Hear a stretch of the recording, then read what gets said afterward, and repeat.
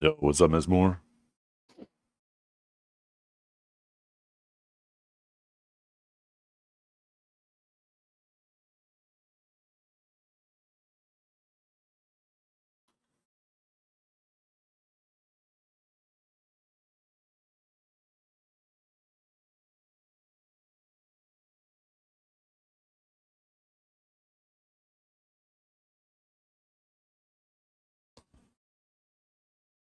Yeah.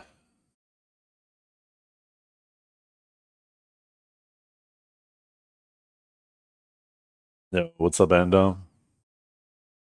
Yeah, maybe I should change my stream title to that. Night for the unemployed. uh, the man at the center of it all. I know, right? Fuck, man. My name was mentioned nearly as many times as Cannon mentioned Stroud's name. Almost, not quite as much, but goddamn, it got close.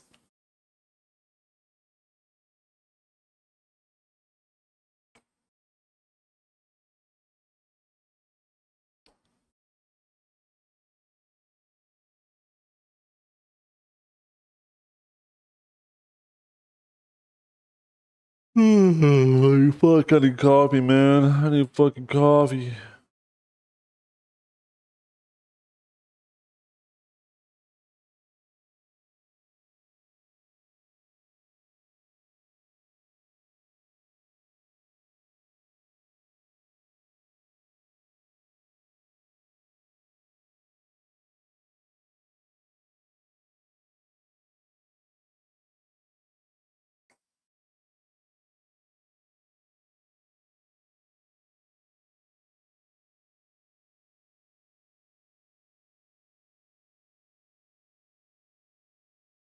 On coffins today.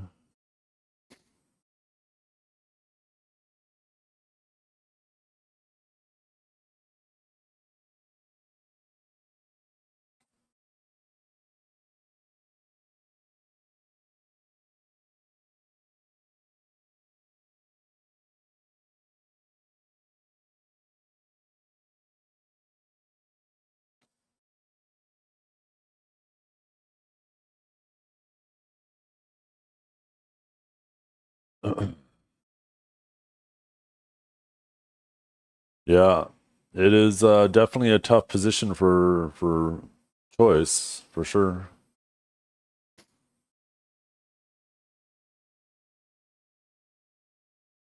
I need to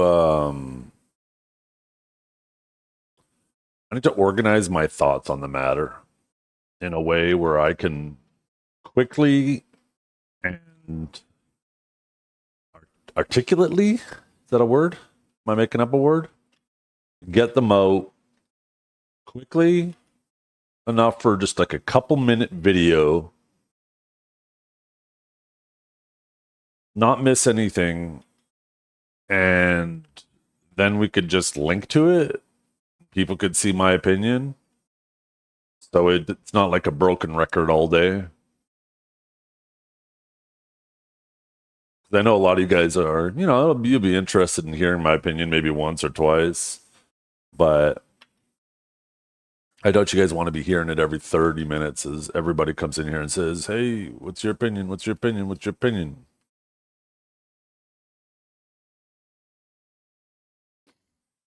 Viewbotting bad, but Blue only care for content from a reason, not altruistically tries to present.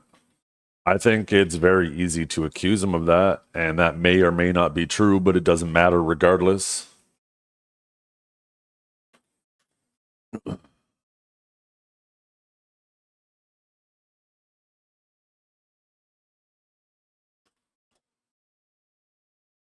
I think it's a very easy out to say that about any content creator, that if any content creator calls out anybody out for any bad behavior, that they must be doing it for content. And therefore you must take them less seriously because they're only doing it for content. I think what you're doing is you're creating an environment where now content creators are not allowed to call other people out for bad behavior with that mentality.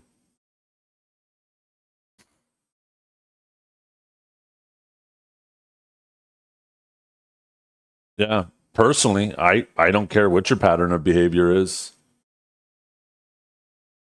I think the only thing that affects, right, is if somebody's constantly calling people out, is okay, how accurate are their claims every time they do it?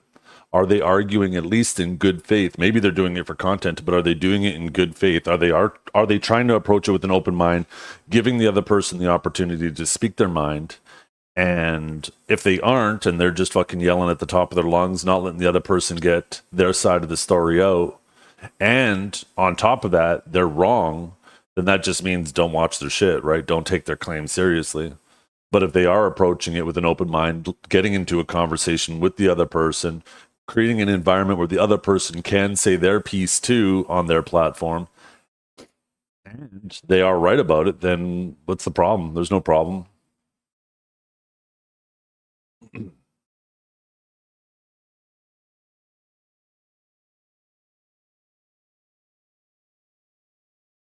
And to be fair, you are still 100% entitled to like or not like anybody too, right? Like you could just not like Blue, and that's perfectly okay.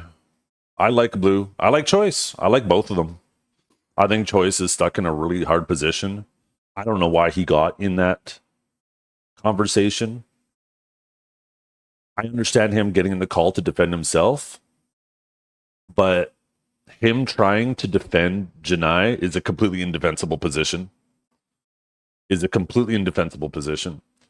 And it is fucking wild to me that he was in that call for 6 fucking hours trying to defend her. And she's in his chat flirting with fucking Don Skeptic, saying, hey, I need somebody better to defend me.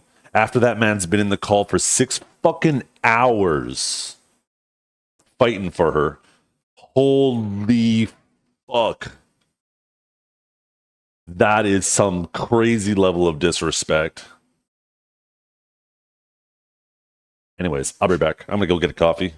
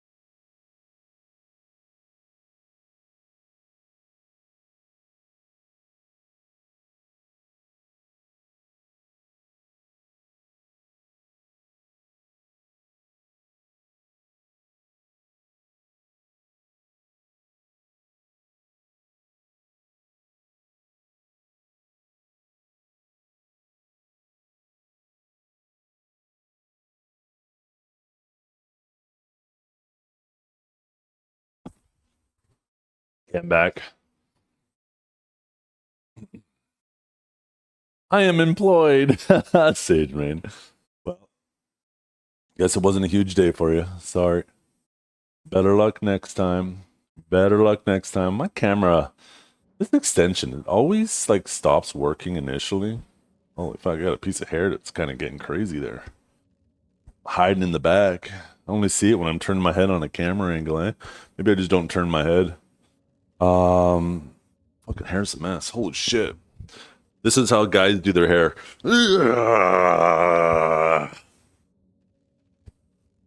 Perfect. Perfection. Uh-huh. Okay, where's oh yeah, that's what I was doing. Bing bing.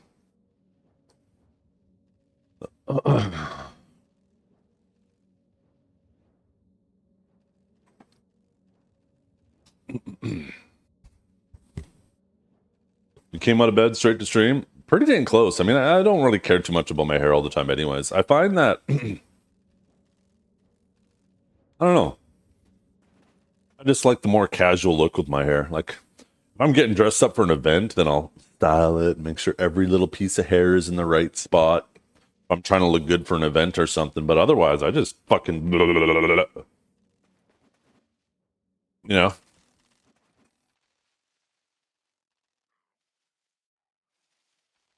A turboflex frame from Specsavers. I think they are a turboflex frame because they have this thing, but they're not from Space Savers. I got them from my thing, my optometrist. I don't know. Maybe you can get them from Specsavers though.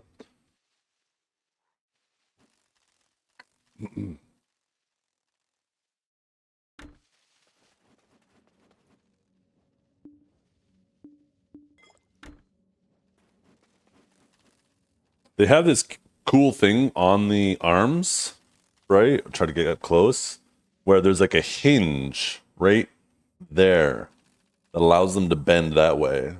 And I think that's the turboflex part of it, right? And it actually bends. I guess there's a dual hinge there because it also bends upward, downwards, left, right.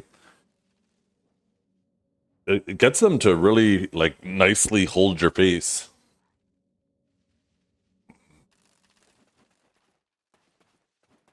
I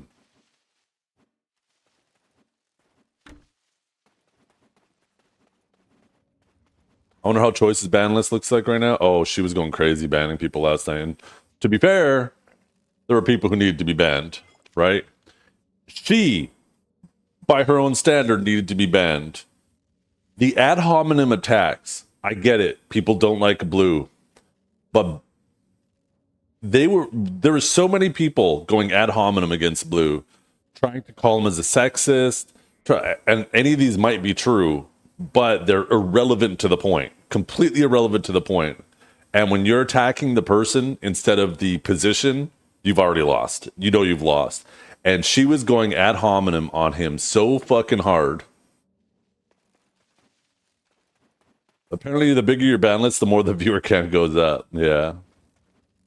Well, I think what he was trying to say is the more, and I was alluding to this yesterday as well, right? Is if somebody comes to your stream and they say, "How come it's so quiet in here? You botting?" and you ban them. Well, somebody who's willing to be confrontational like that and come to your chat and type something like that in your chat is also somebody who's very likely to be an active chatter. Most lurkers, if they're gonna lurk during normal conversations, they're certainly not going to be confrontational with you about something, right? Most of the time. So when you go around banning people, just when they immediately come in there and just ask you a question, you are very likely creating an environment now where there's going to be significantly less chatters in your chat because you are banning all the new people coming to your chat that are very potential to that have a very high potential of being active chatters, right? Tell him I'm not viewbotting. That shit. I tuned into Norelio's stream and saw that. That shit fucking killed me. It was so goddamn funny. I don't know who did that.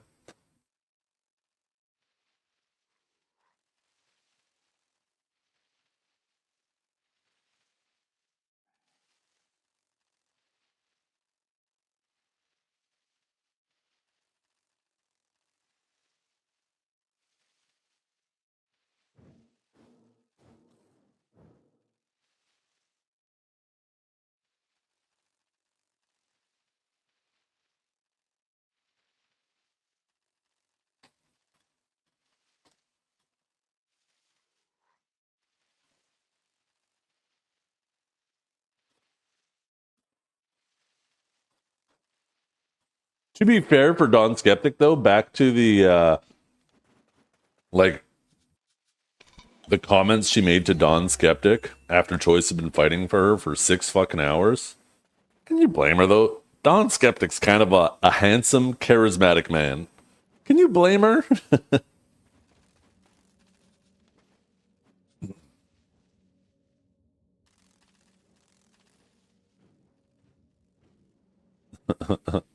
uh,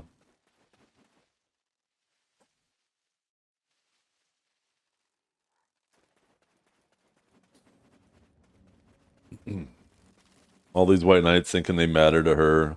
She's taking advantage of you and Choice with their big ass nose. I don't know if that's necessarily the case too. I don't know. I don't think she'd be making personal attacks on how people look and stuff. I don't think she's taking advantage of Choice. I don't know her enough to make that claim. I genuinely believe, like, Choice admitted he was homeschooled and then he went to college or whatever, got his business degree, and then he started streaming. So, like, I'm pretty confident saying this is very likely his first girlfriend. And if you consider how young she looks and how much she streams, I think it's very likely that this might be her first boyfriend. Like, this might be like fucking puppy love, you know? And like, you know how people are in their first relationships, right? We've all been there. So like, I don't know. I wouldn't go as far as saying that she's taking advantage of him. I mean, based on the information they were giving us last night, she's the fucking breadwinner, right? I mean, she doubles his viewership, she triples his streaming hours.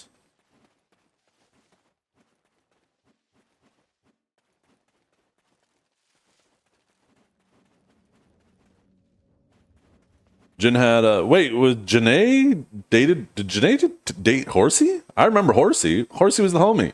I remember Horsey used to always beef with Jackie Felix, right?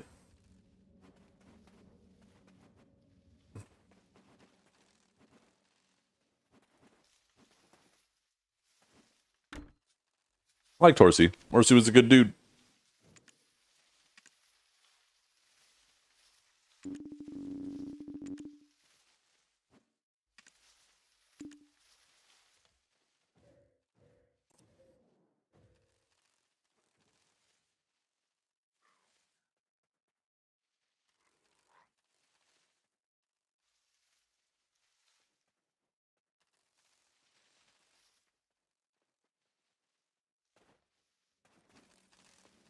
5 hours. It wasn't even 5 hours. It was more. That shit, I think, almost hit the 7 hour point. That shit was crazy. It was crazy. That shit started at like 3 p.m. and finished at 10 p.m. That was a fucking marathon. Huge night for the unemployed. I'll sit here watching it. Oh shit, I gotta bring my daughter to dance. I put it on my phone, disconnect my phone from the Wi-Fi so it connected to the cell service because I didn't want it to disconnect, and I missed a minute while it was switching connections. And then I put my earbud in. I'm driving in the car, listening to the drama. I drop the kids off at dance. I'm driving to the grocery store. I'm walking through the grocery store with that shit in my ear. I probably look like a crazy person.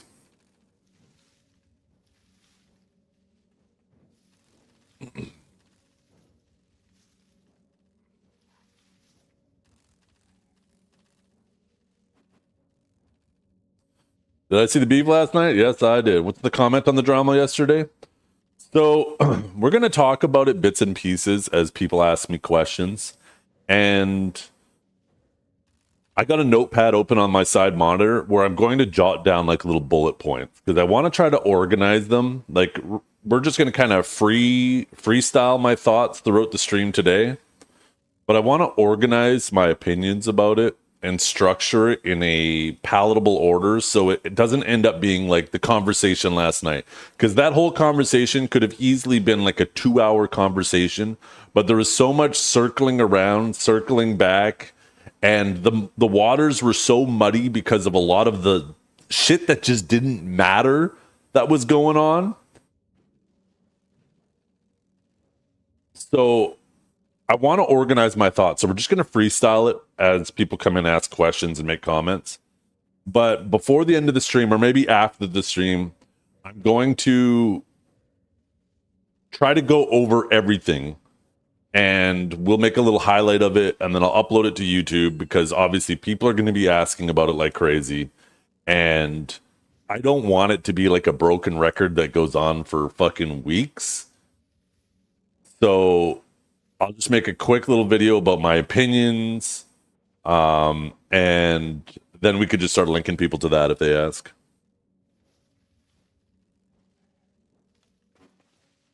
I'm a wolf. I don't care what a sheep thinks. It's funny that she says that. And then I don't know if she said that before or after Choice said it. But then Choice goes, yeah, she was on the side crying because she just doesn't want to deal with this. It's like, huh? These two things don't fucking match up.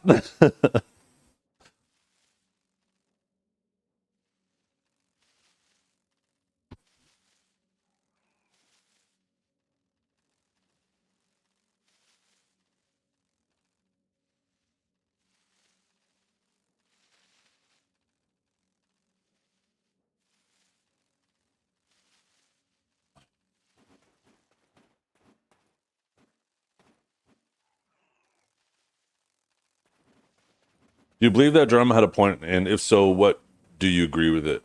Well, the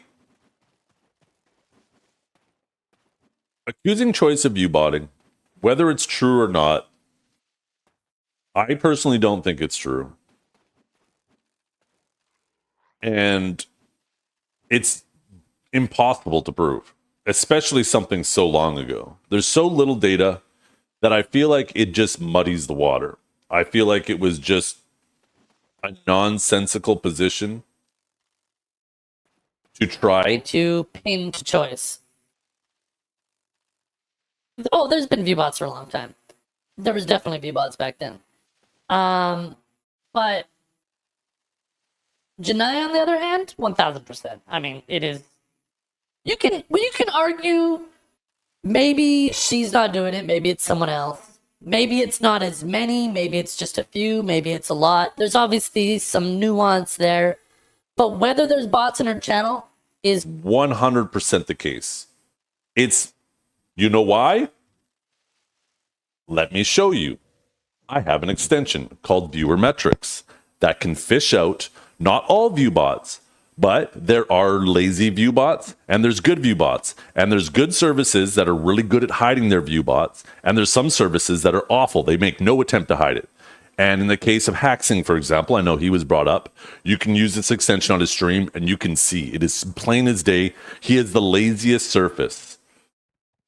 No, you might be thinking of a different one. And then there are the good services. And as more and more bots get funneled into the channel, it starts by using the good ones, but occasionally it throws in lazy ones there. And as the stream count goes up, you start to see more and more of those go in. And I will show you 2 bits of information from this extension. Just 1 second. These are directly from her channel in the past, although it doesn't have her name on it because... 1 second, let me...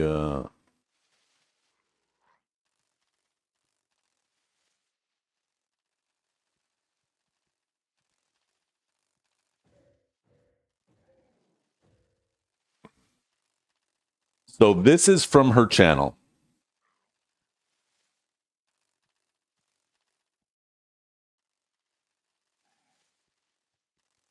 This is a snip from another day. Now, there's 2 things that are interesting in this screenshot. One, and you know what? Maybe you could debate this part, right? This part right here. This application, there are ways that it uses to, like, there are accounts that it will know and authenticate as a bot. And then there's just authenticated users, right? And then the 2 of these combined make this number. But the interesting thing is you can actually use this extension and you can do a breakdown of the viewers here. There's a tab where you can see the viewers. And when you go to the viewer list, there's a whole bunch of people in her channel, and it varies. Sometimes it's only a couple. It's almost always one. But at this point, there was at least this many people in her channel that had this link. And if you go to this links to a viewbotting service. I went to buy Septimus because I wondered. I was like, maybe you see this in all the BDO streams. Maybe this is just some service that's trying to advertise themselves in different streams, right? So I went to Mr. Rapolis' stream. I went to Biseptimus' stream. I went to Choice's stream.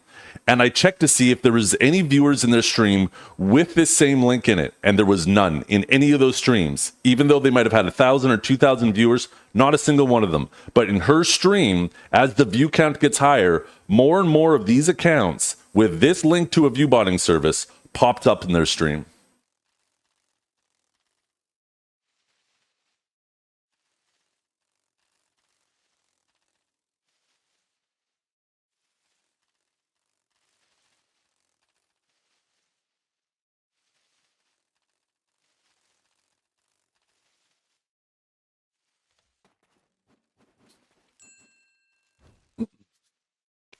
Ooh, still in the rings. So yeah, it is. I am 1,000% confident that there is bots in her stream. Now, is she doing it? I don't know. No way to know for sure. The longer it goes on, the more likely it is her doing it, and it's been going on for a long time. Typically, people who are lovers or haters aren't going to sit there and fund you for fucking ever. And people who are haters certainly aren't going to do it because they're going to realize that they're benefiting you more than they're hurting you. But there still is plausible deniability. It might not be her. Also, Blue is making the claims that she's probably a 15 or 50 viewer Andy. I don't think that's true either, right? And trying to pin that down, I think, just muddies the water. It doesn't matter whether it's 100 or it's 900. You still shouldn't be doing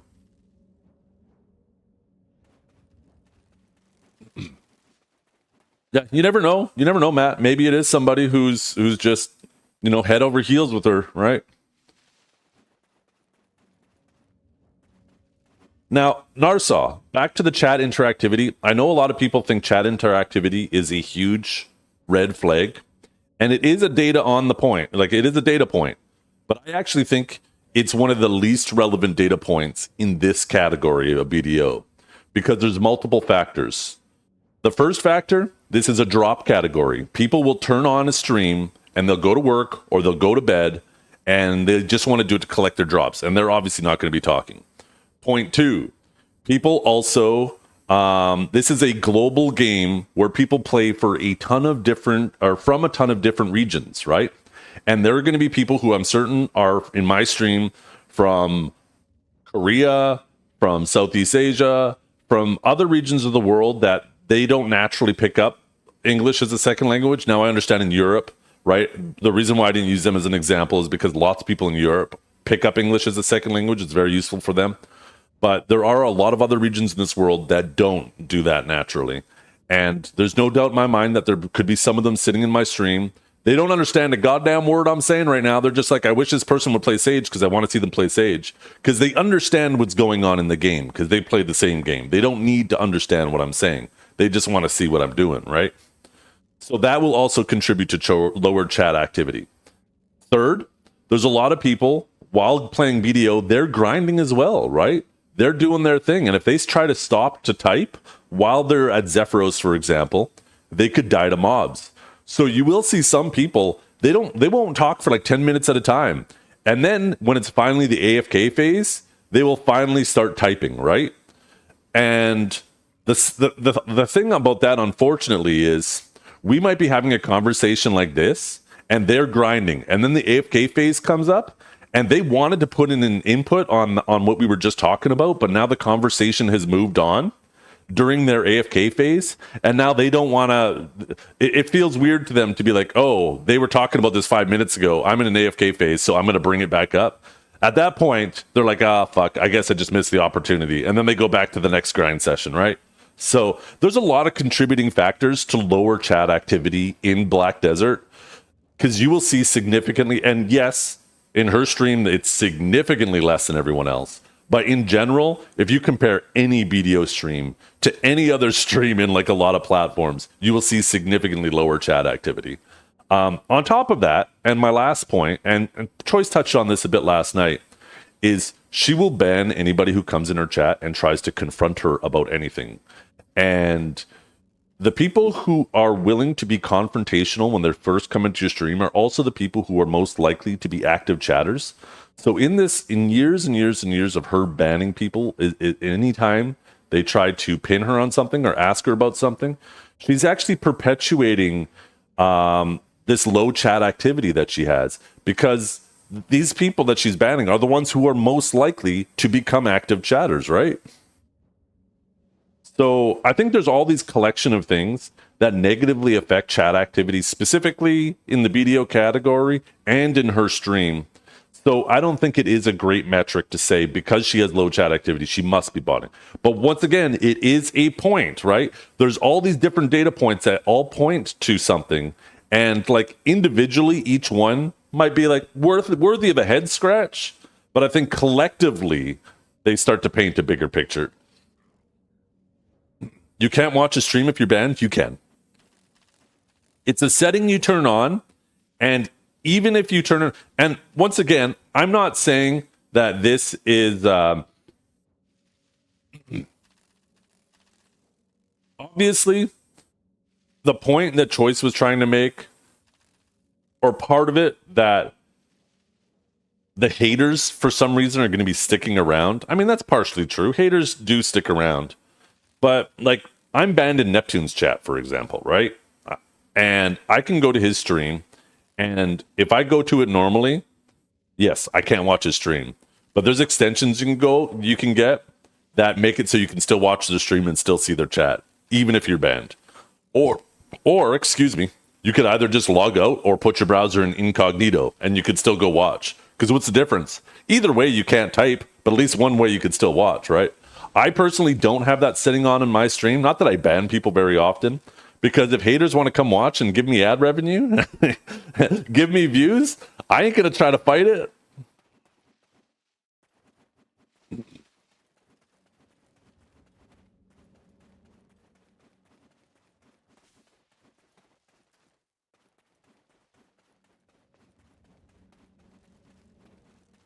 Yeah, but people, arm attacks. I don't think anybody's claiming that people are going to her while banned to collect drops. They will most certainly go somewhere else. I think there's a lot of people who actually pop in my stream.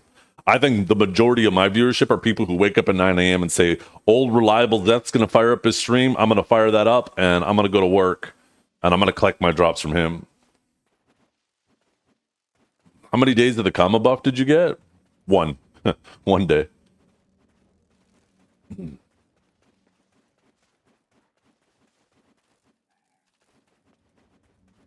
If Joe never fails, didn't quit video. Yeah.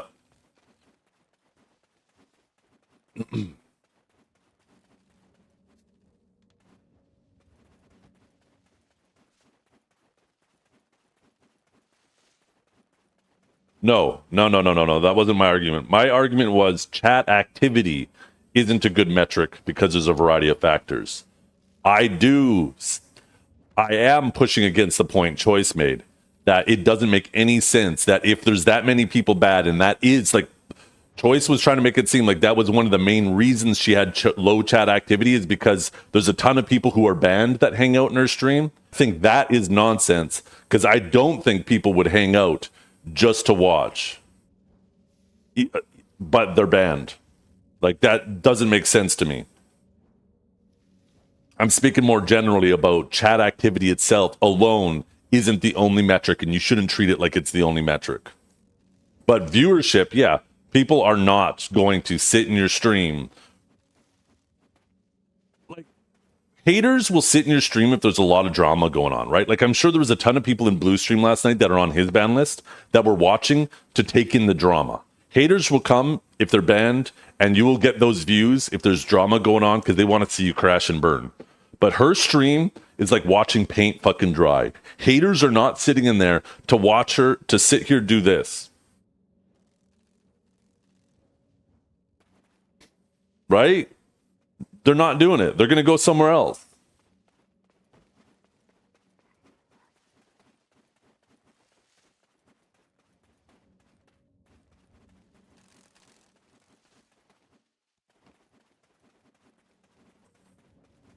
Yeah. And Warbelian, that is the biggest thing. And it's a weird situation, right? Because as a fellow streamer, as a fellow partner, I don't want to go around telling people what they can or can't do online. I'm not the police. I'm not your daddy. I don't want to do that. I want to focus my energy on my shit. I also don't want to go around getting into other people's relationships. I don't want to be telling people what they can or can't do with their boyfriends or girlfriends. That's not my fucking business.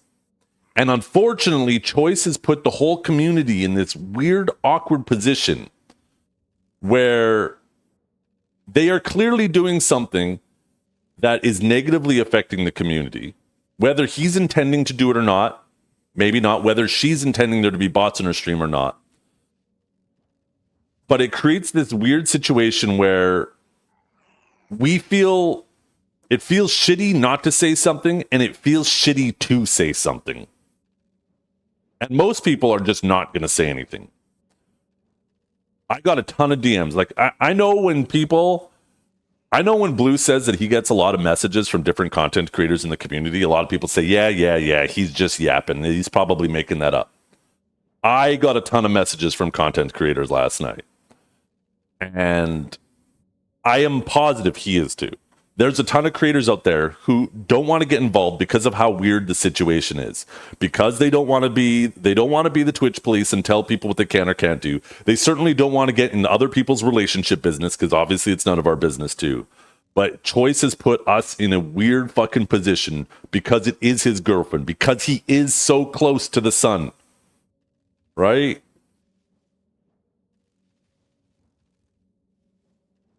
And yeah, like it is even by Choice's own admission in that stream last night, he knows that her viewership is odd. 1000%. He dodged around that so fucking hard. And in the past, I didn't care about what was going on. It was completely unrelated to Choice because they streamed at completely different schedules. They didn't rate each other. They didn't do the stream together. It felt like Choice was trying to keep himself distanced from it. And I get it. I would never expect anybody to confront their girlfriend or their wife or their boyfriend or their husband live or online in a public space. It's not going to happen. So I thought his decision was to distance himself from it. So yeah, if he distanced himself from it, right, it has nothing to do with him. But as of lately, they've been constantly back and forth rating each other, just shuffling that shit around, which they are perfectly entitled to do in a normal way, right? If they are just normal, if this was just a normal situation, boyfriend, girlfriend, they were shuffling viewers back and forth, the game's the game, right? They're helping each other out. They're helping each other make money, because at the end of the day, if they get married, both of their money is both of their money, right? So the game's the game, right?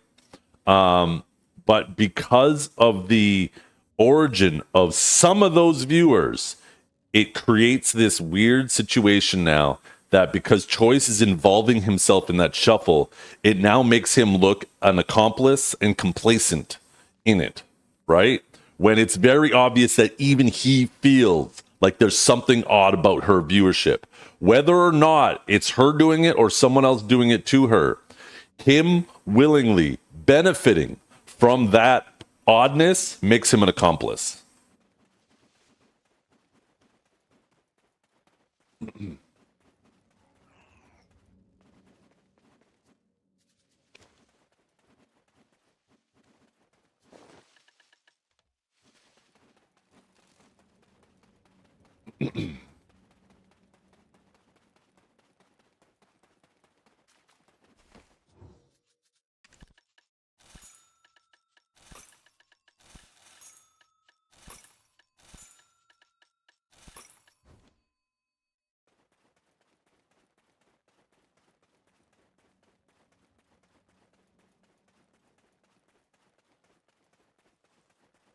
Seth is a better streamer when he rants against his chat.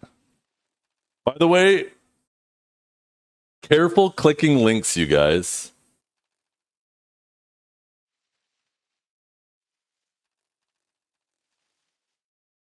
There was... So you guys know how Dragor would be always busting Duke's balls about clicking links and then his Discord getting hacked? That shit happened last night to Dragor in one of those two streams. Somebody dropped the link, Dragor clicked it, all of a sudden fucking Dragor was messaging everybody some fucking crypto mining scheme. So be careful with links, you guys. If there isn't any recognized links directly from Discord or maybe YouTube, if anything looks sketchy, mods, be careful with it and maybe try to get it out of the chat if it looks too sketchy.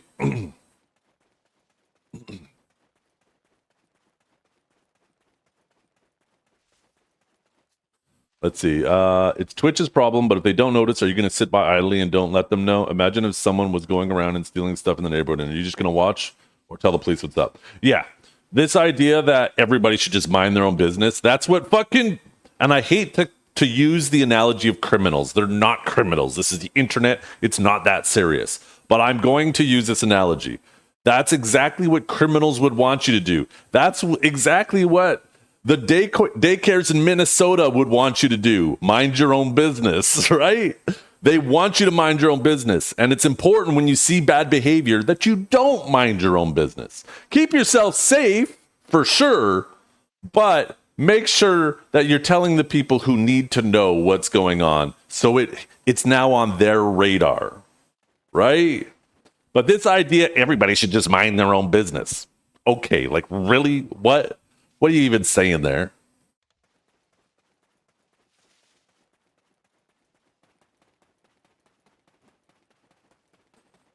Now, I would agree with you. If like, for example,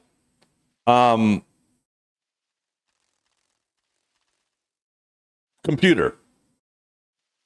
There are some things where people do need to mind their own fucking business about the situation.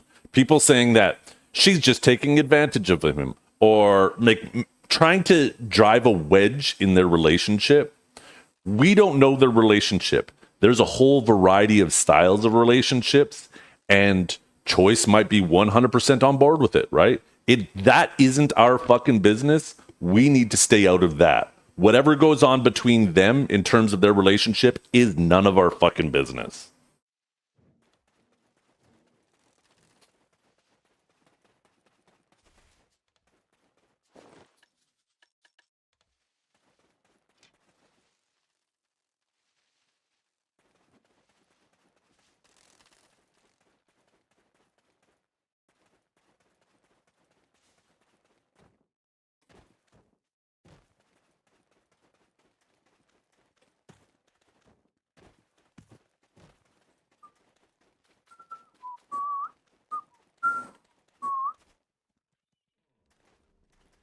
That should be quite obvious. It should. A lot of these things I feel like are quite obvious, but there are people on either side, whether they're team blue, whether they're team Choice, that they are going to go ad hominem and attack the other people instead of trying to just attack the points. And it is important to try to ignore those people because it just muddies the water.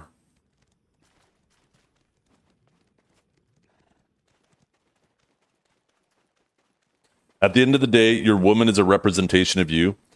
It is 1000%. 1000% when you are that close in a relationship to call someone your boyfriend, your girlfriend, your husband, your wife, they are partially a representation of you. 1000%. But there are people who are in very specific open relationships and they are willingly in it, right? Maybe it's a one-sided open relationship, only open for one person or the other. But if the other person is consensual in this agreement and aware of it, it's none of our fucking business.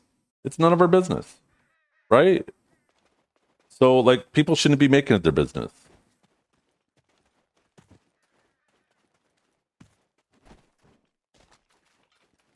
The way she acted in Choice's chat was kind of unprofessional. I mean, she was very emotional, 1000%, with the spamming, with the ad hominem attacks against Blue. She was definitely losing her shit. And I mean, she was the primary focus of the conversation. She was in an indefensible position. So, I mean, people act up, right, when they get backed into a corner.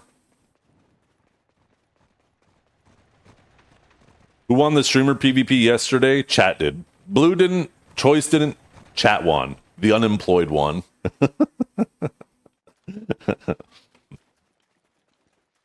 Norelio, yeah. I was watching Norelio listen to it. I was watching Vert listen to it. It was a whole goddamn thing. You know what should have happened? We should have casted it. You know what? I should have fired up the stream. We should have did a stream together with Norelio. We should have did a stream together with Vert. Basically, everybody who was live on stream listening to it, we should have got into a call and started casting it like a tournament.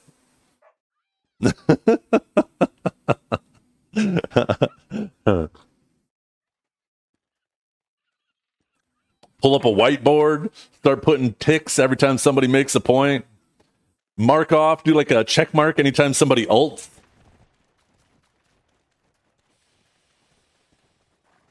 Count the number of CCs. Yeah.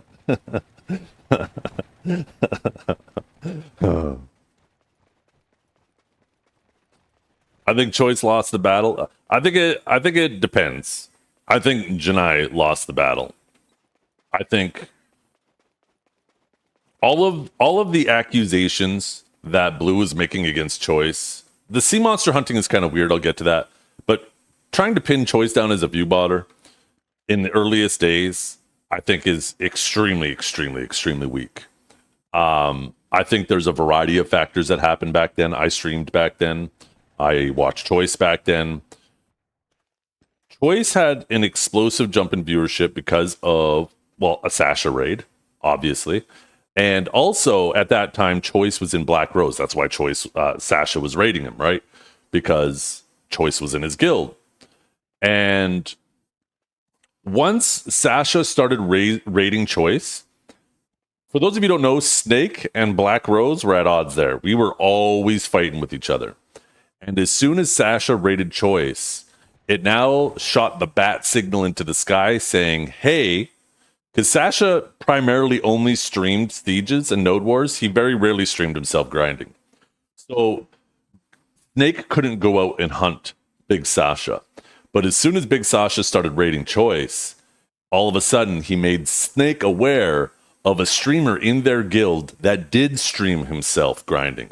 And that created an opportunity for guilds that didn't like Black Rose to start beef with Black Rose and stream snipe him, right? So anybody who's watched any stream sniping in BDO knows that when a guild is hunting another guild, everybody from the guild that is stream sniping is in that stream, and everybody in the guild that's being stream sniped is in that stream. And you get this massive influx of viewers. On top of that, there's a bunch of viewers in the peanut gallery with their popcorn in the stream too watching. And there was a lot of that going on with Choice, right? So that explosive growth in viewership was very much driven by that. And Choice ran with it. And like, Choice is a super likable guy. He's super helpful. He's super, he put out videos. He's put in the work to become a successful content creator. So even if Blue was right on that accusation, which I personally don't think he is, but even if he was, I don't doubt for a second that Choice still would have been popular today, because he's a very likable and good content creator. So I think those claims against him just muddied the water of the main topic, which was Janai. And yeah, I think in regards to like the way people perceive Choice's growth, Choice definitely won that, right?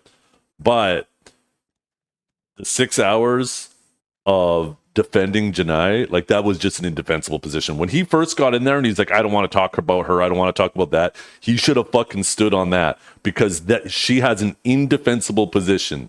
And for some reason, he did go into it, and he definitely made the situation look worse. but not because he didn't try his fucking best. He did try his fucking best, but it was an indefensible position.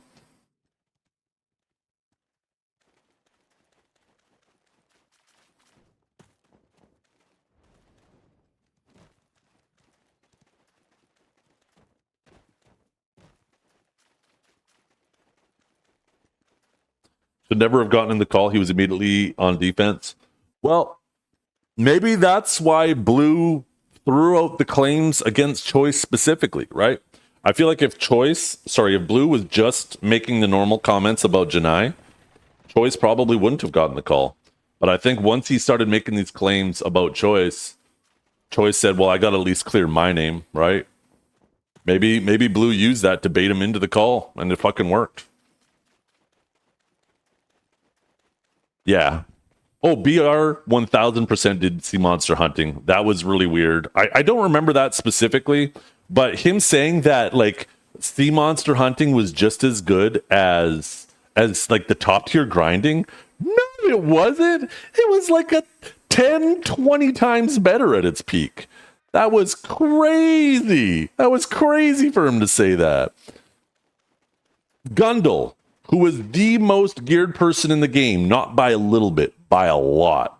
He had pen accessories. He had almost a full pen accessory wheel while people were still struggling to get tets. He was so ahead. He was so efficient.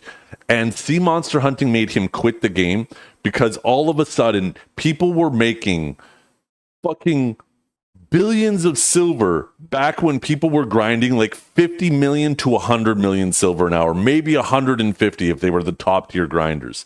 They were making billions of silver. Now, mind you, they weren't making like a billion silver every fucking hour they were online. There was a limit to sea monster hunting. You would go on, you would grind sea monsters for like 2, maybe 3 hours, and then at the end of the week, you would get your 1 or 2 billion silver payout. It was usually in between.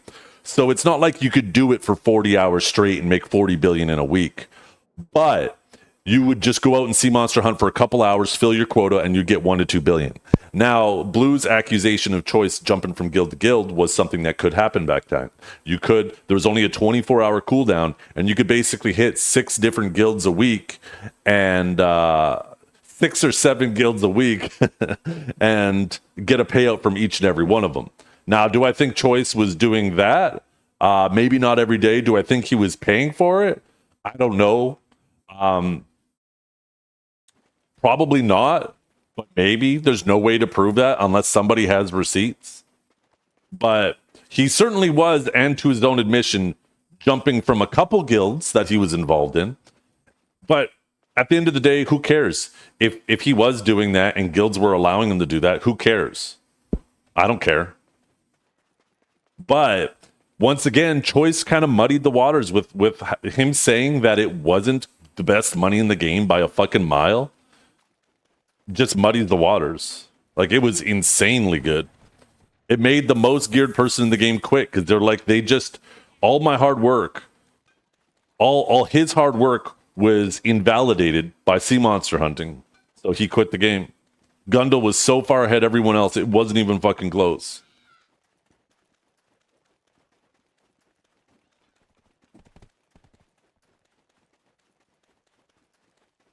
Did he come back? He never came back. No, he was actually one of the people who quit and never came back.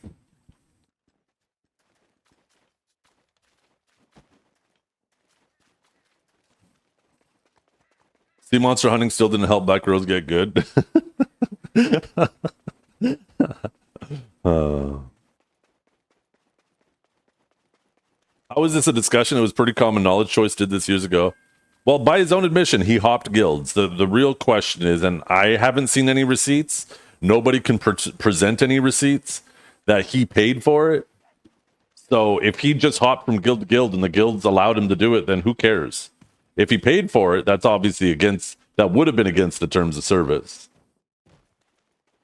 But there's no proof of it. So if you don't have any proof of it, and this was something that I also didn't like from Blue's perspective, is if you have proof and you have DMs, but you're not able to bring them up, if you're not able to pull them up, then don't bring them up.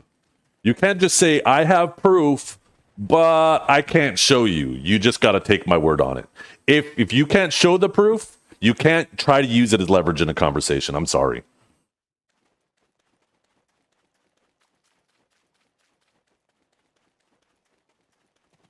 So I think that also muddied the waters for Blue. Release the files, yeah. Release the sea monster files. Huh. Same as that ad revenue BS. So, chat, there's something I want to show you that Janai and Choice could have very easily used to help their case last night or hurt their case. And the fact that they didn't show it is a little more damning to them. What I'm about to show you guys. Let me show you guys. So we have a dashboard as streamers.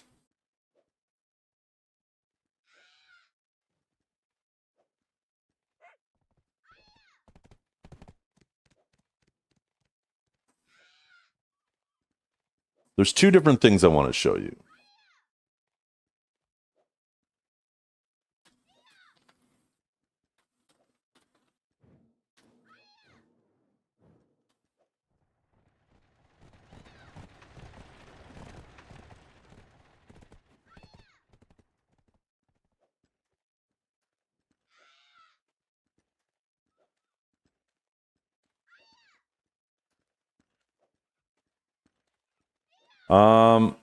Maybe I can't show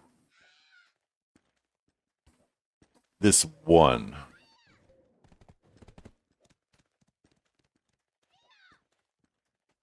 You know what? I think I got to take one figure out of here, and then I'll tell you that it.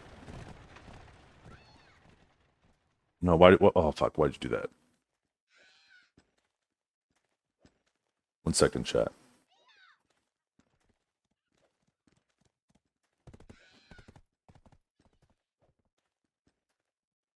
Okay, I can show this now.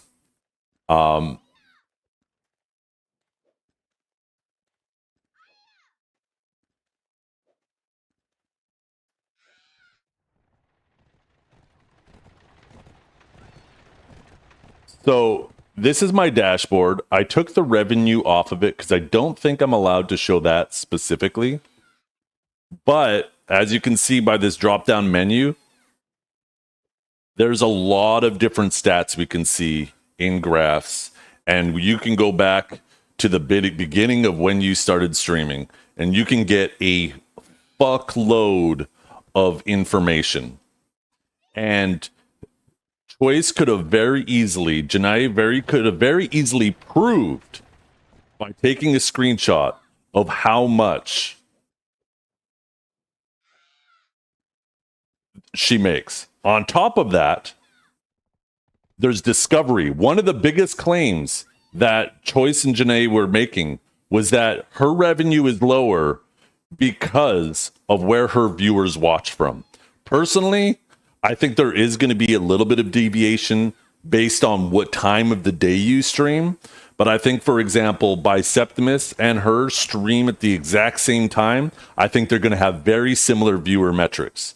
And this is where she could have proved, with them making the claim that most of her viewers are from Germany, she could have proved that by going to this discoverability tab and scrolling down.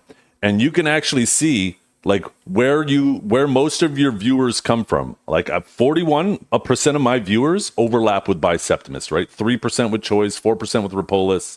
This makes sense because Biseptimus raids me a lot. But also down here by location, you can see 32% of my viewers are from the United States, 7% from Germany, 6% from Canada, 4% from the UK. So they could have very easily pulled up this data on stream and show and prove that the majority of her viewers were from Germany. And they didn't. Why wouldn't they? If, in fact, the majority of her viewers are from Germany, they could have very easily proved it. So the fact that they didn't show a screenshot of this data, maybe they didn't know it exists. I was trying to spam it in the chat to be like, yo, just get them to screenshot this. Prove it. They're making this claim. They could very easily prove it. And they didn't. So it's like, I mean, so there's like good data out there. that could have hurt them, could have helped them, but would have been a great way to expose the truth.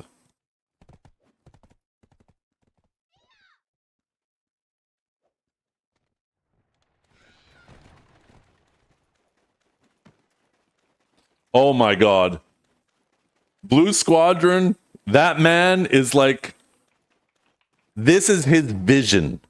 This man has no peripheral. Actually, it might even be like this. The man is looking through a fucking telescope. That man has no peripheral vision at all. It is so hard to get his fucking attention when he's yapping.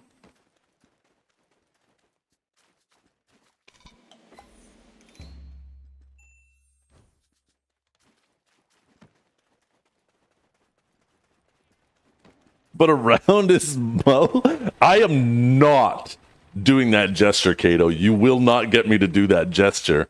I am not fucking taking the bait on that.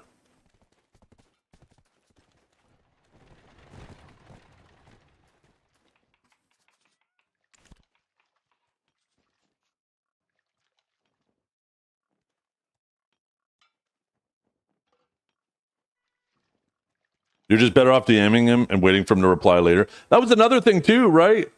Like,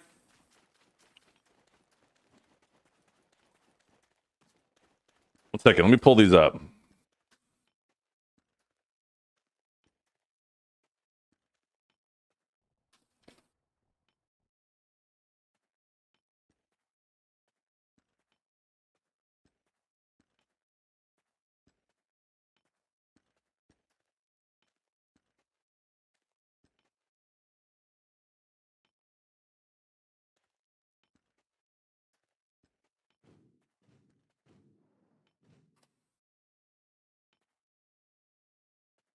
One second. I got 3 different streams I'm pulling up on Twitch Tracker.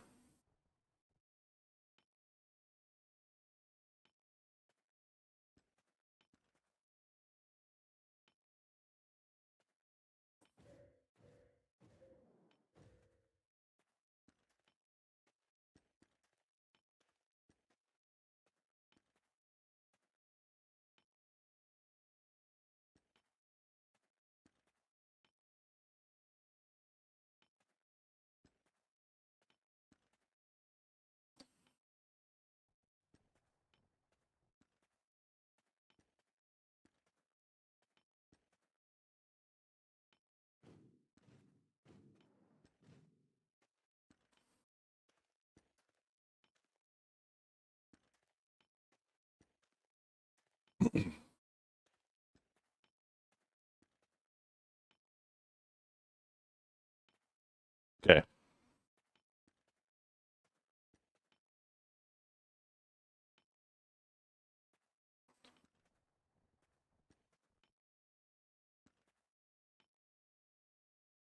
Why the hell is this so small? Right? So you have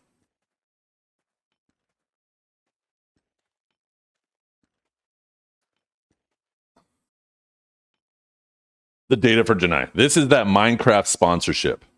This is completely irregular, right? And the nobody's viewership goes up. Just so you guys know, this Minecraft sponsorship was offered to a ton of people, right? A ton of people. I could have taken it. But I'm not interested in Minecraft. I don't expect you guys to be interested in Minecraft. But the way this sponsorship worked is you had to stream it for an hour, and if you maintained 1,000 viewers, you would get the full payout. And if you averaged 500 viewers, then you would get half the payout for that hour, right? So it would be prorated based on what your average viewership was for that 1 hour block. The moment she started that sponsorship, she went above the maximum threshold for it, and she maintained that for the full sponsorship, the full hour, and then some. And then it dropped down to what we would call this normal, her normal viewership.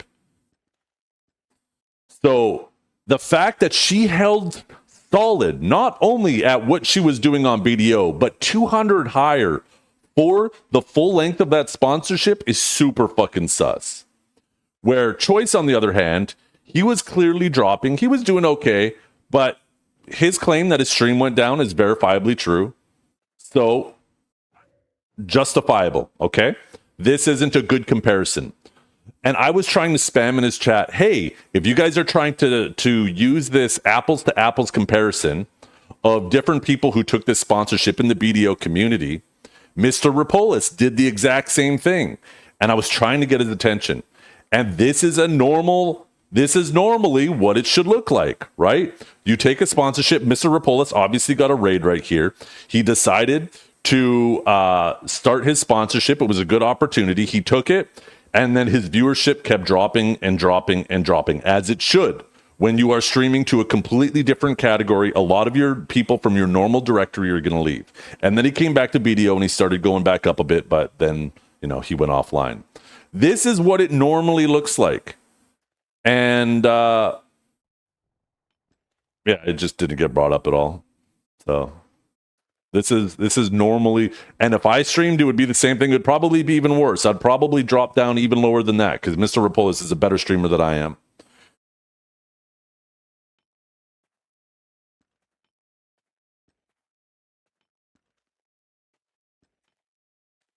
Yo, what's up, Joker? Emotional damage.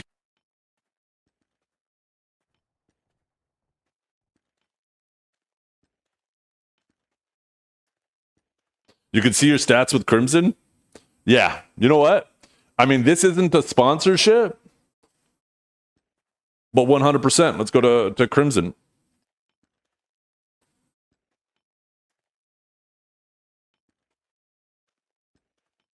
Like, you can see what happens to my viewership as I'm streaming a different game. And Crimson Desert is an interesting example because you would think that BDO players would have been highly interested in Crimson Desert since it parallels Crimson BDO so much, right? Let's go with the release date because I streamed long that day and then went immediately into it.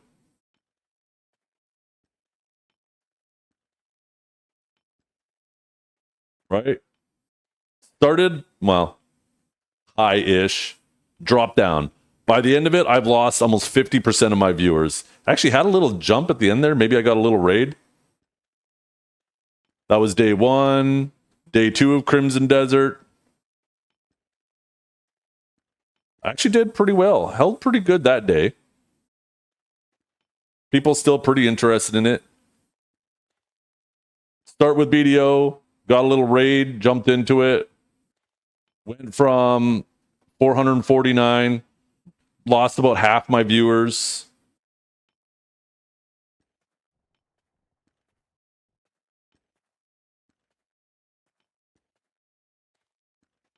Did I only stream it for 1 week? My fucking here we go. head hurt when I realized how stupid I was. Same deal. Started Crimson Desert, went down, went back to BDO. Oh yeah, there was I think Siege or something. There was something going. Oh no, wait. No, I was doing bosses with the boys, and then I went back to Crimson Desert. Then I got a raid here, typically half of it, right? Oh shit! Sorry. We can't see. Read chat, you fuck. See? This is why I like having the text to speech. Not showing on stream. Okay, right? So, like, I stream BDO, I build up my viewership, I start streaming Crimson Desert, my viewership drops. I was at like 456, dropped down to about half, got a little raid, picked me back up a little bit. Drop back down. Right? So, this is normally what it looks like when you go from streaming your main game to a different game. And this is a game that is it's very likely to be interesting to the BDO community, and I'm still losing half my viewership.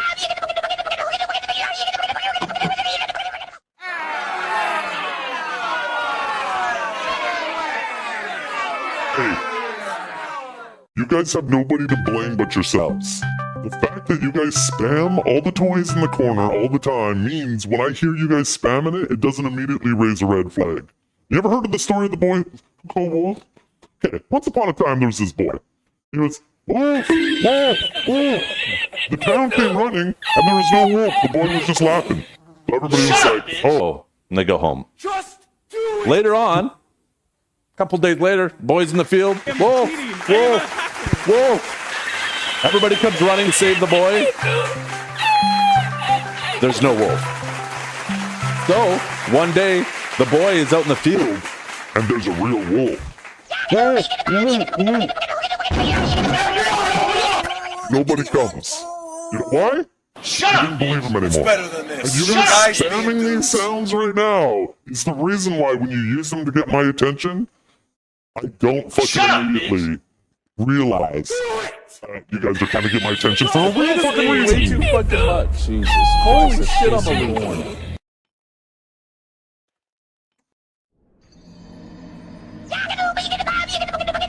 Shut up, bitch! Blaga, blaga, blaga, blaga, blaga, blaga, blaga, blaga, blom, blom, blom, blom, beam, beam, beam, beam, spiggity bum, spiggity bum, boom, yes, yes, yes, yes. I am cheating. I am a hacker.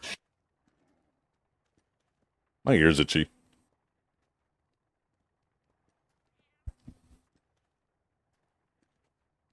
My average viewer has to age has to be 14. No. That's a lot of damage. Most of you guys are 20. 30, 40, 50, 60, 70 years old. But growing old is mandatory, growing up is optional.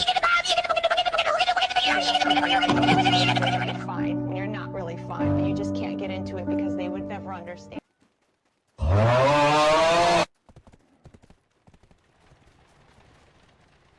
My mental aids got stuck a long time ago. FBI, open up! I'm growing down. Yeah, me too.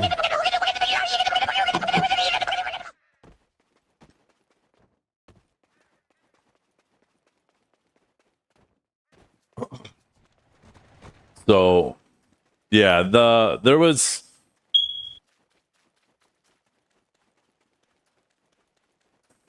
her viewership is completely abnormal in sponsorships. It is completely abnormal when she moves categories. It is completely abnormal in this category. It is, like I said, her position is indefensible. The only claim you can make is the only question mark there is above that whole situation, her and her channel, is she the one doing it? Is it somebody who loves her? Is it somebody who hates her? But regardless, it is happening. And then there's also the second question mark, which honestly doesn't matter whether it's 50, whether it's 900 viewers that are fake. It doesn't matter how many. It doesn't matter if you steal a little bit or if you steal a lot. Stealing is stealing, right? So getting all hung up on how many viewers it actually is fucking muddy. It muddies the waters. It doesn't matter if it's 50 Guys, or please, 1,000. we saw a divorce live streamed yesterday. Let's be gentle to choice.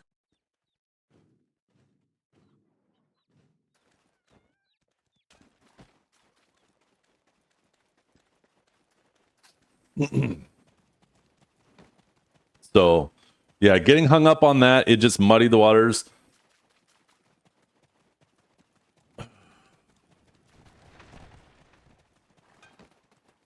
And yeah, I think this is what Blue should have just stuck with. The claim, he shouldn't have muddied the waters by trying to drag choices, like trying to accuse choice of viewbotting. I feel like that just muddied the waters. He shouldn't have got caught up in this, well, to what extent is it happening BS? It doesn't matter whether it's a little bit or a lot. Stealing is stealing, right? And it is stealing. You're stealing from sponsors and you're stealing from other content creators. Now, you might ask yourself, how is somebody viewbotting stealing from other content creators? You got to remember, when an advertiser pays for an advertisement campaign on a platform, They expect a specific return on investment, ROI, on the amount of money that they're paying, right? They'll see, like, for example, they may approach Twitch and say, hey, can you get us in front of a million eyeballs? And Twitch will say, yes, we can. And then they negotiate, okay, we will pay you this much. And Twitch might say, well, no, we want that much. And then maybe they meet somewhere in the middle, right? So now the deal is made. The advertisement gets put in front of those eyeballs. And now the ROI comes back, right? And the advertiser says, well, this is odd.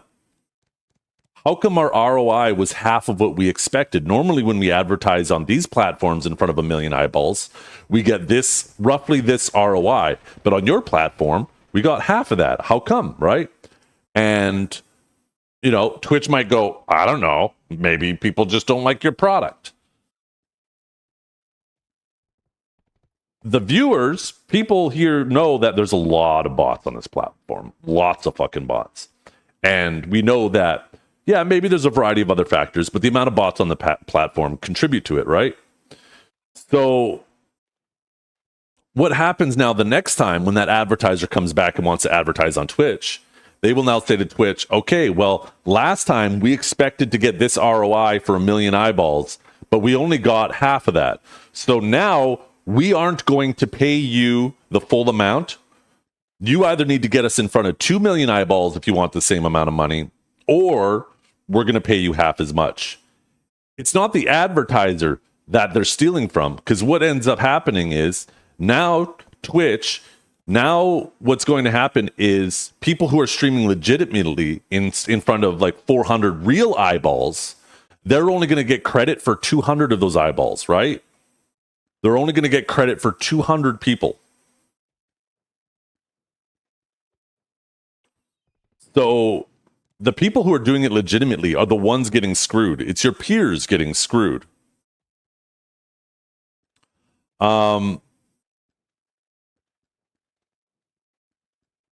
It's crazy how Twitch ain't doing nothing about it. They don't know. They 1000% know. It's tough for Twitch to do something about it because you have to prove intent. If they know which channels have bots in them and which don't, but they can't just go and ban those channels because they need proof that the person is doing it to themselves. Because if they just ban any channel that has bots in them, you can now weaponize botting. People could say, hey, I don't like Zethian. Zethian is my competition in the Black Desert category. I'm going to bot his channel so he gets banned from Twitch. And that will 1000% happen if they just start banning people for having bots in their channel. Because you have to be able to prove that the streamer is botting themselves, right?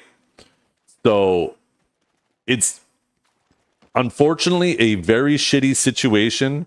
And the best thing that Twitch can come up with, and they did try to do for a bit, is figure out a system that is able to detect how many of the views are legit, how many of them are not legit, and subtract the unlegit views from the legit views, right? Or from the total views, so now you know how much the legit views are. So this way, there is no incentive to botting. But just like with any type of anti-cheat, whether it's like aimbots in video games, it's going to be a cat and mouse game. Twitch, if they do implement a system like that, they will have to be constantly improving ways to detect it. And the people who are trying to cheat are going to be constantly increasing their methods of reducing detection. And it's going to be a cat and mouse game forever, right? So it's not an easy situation that Twitch should just keep banning. Cheat on a game with 4? I know. I ask that question all the time. As for embedding, the whole embedding situation is really weird to me in regards to Kick, that Choice would think that that's okay. Now, that first comment he made did sound really odd for someone who is so heavily against people who were embedding in the past on Twitch. For him to even misspeak quickly in the moment about embedding on Kick seems really fucking weird. If he wasn't such a hard advocate against embedding in the past, I would have been like, yeah, he just misspoke. He was spitballing, and you know, people happen. They, you know, they don't fully think out an idea and they talk, and then they realize after, hey, you know what? Maybe that wasn't a good idea. We all do it. We're not perfect. But his argument that because he's stealing from a gambling website or a website that is backed by a gambling website, that somehow that makes it okay is crazy. Is crazy justifying. Crazy justification. And in regards to embedding on Twitch, there's a layer of separation between you and the people you're stealing from, right? Twitch is the middleman, but you're not necessarily directly stealing from them. You're more so stealing from their advertisers and negatively affecting other partners. And the advertisers, I don't think they're like, when they do an agreement with Twitch, I don't think they don't know what every single stream is doing with those ads, right? So there's that layer of separation where the advertisers are kind of oblivious of how they're being stolen from. But with Kick, they're paying the streamer directly. There is no ads. So there is no layer of separation there. If you're embedding on Kick, you're directly stealing from Kick.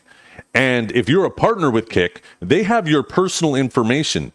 So I think there is a significantly higher likelihood that they pursue you legally if they catch you stealing from them, because there isn't that layer of separation. So I don't even know why you would even play with that. On top of that, like him saying that he's going to stop multi-streaming on Kick and just have like a embedded section that just replays like a tutorial for his app on loop, I think is kind of nonsense. I think that's still stealing from Kick, even though it does a little more align with the app. I think it creates an annoying situation for the people who maybe try to use that, right? If you're trying to learn how to use an app and there's a 10-minute explainer, but you come in at minute 6 and you miss the first 4 minutes, do you really want to sit there to wait for the current explainer to loop and go back to the beginning and watch it again? That creates a very annoying situation for the viewer for your app that's trying to learn your app. Just put a video on YouTube and link to that. Why are you trying to steal from Kick? If the purpose is to educate your viewers, just put a video, make a video how to use the app and link to that, right? So like it just felt weird. Yo, what's up, Prime Mix?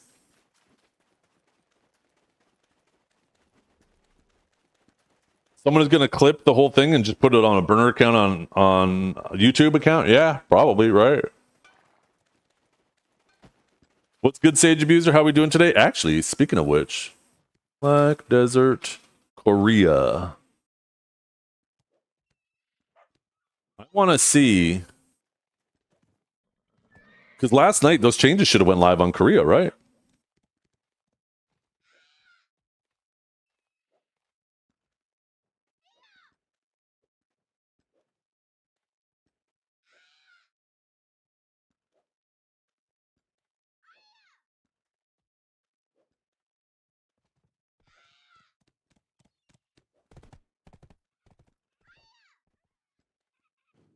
Yeah, here we go. Okay, 1 second. We're gonna deviate a little bit. I want to take a little peek at this.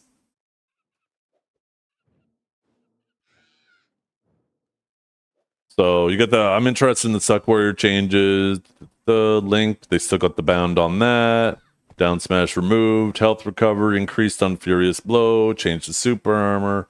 Increased health recovery. Reduced the stamina on holding Q and walking. Seismic got it. So yeah, this is all looking the same. Okay, let me scroll down to Sage. Let's see what more they did. Okay. So yeah.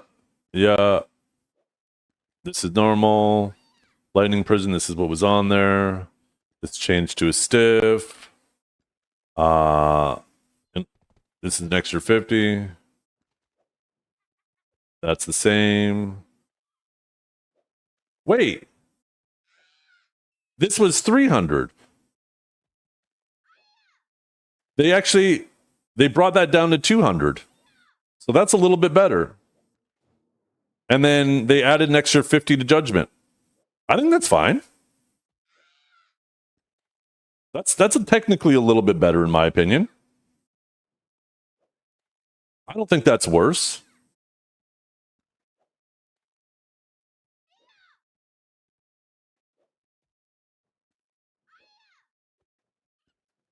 This is the thing. I think this makes it a little bit better. I still wouldn't have liked that. I think they needed to bring more neutral back. Like,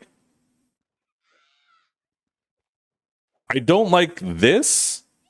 And if they brought back maybe one more super armor into the kit, like if they made interrogate a super armor, I would feel a little bit better about it. But this and this is, to me, nonsense. I actually think that this is a little bit better. I don't think that's a little bit worse. It's not much better. I'm not saying Sage is saved. I'm just saying it's a little bit better. Because with 300 stamina, you never use Divine Executioner anymore. 200 stamina? Yeah, maybe you still use it. And 200 stamina for Judgment? Yeah, you still use that too. But this kills Rift Chain. This... Any change that makes an ability just an ability you might want to lock, and you're not going to lock Rift Chain, but this, you are going to avoid Rift Chain like the plague. I think any change that makes abilities feel useless are bad changes. And yeah, I mean, this doesn't technically make it feel useless, but it is such a bad change. What did they do with Ninja? But like I said, here, let me go back first. I went too far, didn't I? Adding 50 extra stamina doesn't make Judgment useless, and bringing this down to 200 means that Divine Executioner is now something you will consider. 300 stamina, way too expensive. 200, it's still expensive, but you can justify it, right? Because you got to remember, this is the cost of an overcharged bolt. This is the same cost of an overcharged bolt, right? Actually, is it 200 or 250? I think it's...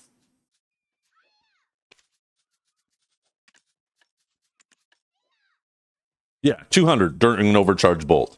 So this just brings those two abilities to the same cost as an overcharged bolt, which bolt is basically always overcharged. So now, right, when it's 300 stamina, you're like, fuck no, I would just do a bolt. Bolt is way more stamina efficient. But if it's the same as an overcharged bolt, then yeah, I mean, you will use it. It's now a usable ability again. I shouldn't have been pointing at the core. People might think, the core is useful? I don't mean the core. The core is fucking garbage.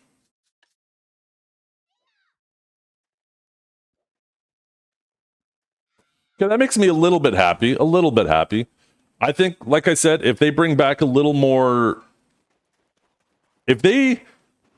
I don't even want to say it because we got Trep in chat and he's just going to fucking spout some nonsense.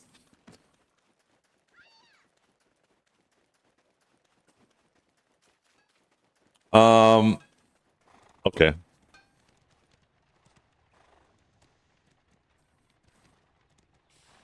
So what were we talking about, chat? What were we talking about again? By the way, in about 30 minutes here, I got to take a quick little intermission.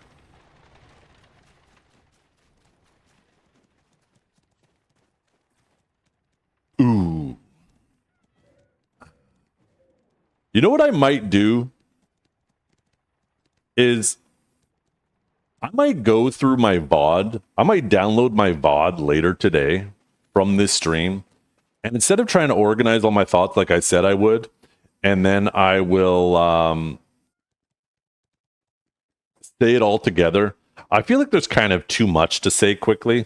So I might just download my VOD and just cut out everything we talked about today and like all the main points and just put those together. And maybe like if there's any dead air where I'm trying to like organize my thoughts before, cut that out, dude. You can use AI for that. Bro, don't waste your time. Well, maybe I'll try using AI for it. I've never done that. I think there are extensions that do that though, right?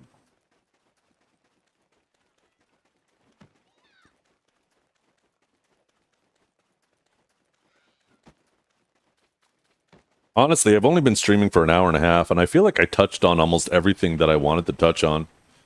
So I don't think there was anything else in that conversation that really mattered.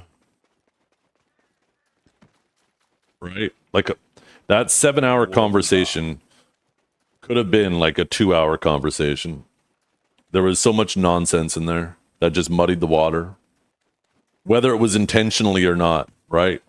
Like Blue might have used the accusations as against Choice as bait on a hook to get Choice into a call, because I think if Blue didn't mention Choice at all, he never would have went into the call. So Blue might have been like, okay, if I say these things about Choice, it kind of muddies the waters, but it's the only way to get him into the call and confront him about his girlfriend. So maybe, you know, I got to weigh the pros and cons of both. That went on for 7 hours.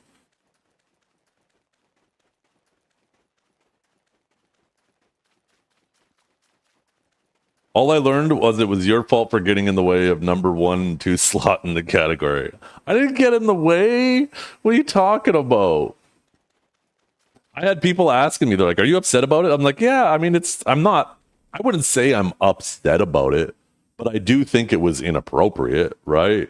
You have an event that's specifically an opportunity that's being provided to specific partners to showcase an event, and you are dragging a third party into it and putting them above those other partners. It is inappropriate. Is it a hill that I'm going to die on and start pointing, wagging my finger at them? No. At the end of the day, I don't care that much, but it is inappropriate behavior. Just because maybe I don't care as much as people would like me to care about it doesn't mean it wasn't inappropriate, right?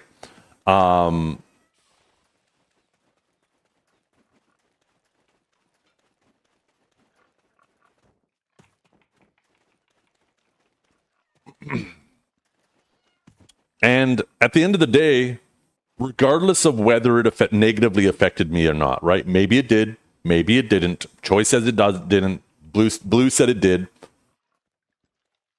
Doesn't matter. The reality is, overall, the whole situation still benefited me because Pearl Abyss provided me with an opportunity to be involved in something that I wouldn't have been involved with otherwise. So I'm super thankful for Pearl Abyss, no matter what. Whether the situation with them negatively affected me or not, doesn't matter. I'm very thankful that Pearl Abyss provided me with the opportunity to be part of the preliminaries, right? And I don't feel like going and causing a whole bunch of fucking drama for the GM and the CM team about an opportunity that clearly benefited me because I'm mad about how someone else abused it. I don't want to make more work for them. Because you know what happens if all of a sudden all the partners start acting like fucking babies and we end up more work than we're worth?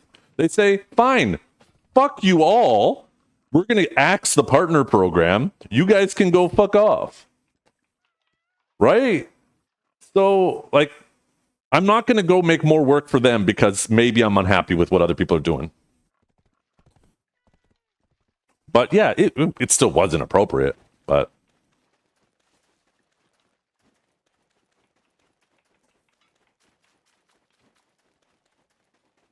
Massive day for the unemployed, yeah. I'm very thankful for every opportunity. Although Enlave, I swear to God, this man, he wants plausible deniability. That's right, Enlave, we got beef. Every single time Enlave tries to involve me in an event, it's always right when I have to pick up my kids from school. Every fucking time. Every goddamn time. There's no way it's a coincidence. He's like, I want Zeth to think that I want him involved, but I know he can't, so I'm always going to ask him when he can't.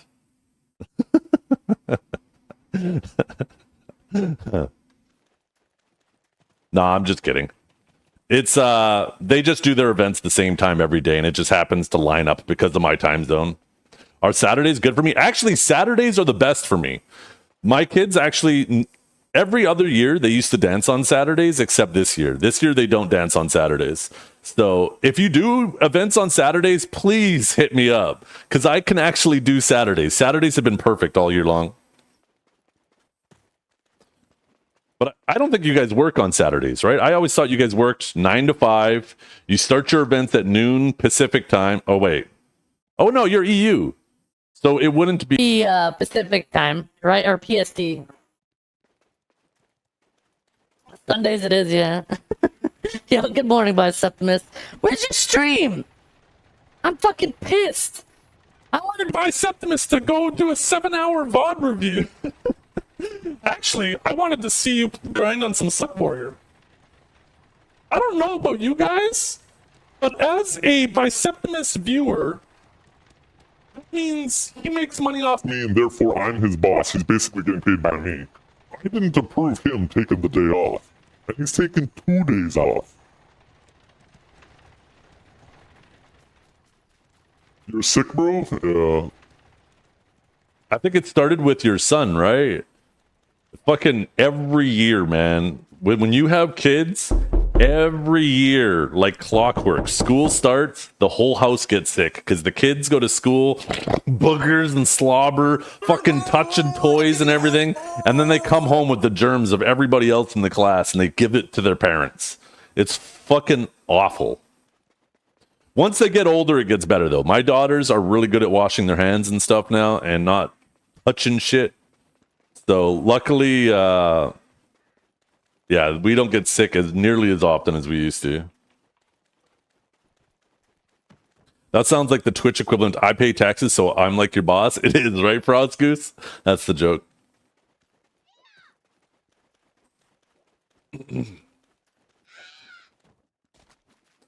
Yeah. No. The real thing that happened with Biceptimus last night is he was like Dragor. He was in there clicking links and caught a computer virus. Dragor, can we talk about that for a second? You're always busting Duke's balls about clicking shady links. And all of a sudden you click one last night and you're fucking sending DMs to Vert, me, who knows who else, fucking with some crypto scam shit.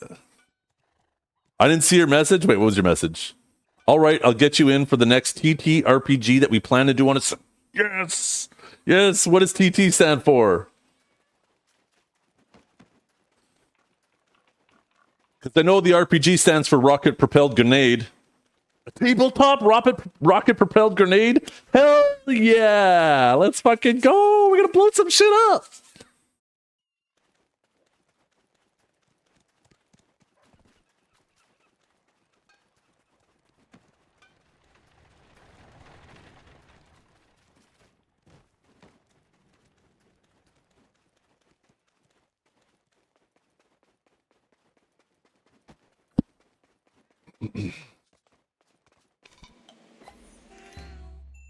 You know what's funny is I know exactly what's going to happen.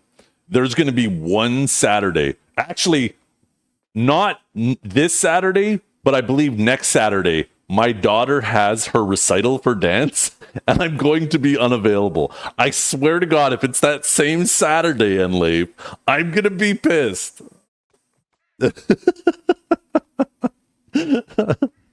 What is this clip?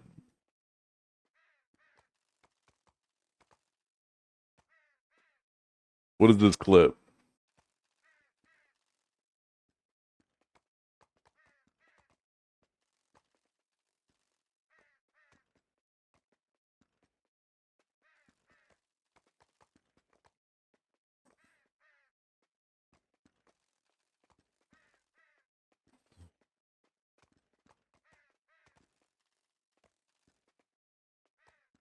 This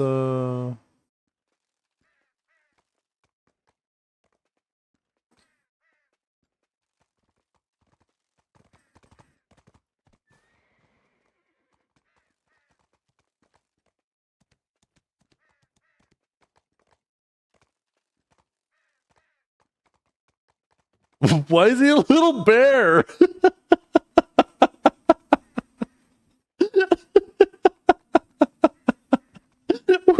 bear outfit. That is so good. I need that bear outfit.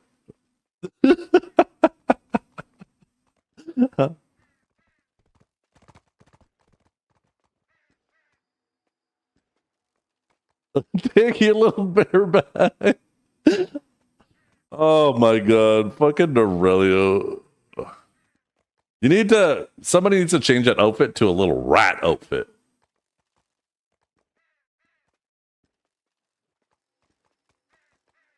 Aurelio is so fucking stupid. And we fucking love it. Didn't Aurelio get kicked from the partner or what happened? Yeah, there's some situation. I honestly don't know the whole story. I asked Aurelio about it. Or it's not really my business to talk about. I'm sure Aurelio will comment on it if he wants to.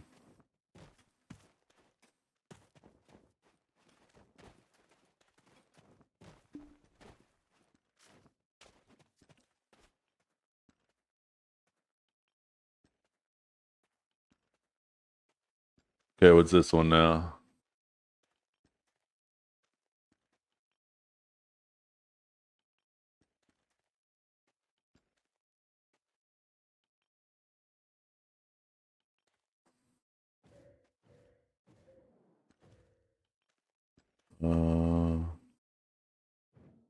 Why did that not work? Wait. Okay, that's right. Oh, here we go. What is Aurelio saying this time?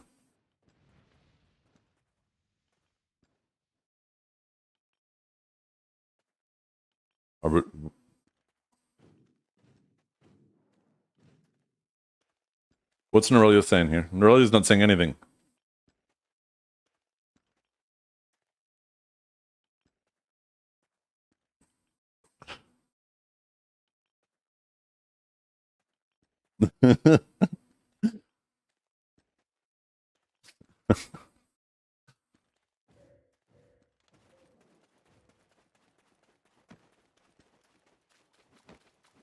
What I found crazy, Trep, is not only was she super active in his chat while he's defending her. Like, if she wanted to say so much, I don't know why she didn't get in the call. But two, the fact that after 6 hours of Choice fucking defending her, she's in chat saying, yo, skeptic, Choice is doing, I'm paraphrasing, Choice is doing a poor job defending me. Can you come and save me? And then Dawn says something along the lines of, I'll do it for boobs. And she's like, basically, let me ask my boyfriend for permission. That is crazy disrespect. That is crazy disrespect.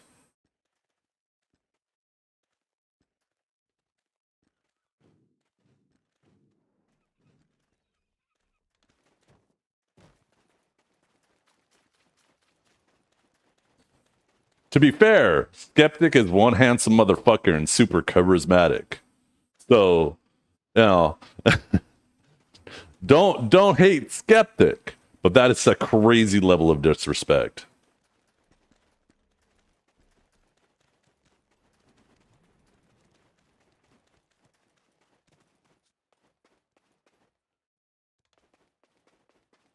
How did Don respond to that? Probably with a big smile on his face and his feet kicking under his chair. That's probably how he responded. What he actually typed, I have no idea.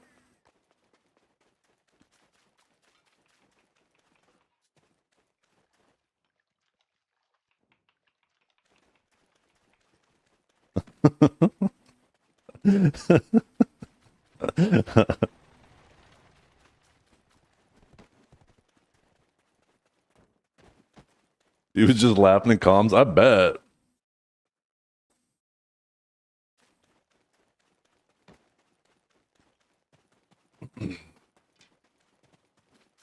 You heard it may or may not be. I mean, doesn't matter, right? Love is love. People do weird things for love. Honestly, the inner workings of their relationship is honestly none of our business, right? The only thing, and unfortunately, because they're in a relationship and because they work together. Well, she was the one that gave the opportunity to troll Choice, not Skeptic fault. Because they are in a relationship and they work together, it muddies the water in terms of this conversation, because nobody else who streams want to get involved because of how dirty the situation is because of their involvement. This is the exact same reason why you need to go to HR when there's a relationship in the workplace, because it creates a very weird environment, right? And it's the same thing here on Twitch in the category, is now it creates an environment for everyone else that we don't want to be telling people how they can or can't act online. And we most certainly don't want to be telling people how they can or can't,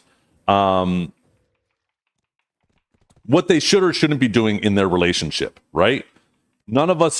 It's none of our business what they do in their relationship. But because they put their relationship in the middle of this situation, it just makes the whole situation super fucking weird for anybody to deal with. This is the whole reason why HR exists in business environments.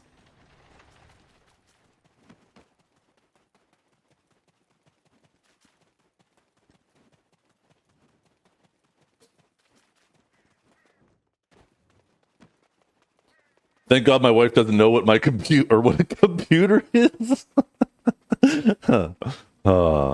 Yeah. Trep probably has a script on his PC that if he doesn't come back every 24 hours and type in a PIN code, it deletes his browser history and formats the PC. What lap are you on? Going around Velia? Yeah, this is like a Divio stream, isn't it? You guys have been watching me do circles around fucking Velia. There's actually no point in me getting into the grind right now because I actually got to go AFK here shortly. Yeah. You hate to see Choice getting that much taken advantage of. See, and I don't think that's any of our business, right? Whether he is or he isn't, maybe he is. Maybe he is. Maybe he likes being taken advantage of. That is a kink, right? And it's none of our fucking business, whether he is or he isn't.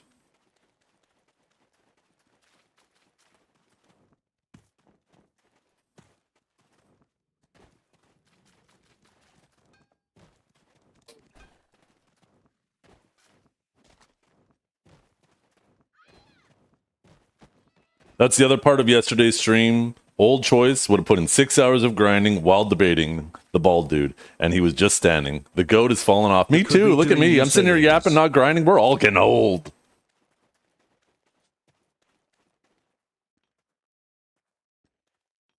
She bought sushi. That was so funny. That was so funny. I don't know if you guys saw Vert's reaction too. I had him up. When he, and once again, I'm paraphrasing because there was a lot said, so I don't remember everything verbatim. But when he's like, she ain't taking advantage of me, she bought sushi.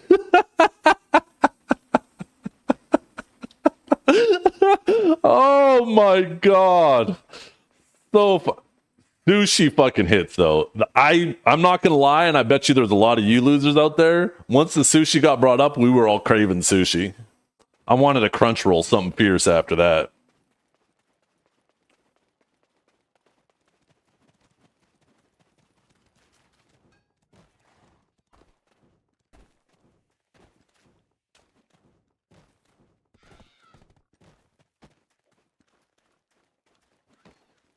Not even a buttery lobster, so no. The sushi in my city sucks. It's like California rolls, crunch rolls, and there's a couple others that they're okay options. But I live very far from the ocean, and my city is very... It lacks a lot of diversity to a certain degree, right? It's not white, no, but... Anyways, it lacks a lot of culture. So the sushi here is very meh. There's a couple places where you can get okay sushi, but it's nothing like when you're at a place that knows sushi.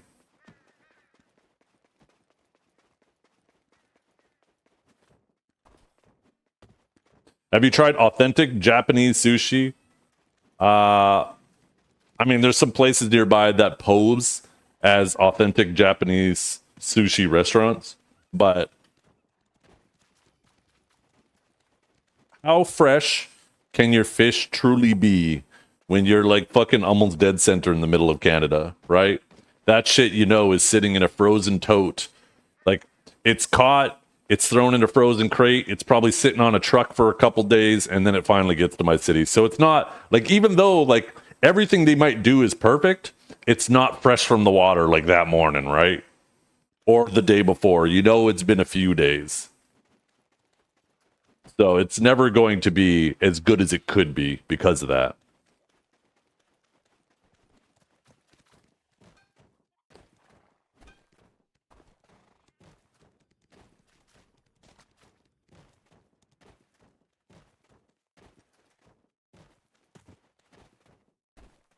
Anytime anybody goes, well, I have a degree in this, so therefore my opinion is more valid than yours. It's like, shut up. I hate when people fucking do that posturing bullshit. Just combat the point. Stop fucking sucking your own dick. It doesn't mean shit. Let the points make the point. Don't fucking sit there fucking puffing up your chest. It's just comes off as nonsense to me. Just because someone doesn't have a degree in something, it doesn't mean their point is bad. It certainly means that maybe they don't know, but battle the point, right? If they are so uninformed on it, then it should be easy to defeat their point. You shouldn't need to puff your chest, right? Let the points stand against each other. I have a degree in not having a degree. I have a degree in Googlenomics. I just go to Google and just tell it. I tell it what I want to know. And then I know. Then that makes me an expert. New camera angle? New camera room, actually. You mean this? What's this?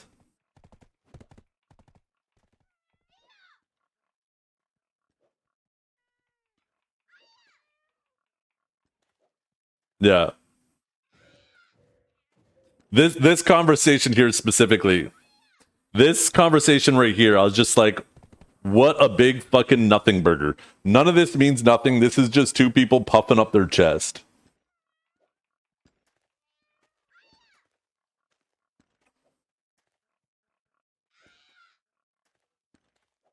Oh, you can't hear the audio? One sec.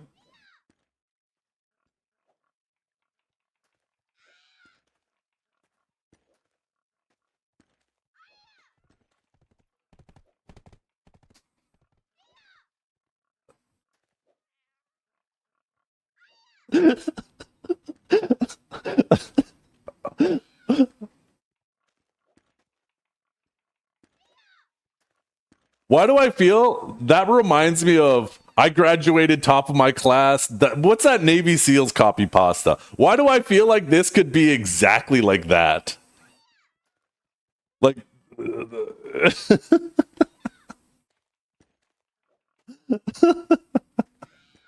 oh shit. It's just fucking goofy. Both of them getting in that. No, my opinion's better. My opinion's better. It's funny because both of them are entangled in that, right?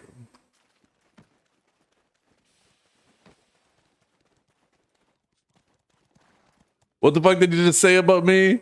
You little bitch. I'll have you know I graduated top of my class from the Navy SEALs and I've been involved in numerous secret raids on Al Qaeda. That's the one. That's what it reminded me of when Choi started saying that. I was just fucking dying laughing. What did you just fucking say about me, you little bitch? I'll have you know I graduated top of my class in the Navy SEALs, and I've been involved in numerous secret raids on Al Qaeda, and I have over 300 confirmed kills. I am trained in guerrilla warfare, and I'm the top sniper in the entire U.S. Armed Forces. You are nothing to me but just another target. I will wipe you the fuck out with precision, the likes of which has never been seen before on this earth. Mark my fucking word. God damn, that was fucking spicy. What the fuck did you just fucking say about That me? was you little spicy. bitch? I'll have Holy you know I graduated top Kind of of my scared class in me. the I'm Navy pretty sure my SEALs, ass and shrunk I've been there. involved in Holy numerous crap. secret raids on Al-Qaeda, and I have over 300 confirmed kills. I am trained in guerrilla warfare and I'm the top sniper in the entire US Armed Forces. You are nothing to me but just another target. I will wipe you the fuck out. Shut up, bitch! Yeah, there was a lot of unnecessary muddying of the water, whether it was intentional or not. There was a lot of nonsense in there. That whole conversation could have been 2 hours long. But it got derailed so many times on things that didn't matter. Like I said, arguing about whether it's 50 views, 100 views, or 1,000 views is irrelevant. It's just stealing is stealing. Whether you're viewbotting a little or a lot, it's still viewbotting. So it doesn't matter how many it is. And getting hung up in that pissing contest of what that number is, when it's very easy to see it's impossible to prove what the number truly is why get engaged in that. Was there an actual ending to it? The ending was both of them. What the fuck did you just fucking say about me, you little bitch? I'll have you know I graduated top of my class in finance and statistic and mathematics. Shut up, bitch! The ending was both of them trying to leave the conversation pretending like they were still buddies. But we know that they both did that for show. They both just wanted to pretend like they were not emotionally invested in what had just happened for 7 hours. That was the ending.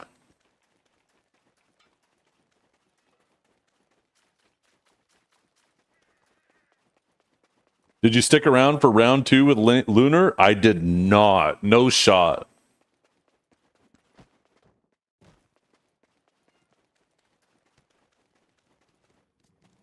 This was the ending? Okay, that's a Gazza link. That looks safe. Differences settled.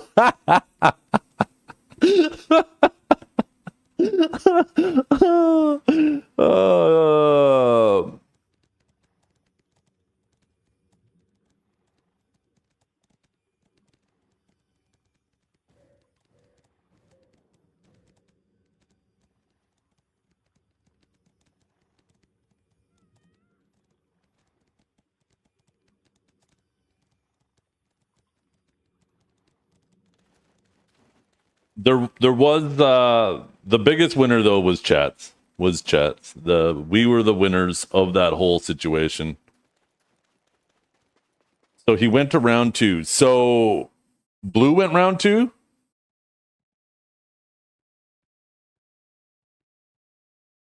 Because I think Choice went offline, right?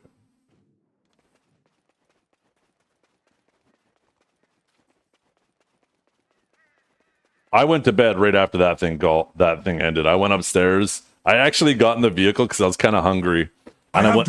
Shut up, bitch! I went upstairs to ask my wife if she wanted to have a snack, and she was watching the Food Network while eating at a couple potato chips, and or not the Food Network. It was a food channel on YouTube, and they were making McDonald's meals into gourmet meals. It was like a guy who was going around getting chefs to take a McDonald's meal and make it into a gourmet meal.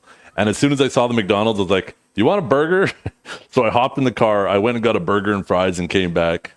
And then we just snacked a little bit and then went to bed.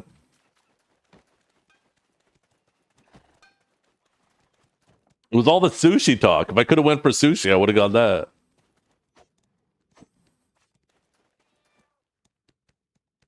I actually listened to the whole 6+ hours of that BS. What the fuck is wrong with me? Me too. I was sitting there. I had to do my grocery shopping and drop my kids off at dance. So I had an earbud in my ear, that shit playing on my phone while I'm going through the grocery store. I probably look like a crazy person laughing, fucking picking up a thing of broccoli. And then all of a sudden I start laughing and people are looking at me like, what the hell? Why is he laughing at the broccoli?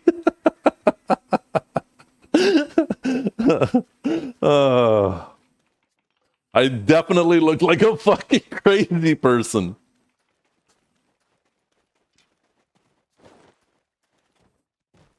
That was you on your evening run. I know. We got shit we got to do. 7 hours. Goddamn. Tighten that shit up.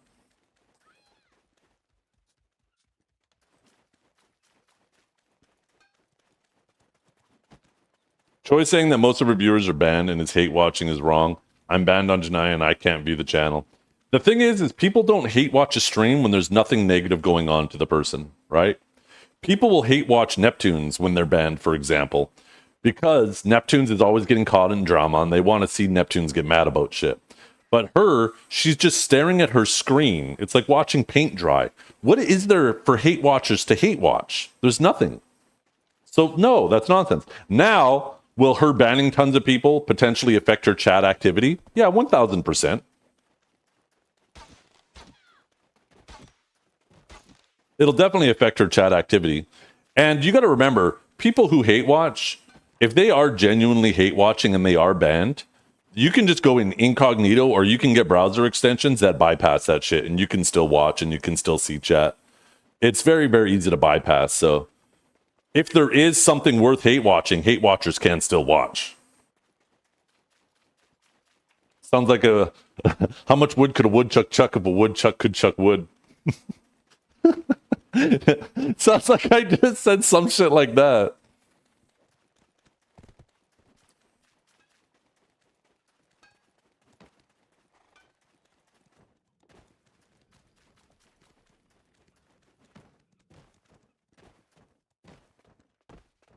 Like, yeah, wow.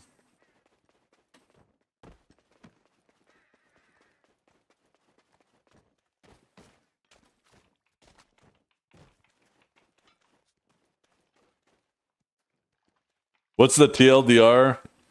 The TLDR, I'll give a quick little TLDR of what happened last night.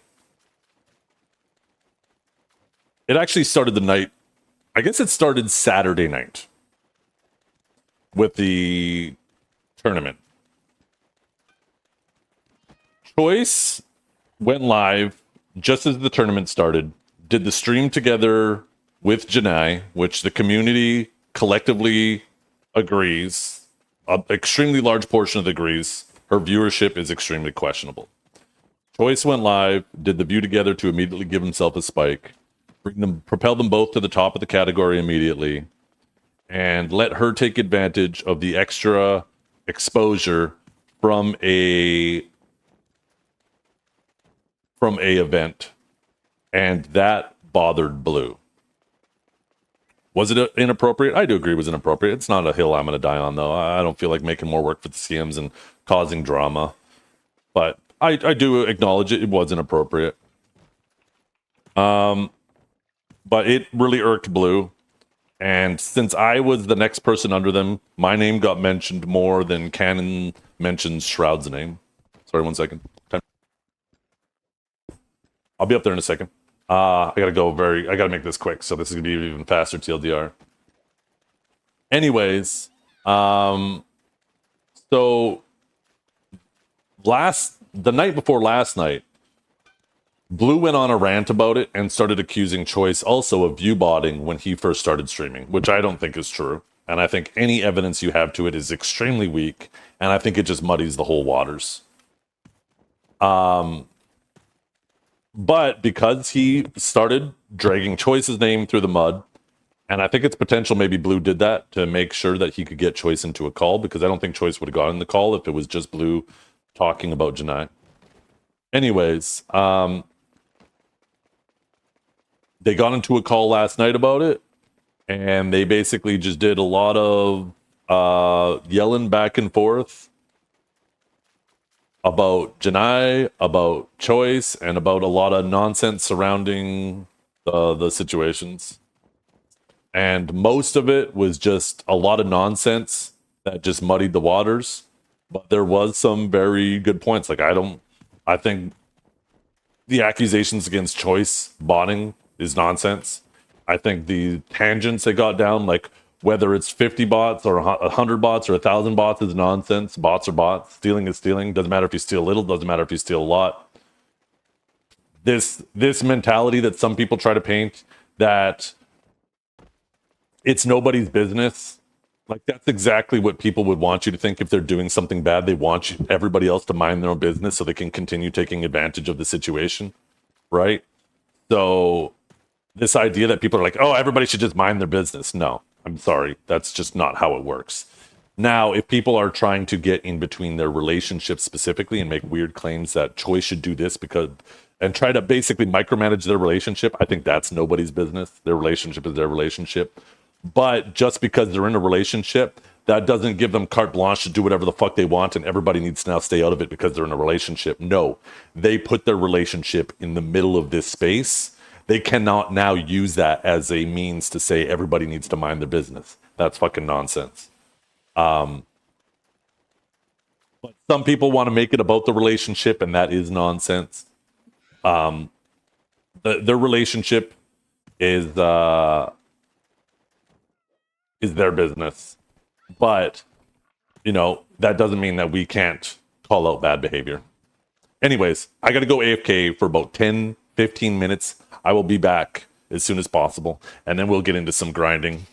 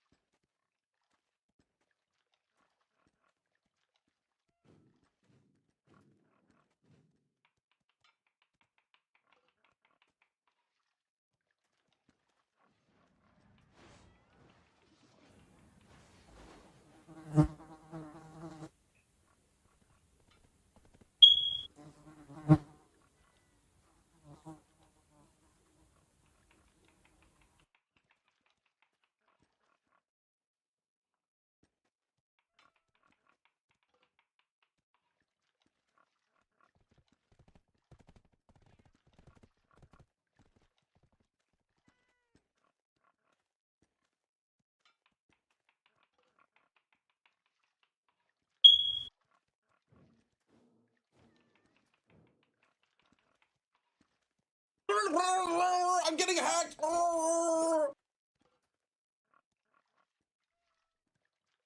I'm cheating. I am a hacker.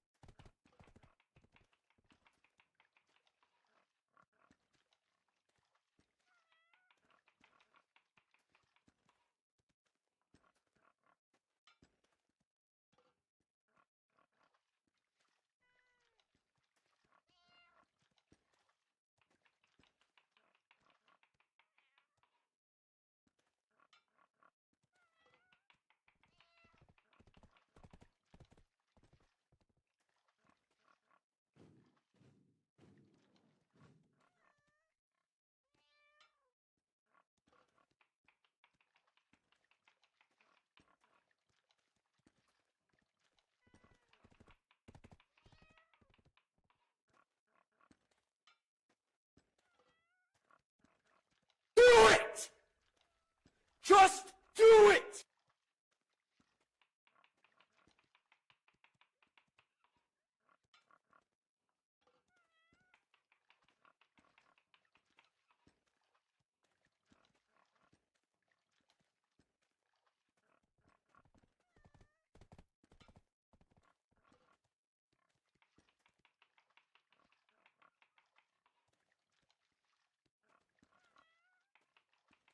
They ask you how you are, you just have to say that you're fine when you're not really fine, but you just can't get into it because they would never understand.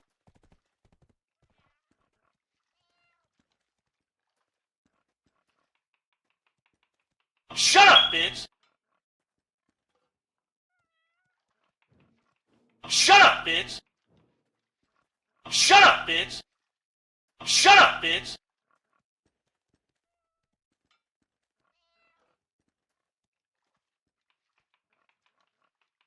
I'm cheating. I am a hacker. FBI, open up! My fucking head hurt when I realized how stupid I was.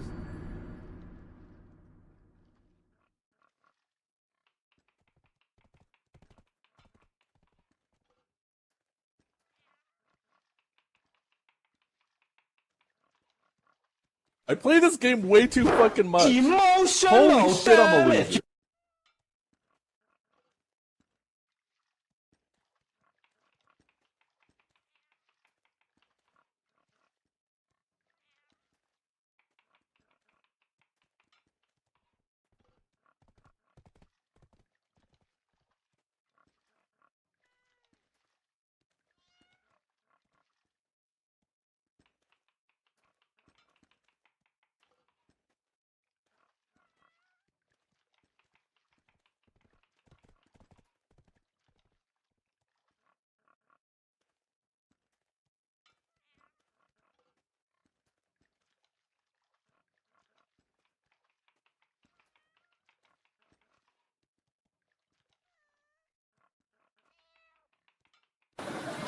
What's better than this? Guys being dudes.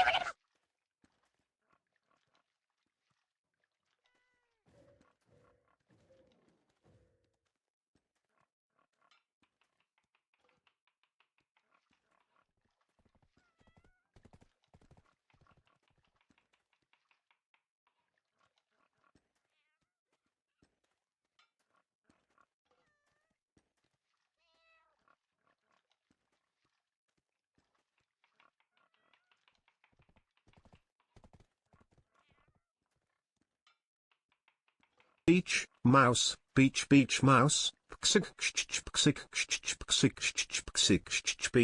mouse, beach, mouse. Shut up, bitch.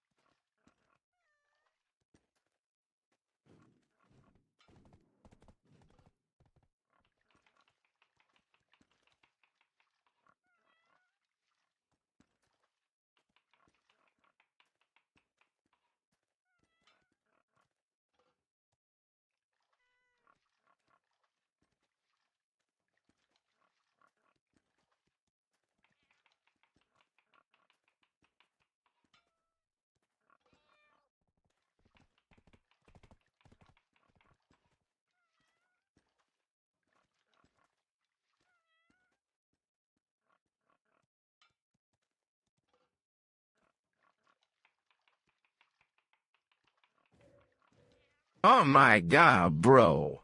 I'm just stroking my sheet, stroking it real good. Ah, hey, go,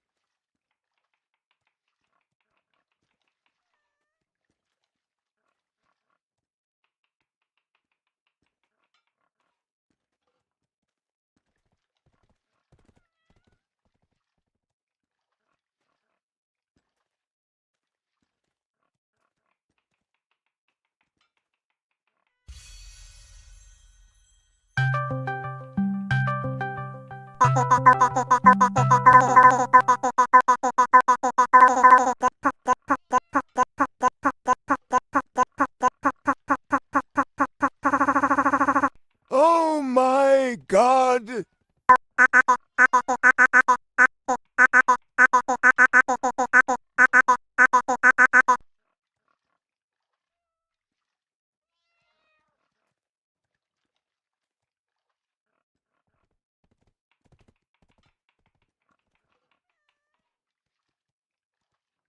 Beach, mouse, beach, beach, mouse. Shut up, bitch! Shut up, bitch!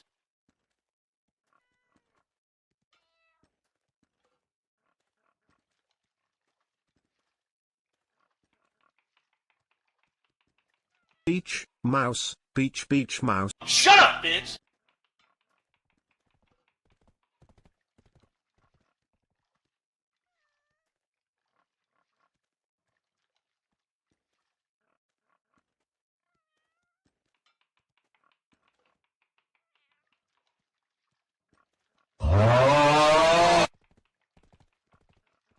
Shut up, bitch! Emotional damage.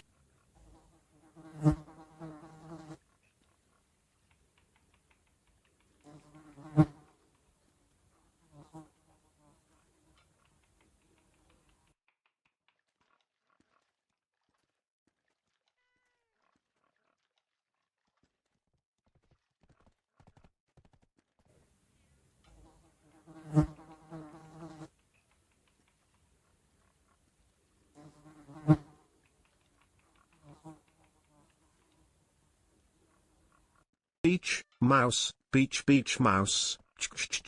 Shut up, bitch!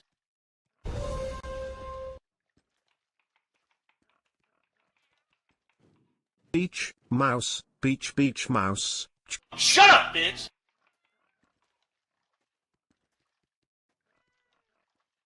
Beach, mouse, beach, beach, mouse. Beach, mouse, beach, beach. Shut up, bitch!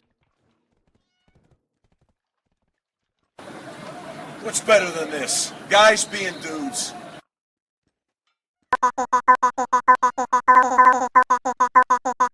Shut up, bitch!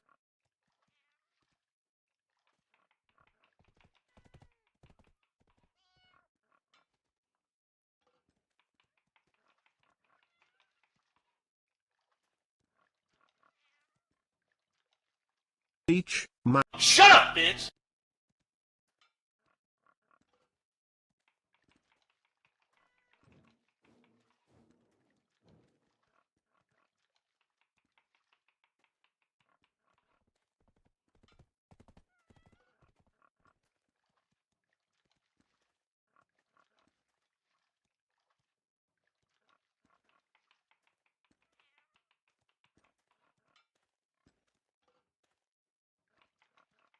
Shut up, bitch!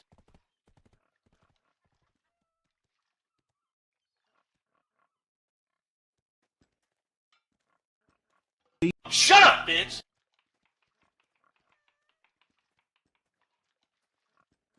Shut up, bitch!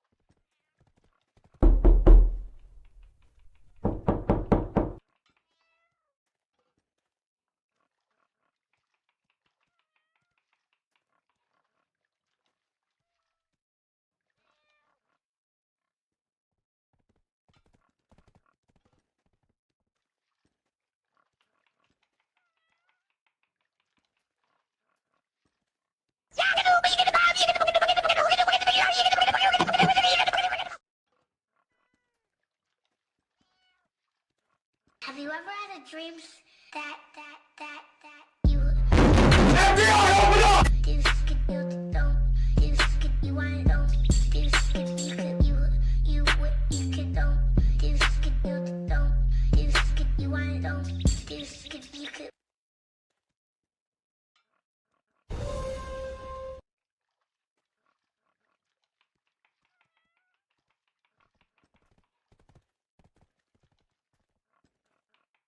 Beach, mouse, beach mouse. Shut up, bitch!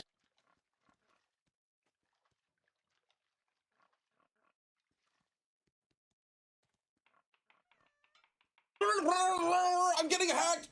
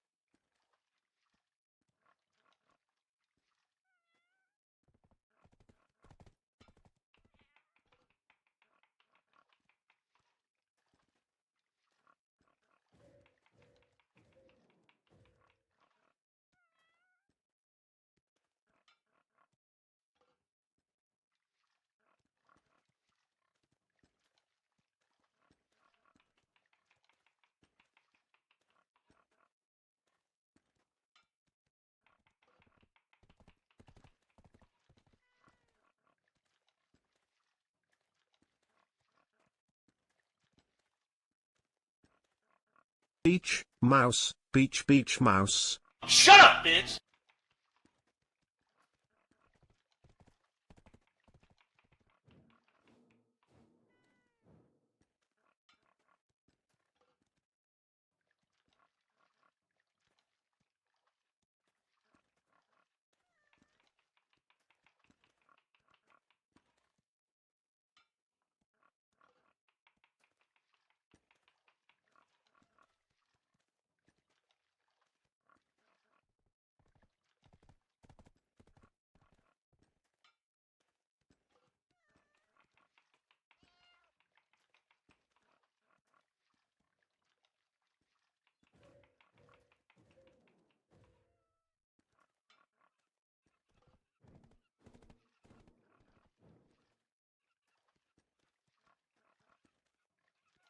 Shut up, bitch!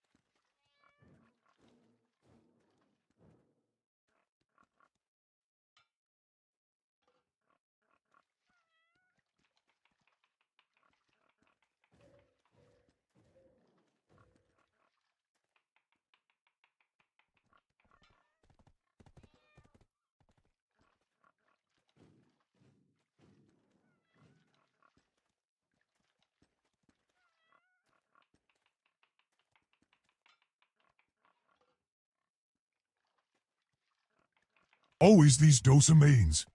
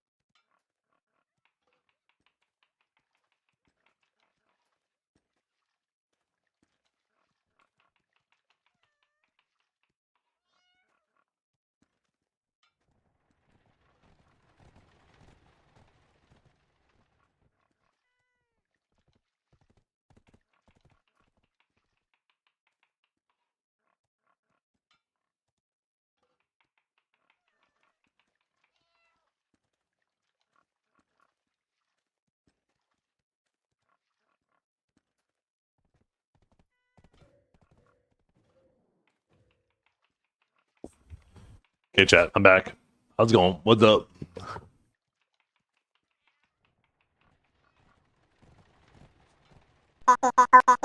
Shut up, bitch! The fuck?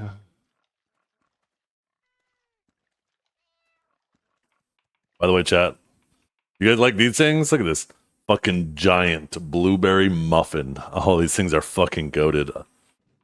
I am hungry. This is my lunch today.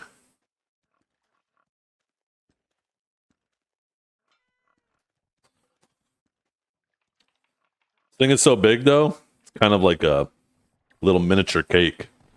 Are those the 2,000 calories? Probably 3,000.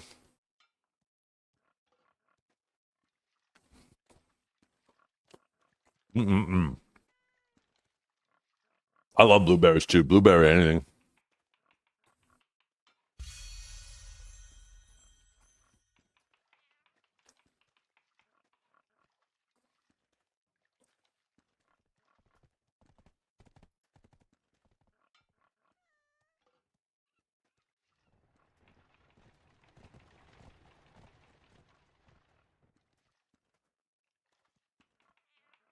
What's up, Blade God? It was bad for Choice and Blue, but not bad for us popcorn enjoyers.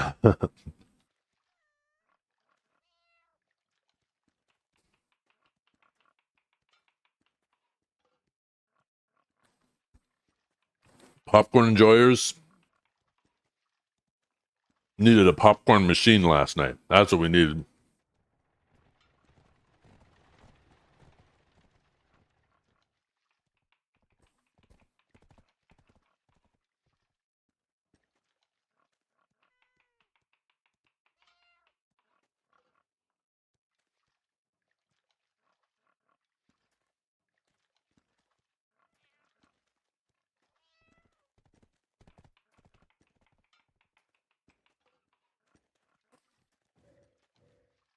A lemon ricotta.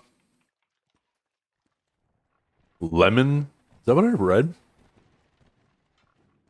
Lemon ricotta waffle. That sounds interesting. Ricotta with lemon. We're talking about ricotta cheese, right?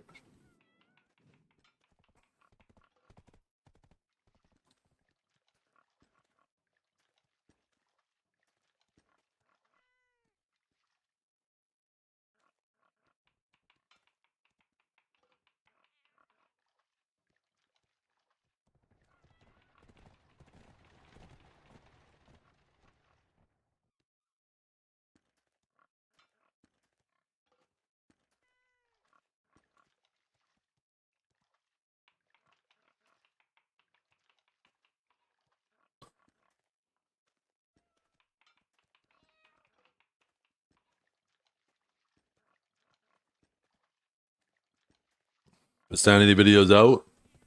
There's no shot at caught shit from last night.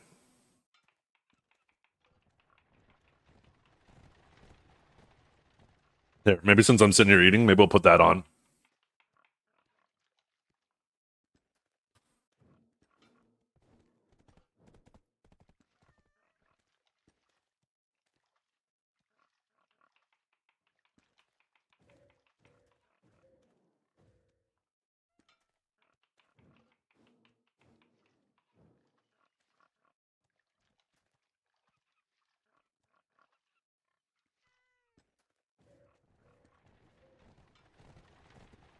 The hell? Not really that big. There we go.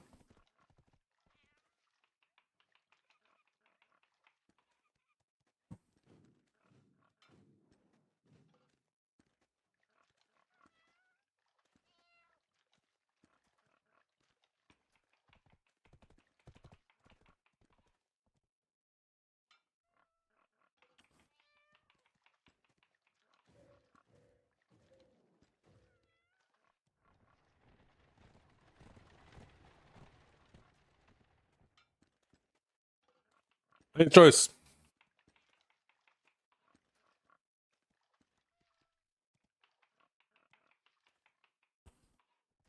Amateur hours.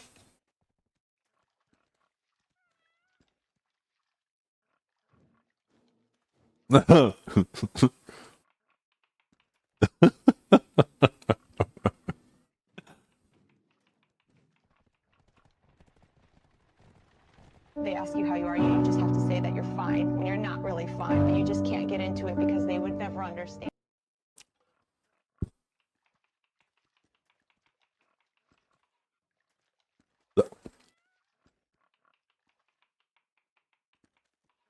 I can't wait for the comments on that video. They're gonna be like, "Wah, Sage, wah."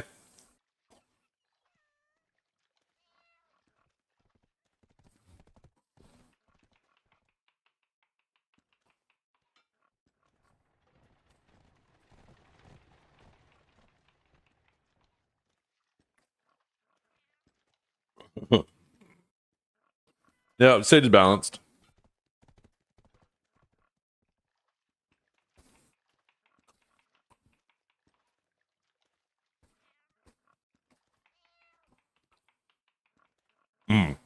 I ate that whole fucking muffin. That's breakfast, lunch, and dinner, man. Oh, what click was that? Was that a one tapper? No, number 11.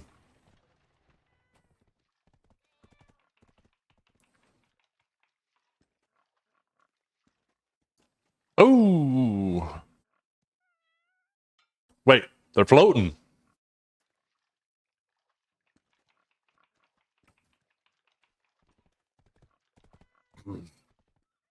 Is Wusa back? Here it goes. Boom, boom. Look at that. Okay, a little moose action. Not as exciting.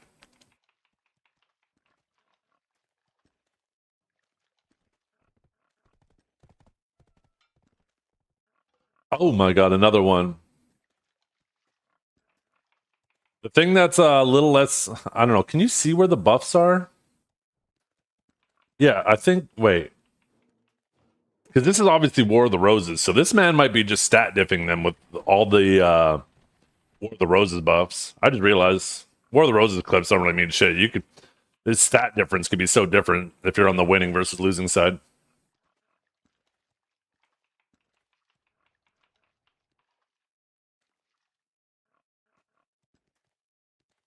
True, he's not using a perfume.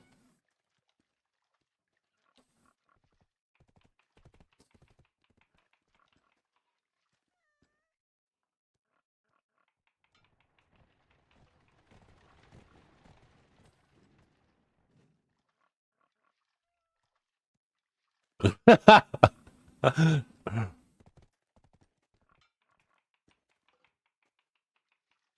like to jump on the wall and the woohoo.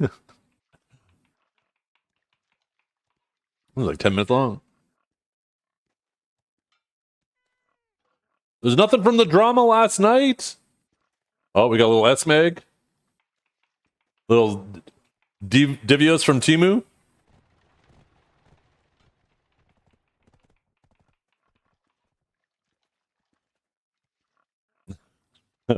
First time getting one comboed? Huh? First time? Usually people one skill me.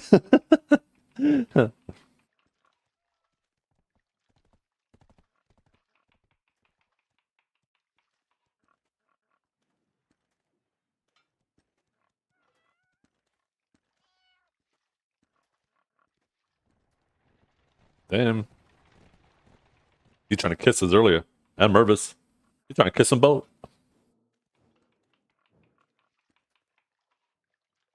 Oh, look at that. Click number 22. Bing.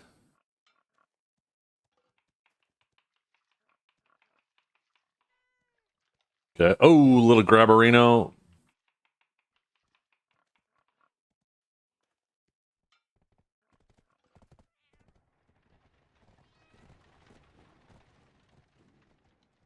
Yo, what's going on with that seal? Is that Deadeye? No. No, that's Zerker. That's Zerker, isn't it? What class is that?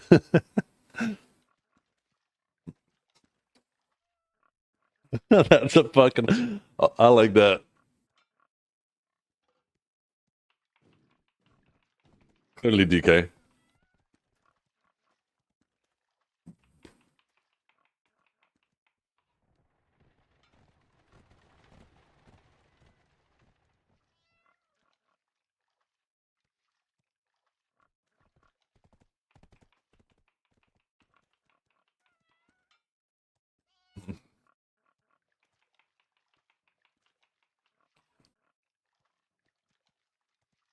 I thought maybe we would have clips from last night, from the 2 streams last night.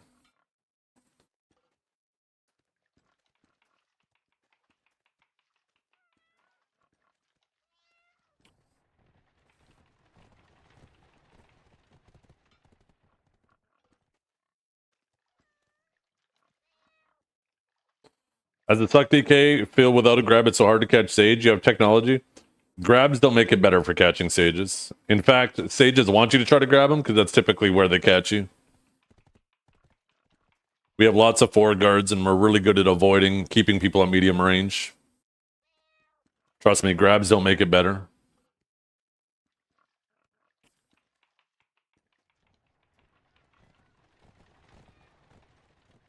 Okay.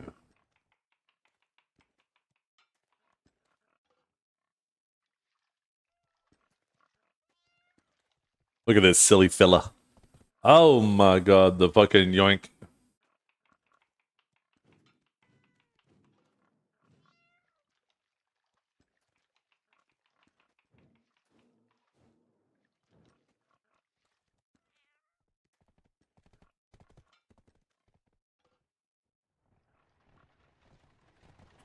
You're a warrior, you trader? No, I'm not. I'm a hash. Get it right.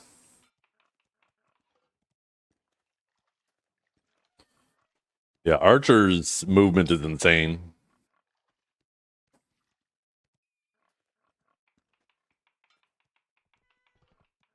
That's the thing about Archer, though, right? Like, our range classes in general is if they don't have movement, then if they can't keep people at range, then they're fucking worthless.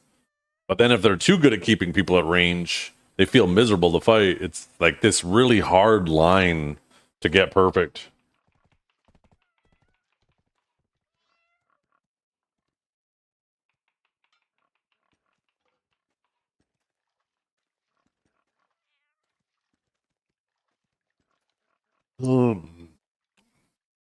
Boring. Next clip.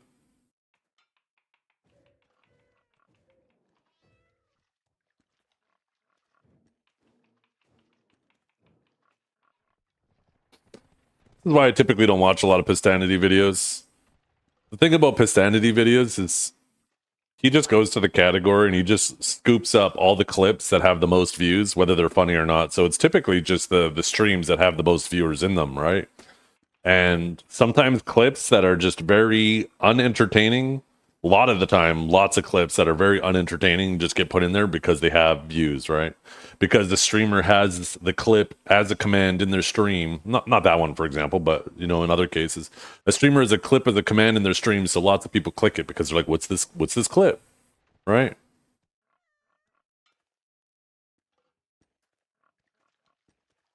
No, where genetic clips disproven? Yeah.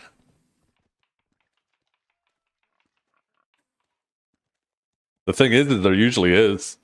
If you take a look at a lot of the older Pistanity videos, not even that old, like every single time there's a Janai clip in the video, you go down to the comments and there's tons of people being like, why are you still putting that shit in there? So I don't know, maybe he finally just stopped because he got tired of fucking answering those questions.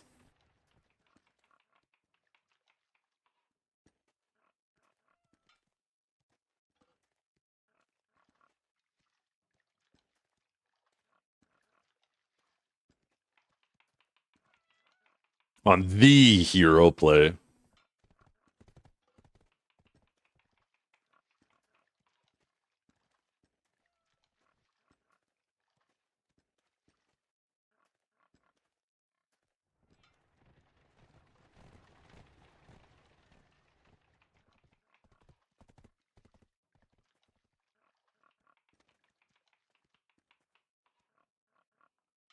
Armin is so good at shot calling or showcasting.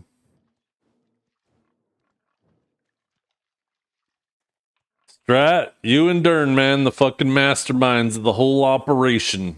The puppet masters. Everybody owes Strat and Dern at least 3 kisses and a pat on the ass. For those of you who don't know, Dern... Who was in whose chat? I might have got it wrong. Dern was in Choice's chat and said, hey, check Blue's chat. He's talking about you. And Strat was in Blue's chat saying, hey, check Choice's chat. He's talking about you. And they did that shit at the same time. They both opened up each other's streams and realized that they're both looking at each other. And then the whole thing started popping off. These fucking guys, the puppet masters.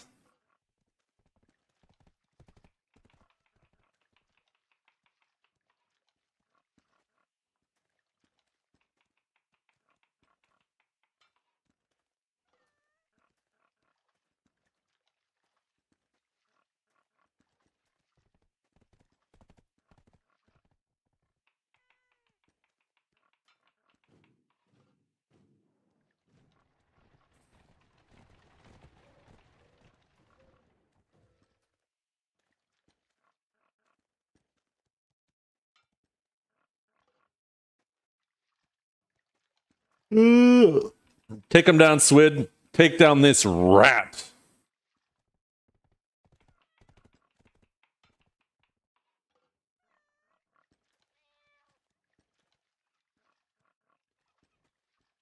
Kind of a boring one. Not gonna lie.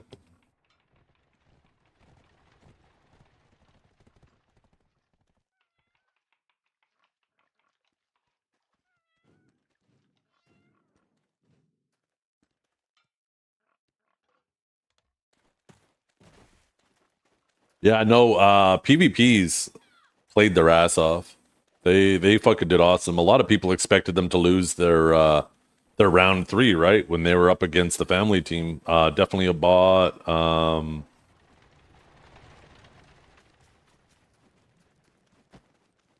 I can't even remember the other 2 that were on the team. But yeah, a lot of people expected them to lose that round, and they fucking played their asses off. They played their ass off in the semis, and they fucking did good in the finals too. But like Cal Belly and or I guess, oh yeah, I guess Cal was playing. Cal Belly and was it Mamo or Kari? I think it was Mamo. And anyways, any 3 of those 4 are just fucking demons, right? Do sages use DR? Basically everybody uses DR these days. Sometimes you weave in a little bit of evasion, but everybody's primarily DR.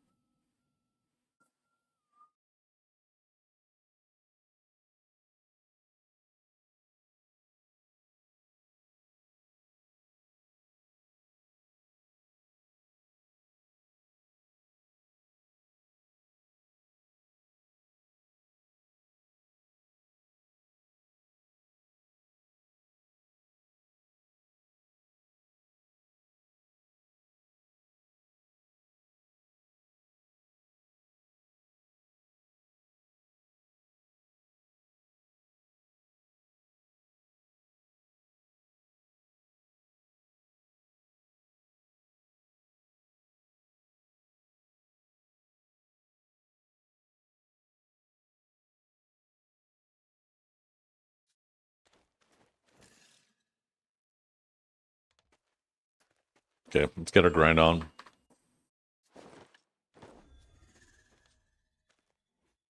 Oh, know what I need to do? Oh, I gotta fire a fucking worker. That's what I gotta do. I'm pretty sure that was the last attempt on that loser. Yeah. Shit, sorry. We gotta go back. Who won the tournament? On NA, it was Team FOMO, so Cal, Memo, Belly, and Akari. On EU, it was Cadge's team near airport or something like that. And can't remember all three people. I know Cadge was on that team. And now both of those teams will hopefully be going to TwitchCon and fighting each other off in an ultimate finals.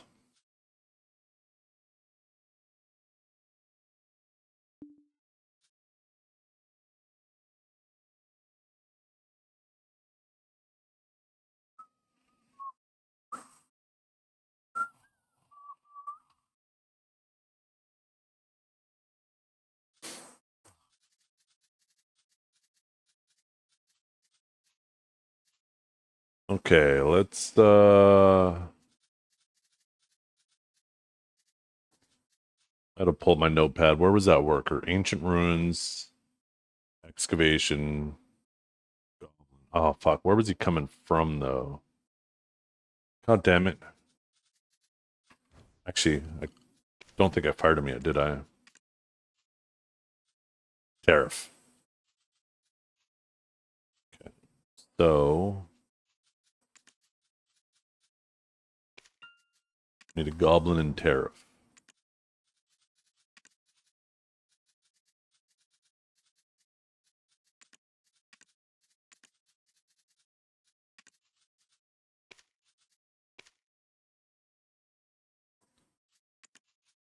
I think we got enough energy to get an artisan, right? Right, chat? You can get an artisan goblin.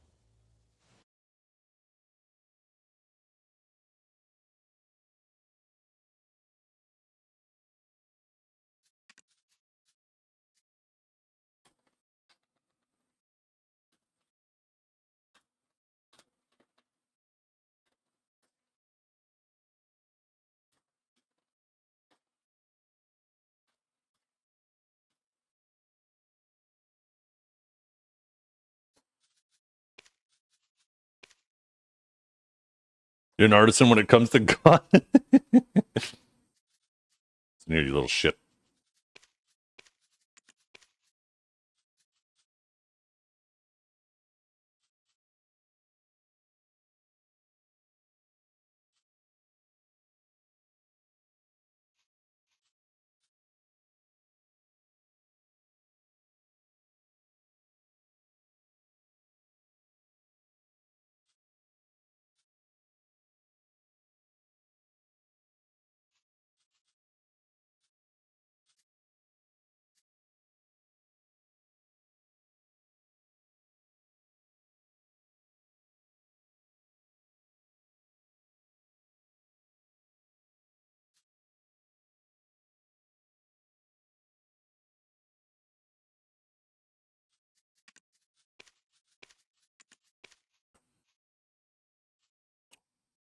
This is still so tiring.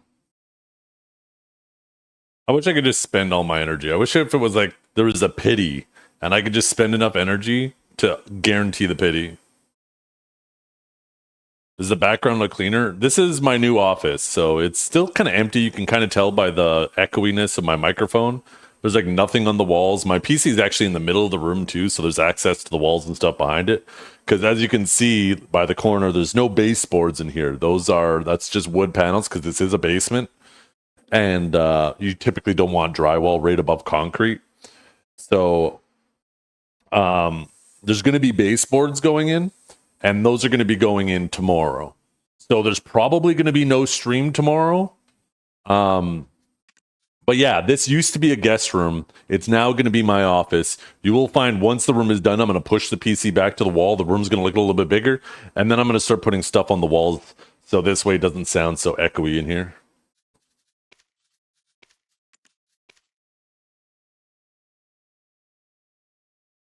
Yeah, that's what I was saying, Velky. Good morning, Kiwi. How you doing today? You haven't been playing a whole lot of BDO lately. What happened? You getting a little tired?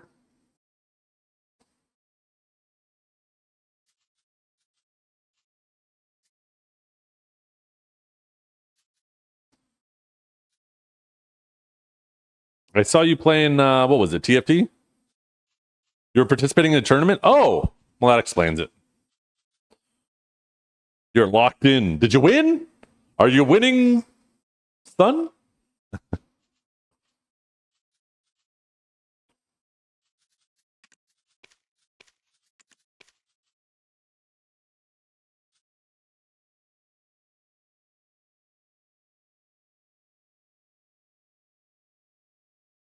You raid queued and through? Oh, me too.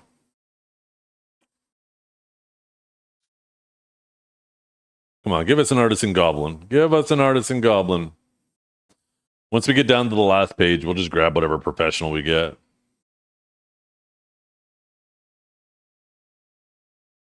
Skilled? No, you buy professional, not skilled. But yes, it is. It's just I have so much energy and I just need one that I'm like, yeah, there's a really good chance that I get one.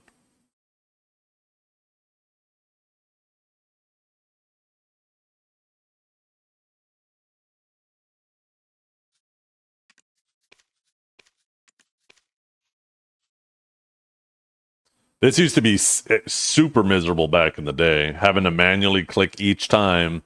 And on top of that, having to swap characters, having to run the character to the city that you want the worker in. This is way better than it used to be, but it still sucks waiting. The only reason why I have so many workers that I need to improve to is because I've just neglected it for so long. If it's something you do, like if you stay on top of it, it doesn't feel as cumbersome.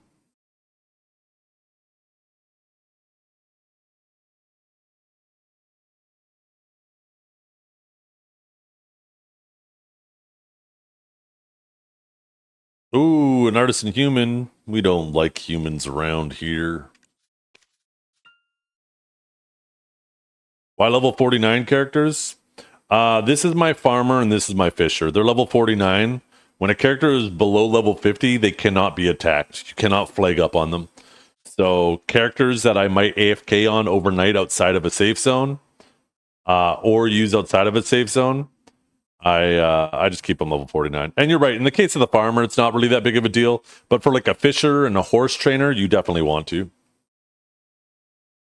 The farmer, not as often, but still can happen. There's no reason to level it up either, so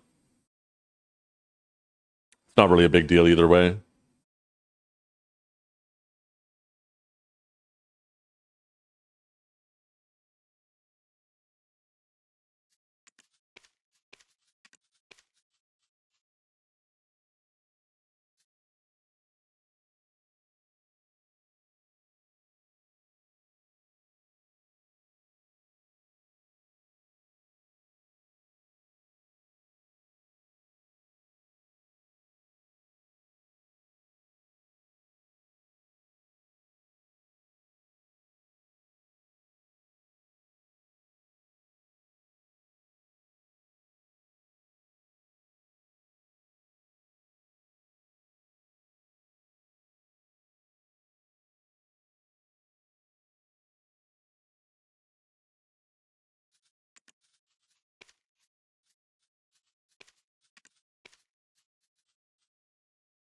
By the way, Larry, I've been meaning to ask you, how you feeling about the Velk changes? I don't know if you came back for them or if it was just a coincidence it was at the same time. I've always wanted more of a paladin type class in BDO, but I've never been a fan of the lance, so Velk's a little bit on my radar.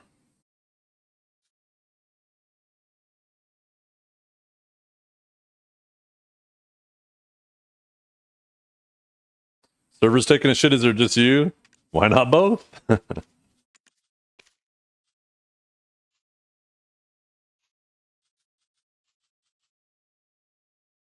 For those of you who don't know, somebody do a shout out for Larry Fish. He's one of the goated Suckvelks. And he's recently come back. He streams occasionally. So if you're looking for a Suckvelk to watch and you're sick and fucking tired of Corgi, check him out.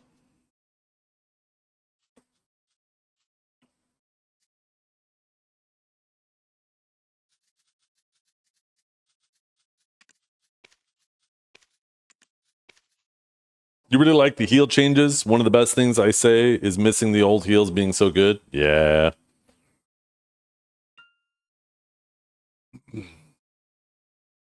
How much Sakurai trash you got now? I could check after. I wonder. It's a good question. Amu? Yeah, I remember Amu. Amu, Dark Crusade, Paladin Kadia. Lunarlay used to play Valk, although he's all about that Seraph now.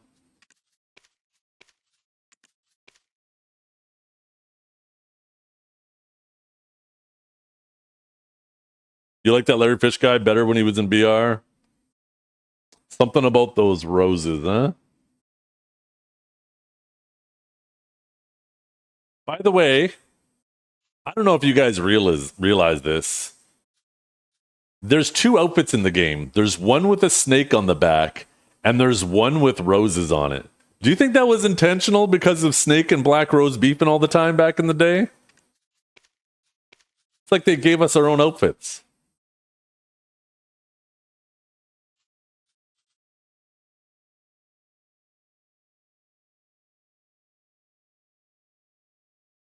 What outfit has the snake? I'll show you. Huntler wears it all the time.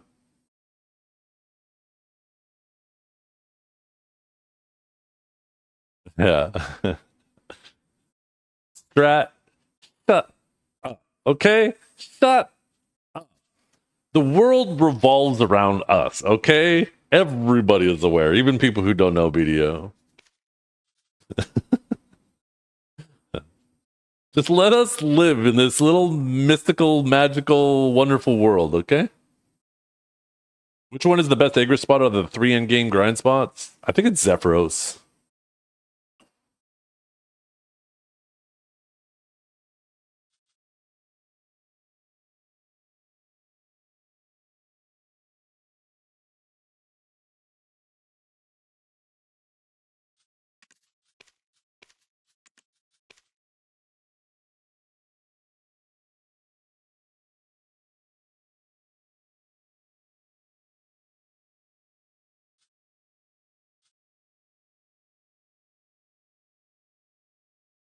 Let's see. Full pen armors. Got a deck main hand, Oct offhand. I mean, it's still a while till the ball. Not a bad idea to wait. But that's also a long time to wait. Because it could be like almost 3 months, right? Isn't it like later July?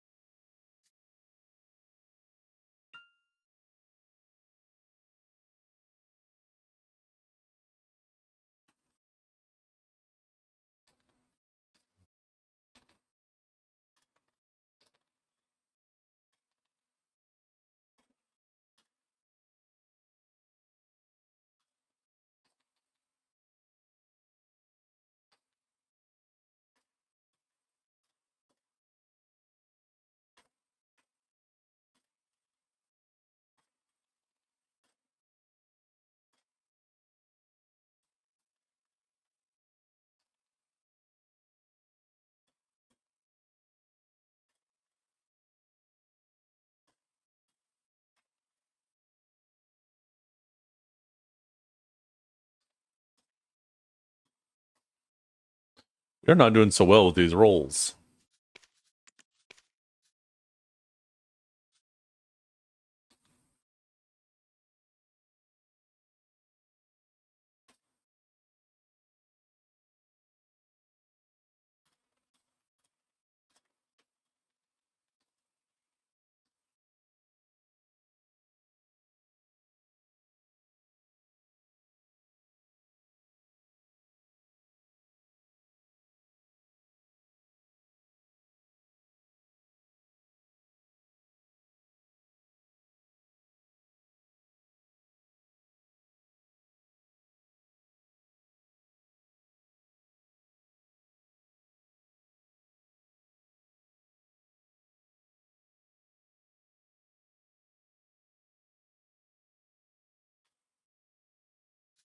Sorry, guys. I'm just writing some more notes down. Just a heads up, too. Today, at some point, I might have to go AFK briefly again. That's why I kind of had my lunch already, even though it was kind of an early lunch. I got up early today. Brunch, I guess we'll call it.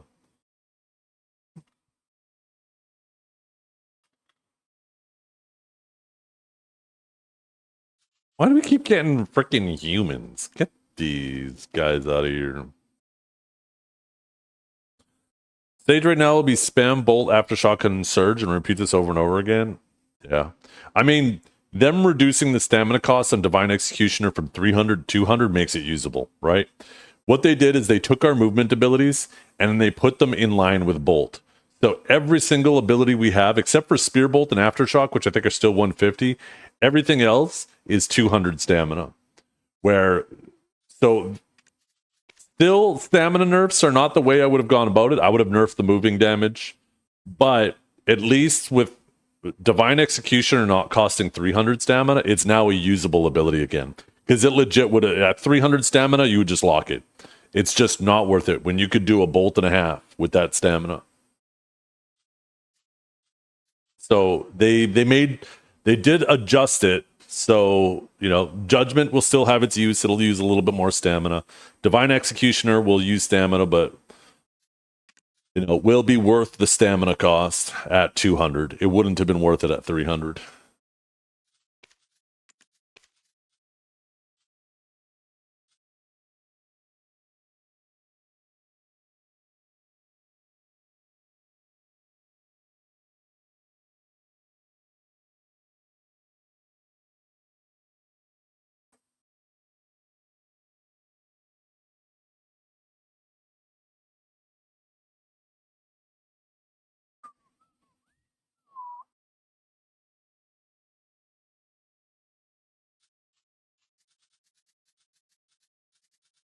And we still have a lot of workers to roll through, though. Surely we can get a goblin, right?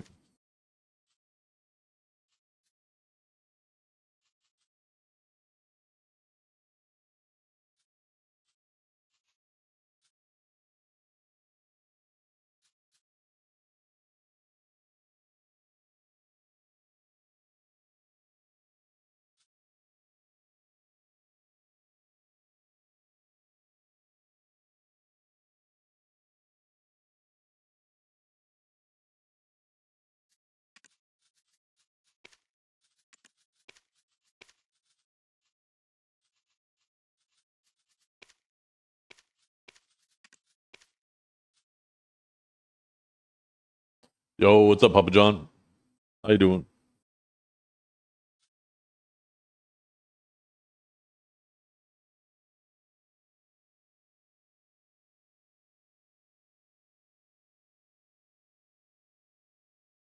Too many fucking tabs open. I need to close them.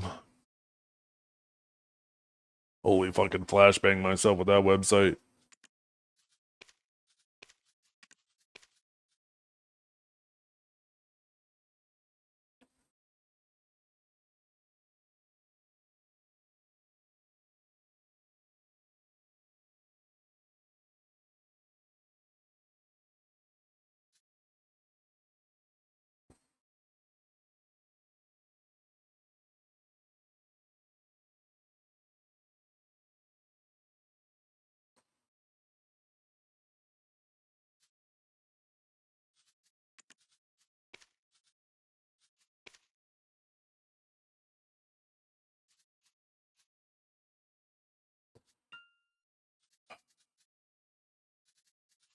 We can keep going. We got more chances. We can get an artisan, I believe.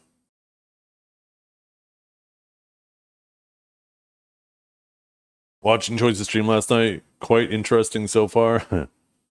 Excited for the upcoming update, though. Yeah, updates and video. Yep. Banger title. Yeah. Huge night for the unemployed last night. Huge night. There'll be a lot of people who say Choice won. There'll be a lot of people who say Blue won. But ultimately, the viewers are the ones that won.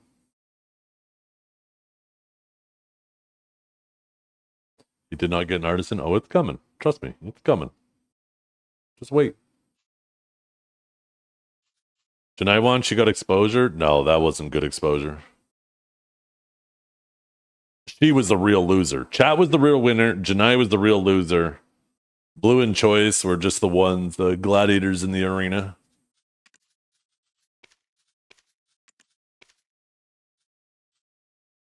Not all exposure is good exposure. It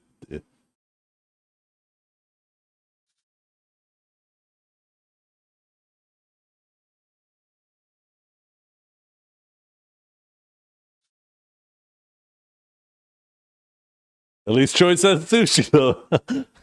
I love that meme. I love that so much.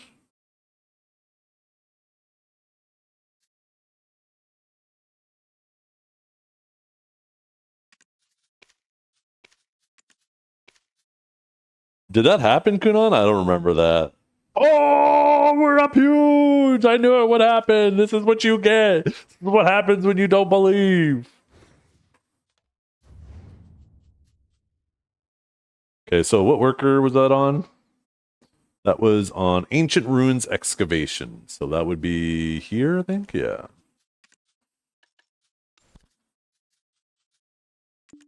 Okay. What's my next worker that I'm going to upgrade?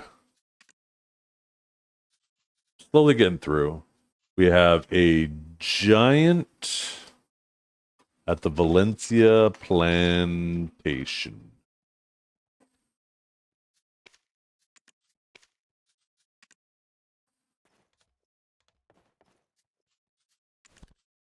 Okay, now we can finally get to the grind.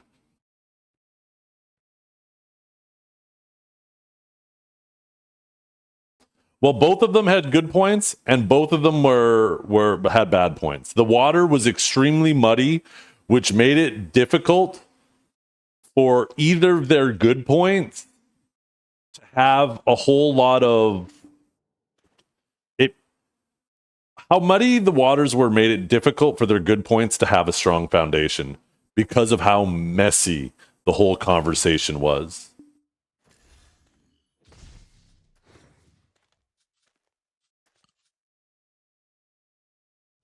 There was a lot of things that were just unnecessarily part of the conversation and part of the argument. Like getting hung up on an argument about how many of the viewers are illegitimate in their chat doesn't fucking matter. Doesn't matter if it's 50 viewers are fake, 100 viewers are fake, 500 viewers are fake. It doesn't matter, right? And getting hung up on trying to figure out what that number is just muddies the water because it doesn't matter how many of them are. And they got hung up on that for a little while there, right? So just like with stealing, for example, it doesn't matter if you steal $100 or $1,000, stealing is still stealing.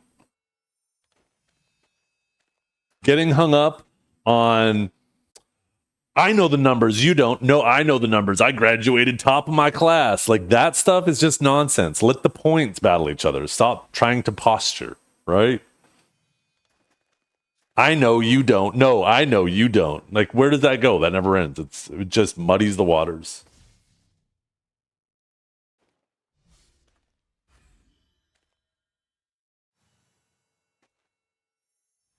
It does matter. My relationship is on the line. Yeah. Like I can't remember, like,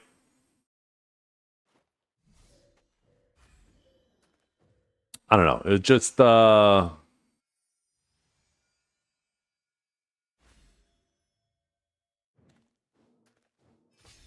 was a lot of that conversation that didn't need to be had. Both of them too, right? 2 points. One that works against either of them.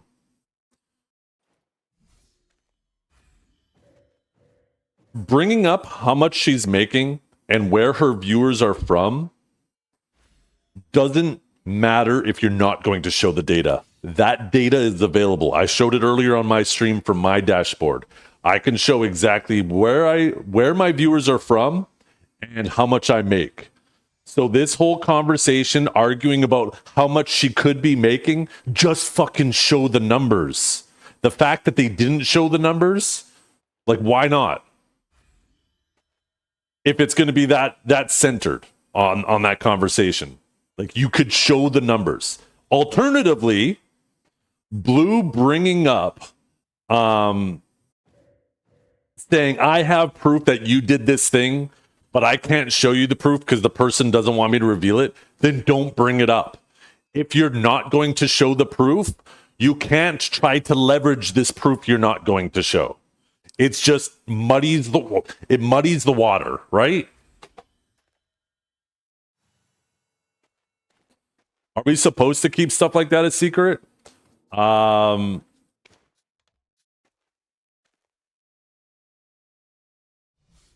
There's a lot of misinformation. I don't think you have to. I don't see any reason why I can't. I think the reason why this conversation is a little bit muddied in terms of what a streamer can't show is back in the day, streamers used to get private contracts with Twitch, and you were not allowed to talk about those contracts, right? There was an NDA on that. But I think now, like, advertisement revenue and stuff is all very streamlined. They got the ad incentive program, stuff like that. Nothing's really a mystery. If you're a streamer, you got a pretty general idea of how much other streamers are making. There's even websites out there that calculate it, arguably sometimes good, sometimes a bit off because of a little bit of nuance. But I think because of that shit back in the day, a lot of people still think that you can't. To be 100% transparent, I'm only like 80 or 90% sure of that, though, right? I'm not 100% sure. But I don't see any reason that you can't show your discovery, for example, right? And one of the claims that her ad revenue is significantly lower than other people's because the primary of her viewership is from other regions, to me seems extremely weird for two reasons. One reason, your viewership is going to be more likely based off of the game you stream and the time you stream, right? So, for example, Janai typically streamed a lot when Biseptimus was streaming. So I would imagine their viewership is very similar in terms of the what regions they're watching from. Because it depends when people are awake and when people are home from work watching, right? Where Choice, for example, who typically streams in the evenings in North America, his viewership is obviously going to be definitely proportionally higher North America.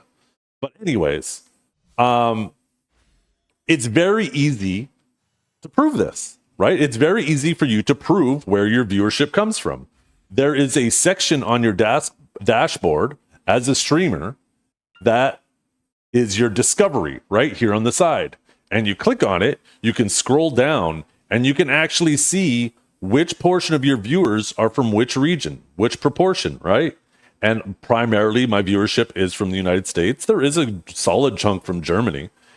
And they could have shown that. He was making the claim that the majority of her viewership was from Germany. He could have very easily showed this data to prove that that was true. And he didn't, which is odd. Doesn't mean necessarily guilt, but it is odd. It does make you scratch your head. When you have a way, if you are so fucking confident about your point, you have a way to prove it, and you don't. It's kind of odd.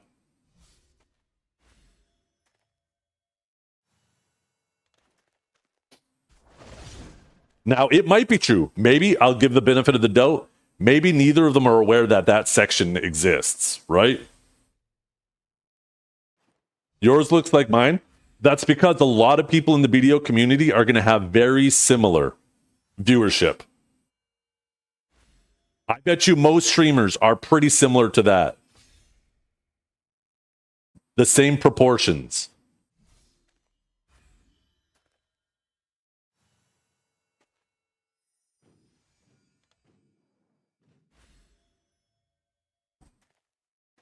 They both had evidence they didn't want to show. Yeah. And that's my point. That doesn't mean that their evidence doesn't exist and it's not there. Maybe they don't know. I mean, I do respect somebody not wanting to throw someone else under the bus, but don't bring up the evidence if you can't show the evidence. It then means nothing. Like, for example, if you're going to claim somebody is racist, show the receipts. Don't just say, trust me, bro. I don't want to show you, but you're going to have to trust me, right? If you're not willing to show the receipts, you can't try to leverage them.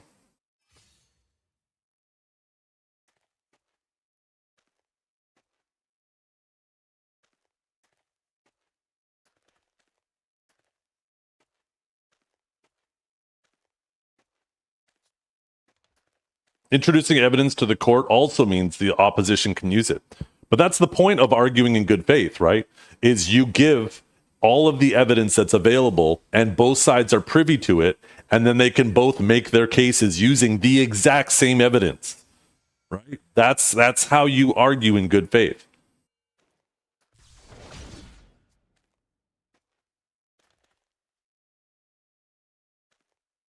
Does not even matter because the money you earn in EU might be lower, but it's after tax. Since the company is required by law to pay the taxes instead of the streamer. So that 5K is after taxes, so she's earning plenty. And once again, I feel like that's muddy.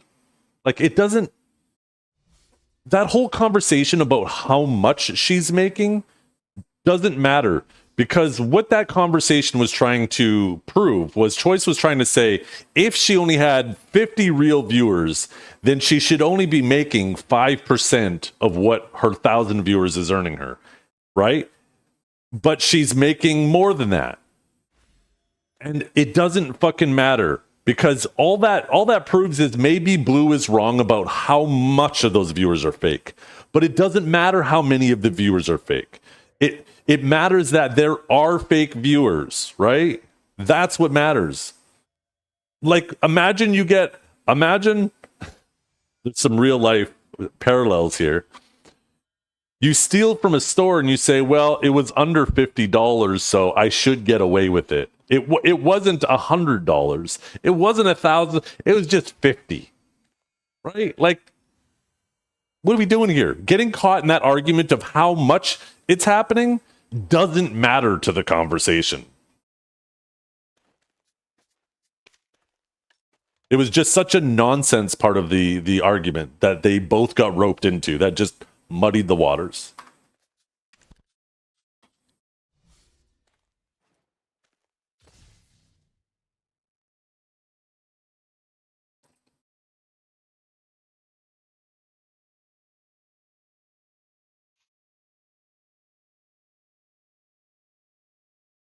I guess saying someone close to them, expose them, but doesn't want that person under pressure. But just saying that alone already does that. It does. And like I said, for either of them, if you're, and this goes for anybody, this goes for you guys, this goes for me. If you have evidence, but you're not willing to show the evidence, you can't try to leverage the evidence. You have to be able to show it.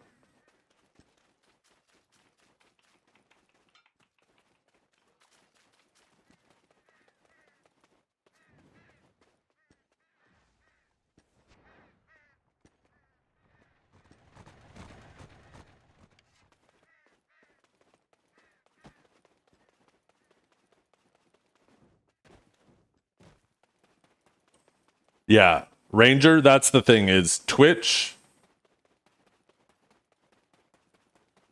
If Twitch just banned anybody that they saw had bots in their channel, and I guarantee you Twitch knows which channels have bots in them, but if they just banned any channel that had bots in them, then the system would become weaponized. People would then, instead of using bots to benefit themselves directly to inflate their viewership, they would then send bots to their competition's channels to get them banned, which would indirectly benefit them, right? And the system would then be flipped on its head and used to be weaponized against innocent people. And that would be, in my opinion, much worse than what we have now. So, unfortunately, Twitch can't ban channels unless they have proof that the streamer is aware and involved in what is happening in their channel. And involved is more important than aware, because there have been situations in the past where channels have been botted by other people, whether they're trying to do it nefariously or maybe they're a simp, and the streamer is aware, but there's nothing they can do about it. They can't stop it, right? Like Grimkill had that happen to him for a little while, and he put in tickets and all this shit, and there's nothing he can do about it. The person could do it to him forever, and he's aware it's happening. What is he supposed to do? Just stop streaming until the person stops? Well, if the person's a hater and that's their goal, is to try to create a problem for the streamer, well, now they've succeeded, right? If the streamer is forced to stop streaming until the botting stops, then once again the system can become weaponized. It's a very difficult situation for Twitch to handle. I need some energy. Do I have a gourd? Do I have an energy pot? I have no energy to do my farming. I accidentally rolled on my farmers. Whew. Oh, I got some of my family inventory. Perfect.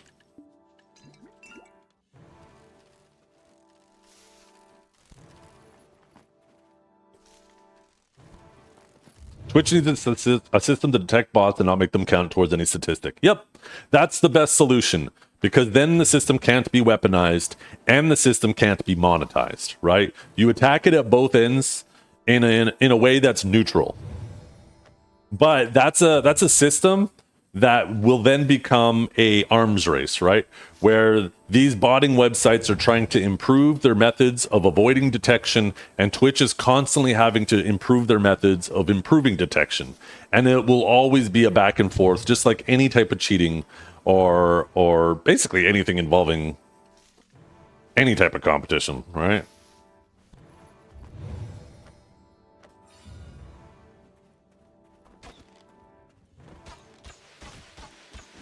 But yeah, getting hung up on how many of them are real viewers was just a nonsense part of the conversation. It doesn't matter how many. Joyce even himself acknowledged very clearly that he knows something is weird about her channel, but he doesn't understand it. And it's perfectly reasonable to not understand it, exactly what's going on, right? He certainly is too close to the situation. This idea that Blue is too far from the situation means that his opinion doesn't matter is kind of a goofy stance. I also think Blue is pretty close to the situation. Not necessarily because he originally had a bias as much as people would like him to believe, but because he's been on this situation so long, I feel like just naturally, as you continue to report on a specific situation, you naturally get closer and closer and closer to it, and you become more emotionally invested into it. That doesn't mean that he's being intentionally biased. He was doing an okay job he did a good job at arguing some points. There were some points where he got roped into like muddy areas. Blue or Choice made good points too, but yeah, it was just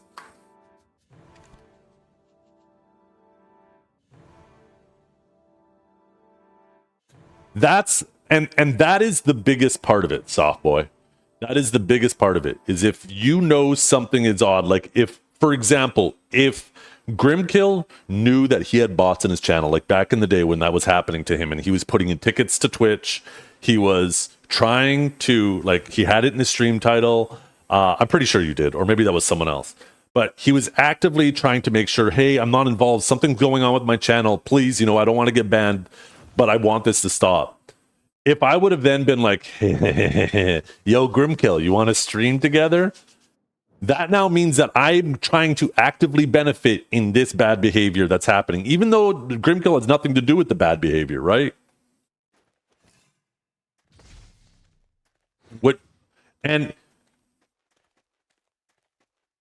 trying to use the fact that he's in a relationship with Janae to muddy the water, to be like, oh, or use it as like a smoke screen, like, hey, I know something odd is with her channel, but because she's my girlfriend, that makes it okay, is really weird.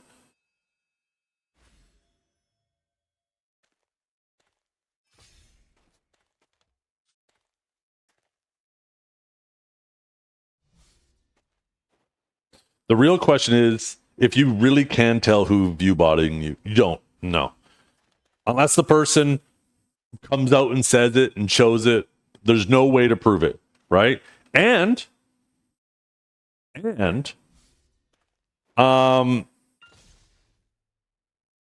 was I gonna say? Holy fuck. I had what I thought was a great thought that immediately disappeared. Maybe it wasn't a great thought.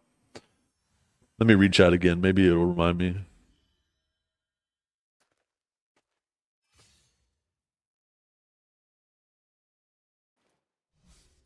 Oh, she very well might have no idea who's doing it. It might not be her, right? Now, the likelihood of if a hater is hating on you and sending bots to your channel, they have to pay for those bots. So a hater typically isn't going to do it for very long. So what that now leaves is two other options. Either the person is doing it to themselves, or somebody who loves them with deep wallets is doing it the longer it goes on. And it very well can be that second one.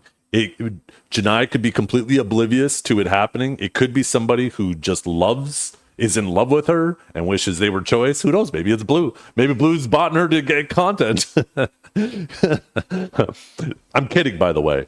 But it might not be her, right? And she might be unfortunately just roped into this whole situation because this person who is doing this for her, trying to benefit her because they're hopelessly in love with her, is actually just creating more problems for her. And she's fucking trapped in this situation. Like, I don't think Janae is a bad person. And I think anybody who thinks she's a bad person, like, you don't know her.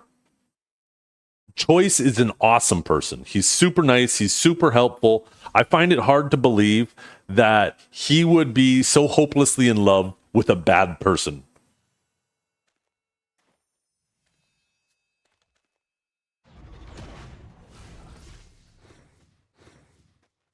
She seems a little entitled at times, but she's just existing mostly. I mean, we all do. I mean, all streamers to a certain degree are a bit narcissistic.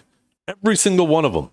Whether they acknowledge it or not, because every streamer, you got to think about the mentality that the thoughts that have to go through your head just to want to stream, right? You got to say to yourself, hey, what I'm doing is interesting. My opinion is important. My information is important. Therefore, other people will want to watch me. So I'm going to stream. That by nature is at least a little bit narcissistic.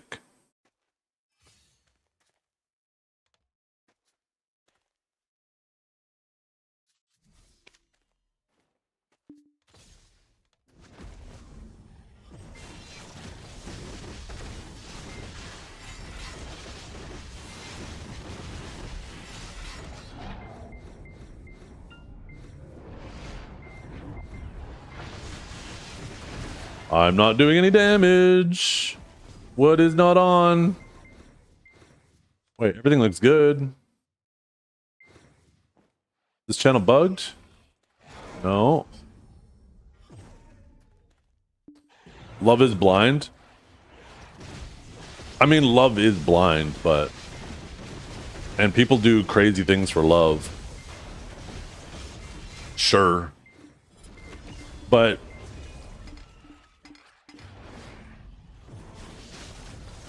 let's assume for a second that choice is being taken advantage of.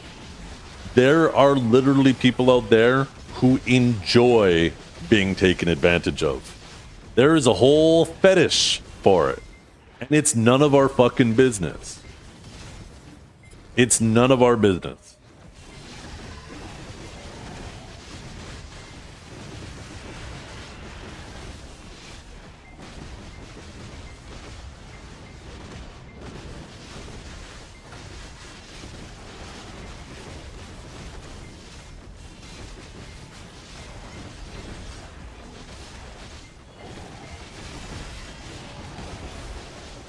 Yeah. Blue trying to say that she's taking advantage of you, therefore, you know, you should do something about it, is none of his business. I mean, he's entitled to his opinion, but it's none of our business. Whether it's true or not, it's none of our business. But once again, they cannot use their relationship as a smokescreen to be like, well, all of this is because we're boyfriend and girlfriend, and because we're boyfriend and girlfriend, it's none of your business, therefore you can't comment on any bad behavior. You can't do that. It doesn't work that way, I'm sorry. You cannot use your relationship as a smokescreen for every situation. To our special Yes. parasocial relationship. Yeah.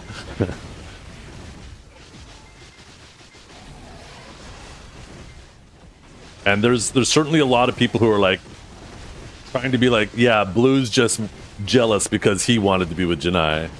It's like, even if that's true, it doesn't fucking matter. It doesn't matter. Even if that were true, I'm not saying it is or it isn't. Even if he were jealous, bad behavior is still bad behavior, right?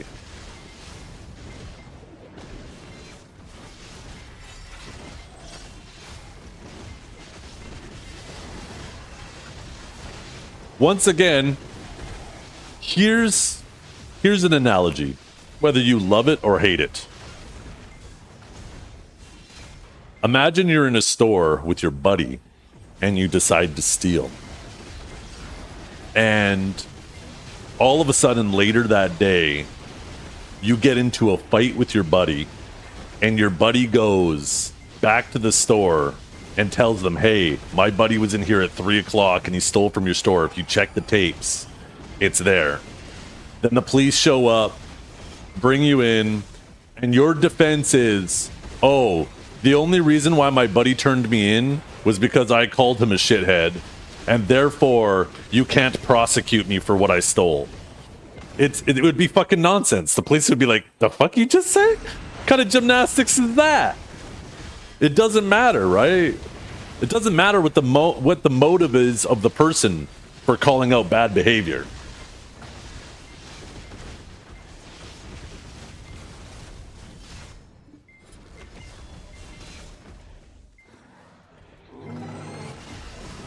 Ironically, Blue used the same analogy. The exact same analogy as just that.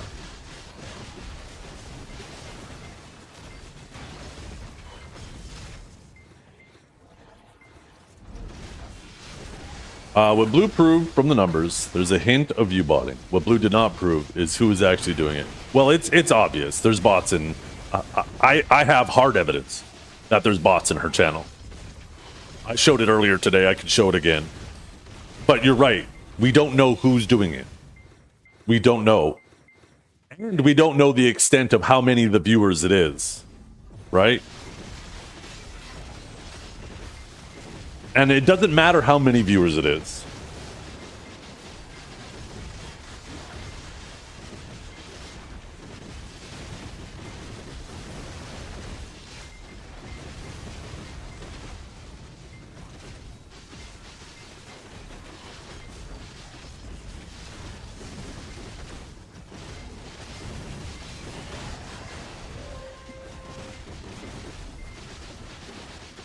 And that's why that conversation was so muddy and took so long and went in so many circles. It's because it deviated from the real thing.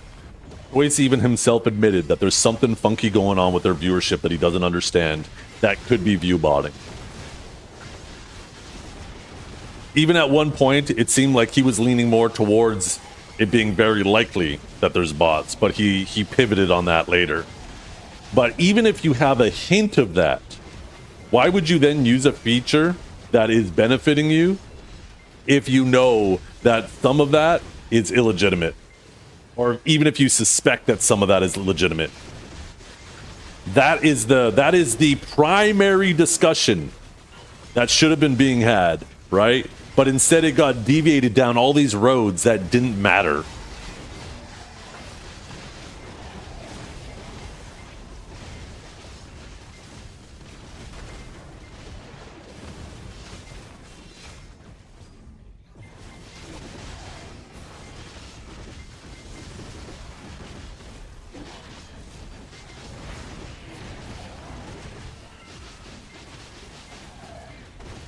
If you had to bet if it were her or someone else, what would you bet? I would bet it's someone else. I would put my money it's somebody who is hopelessly in love with her, and they are trying to help her out That would be, I think that's the most likely option.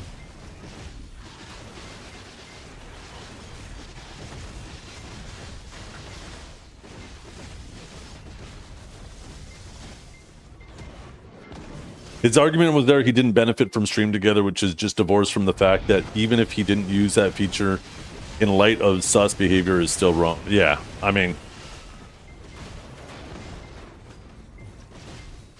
imagine, here's another analogy. Once again, you can argue about how good or bad it is. Imagine you went and stole money and then you took that money to the casino, you bet it all on black, and then you lost the money. And then you said, well, I didn't benefit from the money, so therefore it doesn't count as stealing. Because I don't have it anymore, right? Once again, it's just, it was one of those conversations that muddied the water.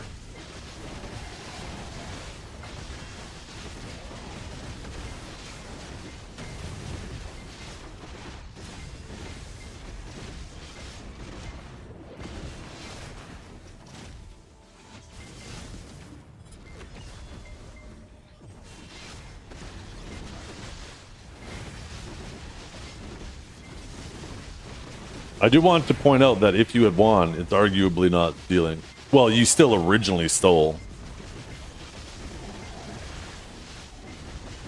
Right? You still originally stole the money that you bet on black.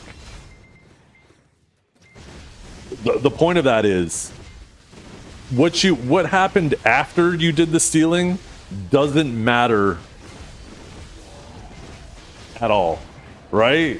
Whether you won or you lost doesn't matter.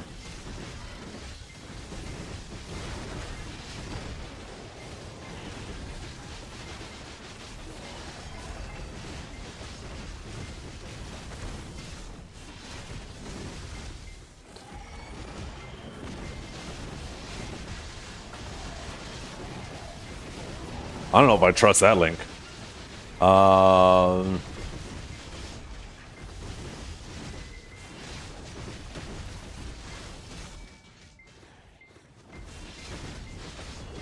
Can I show my UI?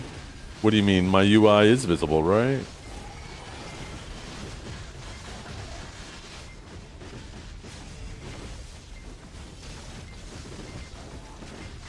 You wouldn't cook the books for your friend's business just because you like them? I guess it depends on what you mean by cooking, right? If you're doing things illegal, then no. If you're helping them, but you're following the rules, then yeah, of course. By 10 trillion progress? We'll see. I'll tally it all up once we get there. We have a couple months. I'm probably a few trillion short. I don't think I'm going to get to the 10 trillion, but I'd rather aim high than low. I mean, I definitely would be there if I didn't buy all this life skilling gear. Easily. I'd be almost there already. I'd probably be able to aim for like 11 or 12. Do you think there's a BDO millionaire that is allowing today and buys her boss? I think that's more likely than her doing it.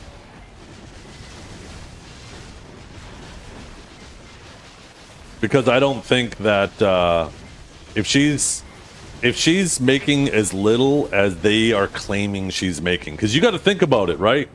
Whether you're looking at it from Blue's side, Blue's argument, or Choice's argument. Blue's argument is Janai is making less money because they're not real views. Choice's argument is Janai's making less money because her views are from different regions that earn her less money. So either way, they're both acknowledging she makes less money.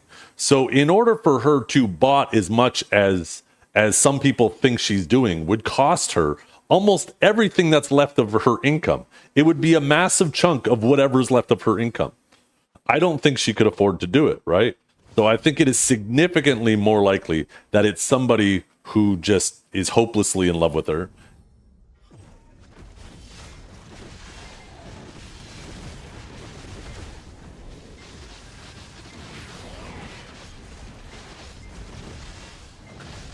But why buy bots for a streamer instead of subs? I don't know.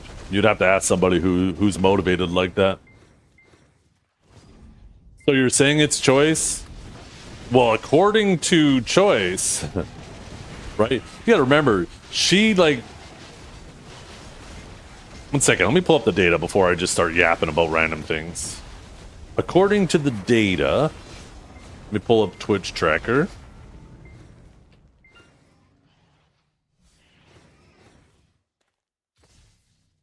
Leave me alone, crab. I'm trying to do something.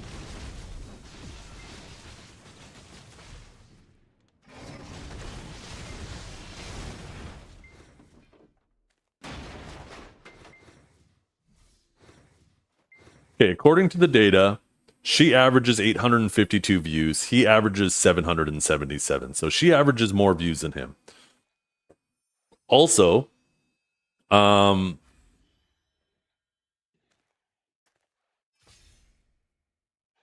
the last 3 months, we'll grab as much data as possible.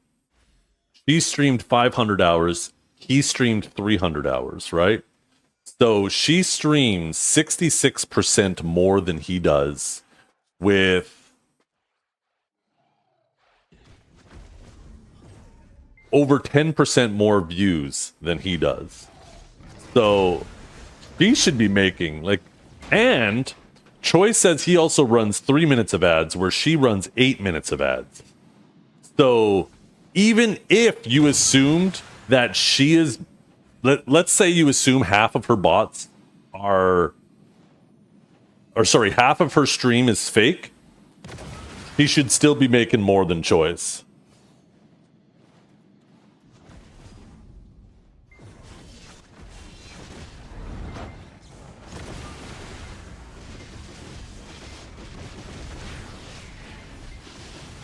Let's see. Oh my god. Look at all the people co-streaming. You know what's kind of funny about that? Is if everybody does that, then nobody benefits from it if there's that many people. But nobody really benefits from it, but everybody who doesn't become involved in it gets punished for it.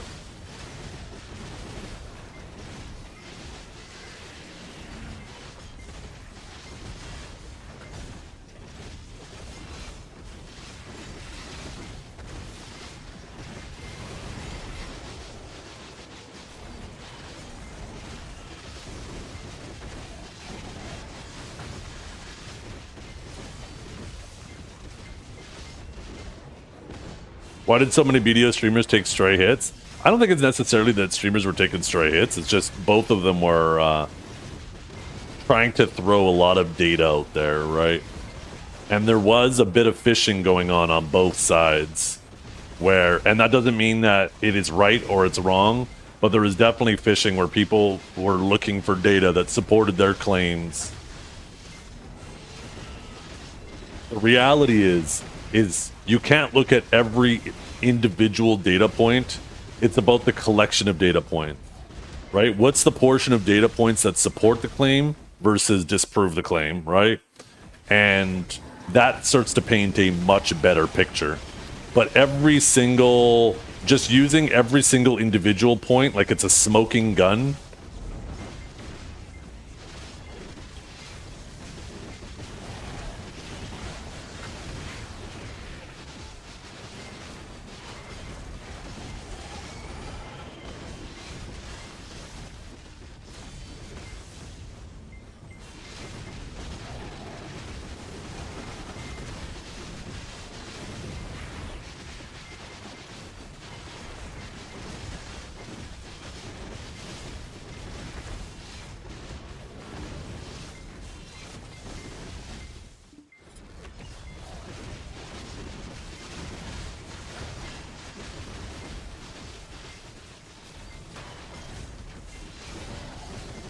well, the thing about Ellie too is even Ellie acknowledged that there was something off about her data for a while, right?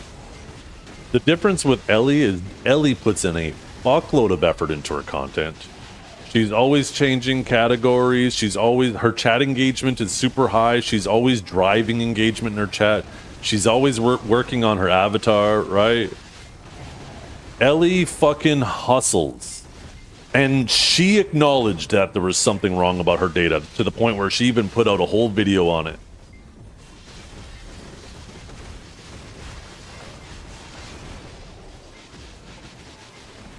And Blue's right. Ellie handled it exceptionally well. She said, yeah, this does look odd. But in terms of the level of effort that they put into their content, it's a night and day difference between Ellie and Janae. Any girl streamers I like? Asian Bunny XO. No, kidding aside.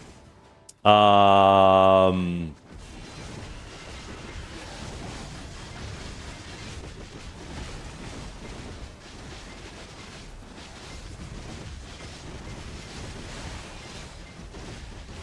don't know. I don't think I like any female streamers. They all got cooties, you know? I was trying to think of something clever to say because I know like Kiwi and Nikki are here. But I had nothing, so I had to go with cooties. I'm sorry. But yeah, I like their streams. I like Ari Love. I really like her stream too. I like how real she keeps it. Like she doesn't try to pretend like she's not playing the game, you know? She's burping on stream. She don't give a fuck.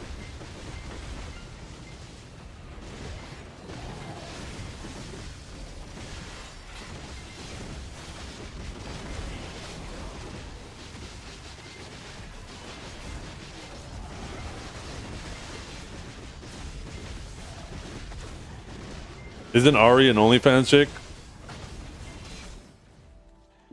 Not Ari. Well, Ari Love might be too. Honestly, I haven't looked into it. Just every once in a while, I'll see her stream live. She used to stream BDO. She used to bait enhancements like fucking crazy. So every now and then, if I see her live, I'll pop in her chat and I'll say hi. It wouldn't surprise me if she had a link to other content in her bio.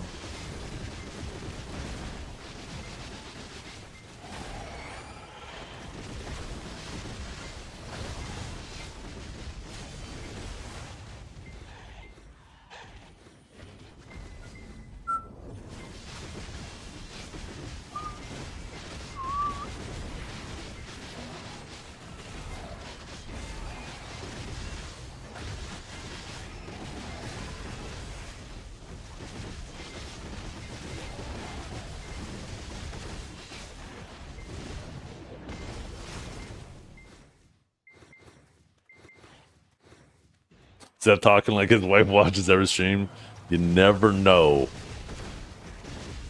You never know. Did you buy your Shining Elk Stone? No. I'm already a third of the way clicking it. I have no interest in... The thing about the Elk Stone is, yeah, it'll be a nice little upgrade. It's probably one of the biggest of all the upgrades I could get right now. But it's one of the reasons that I have to log in. It's something for me to look forward to every 5 days. So if I buy it, I don't have that thing to look forward to anymore, so I might as well. If I had like a ton of shit to work on and look forward to, then I would just buy it for sure.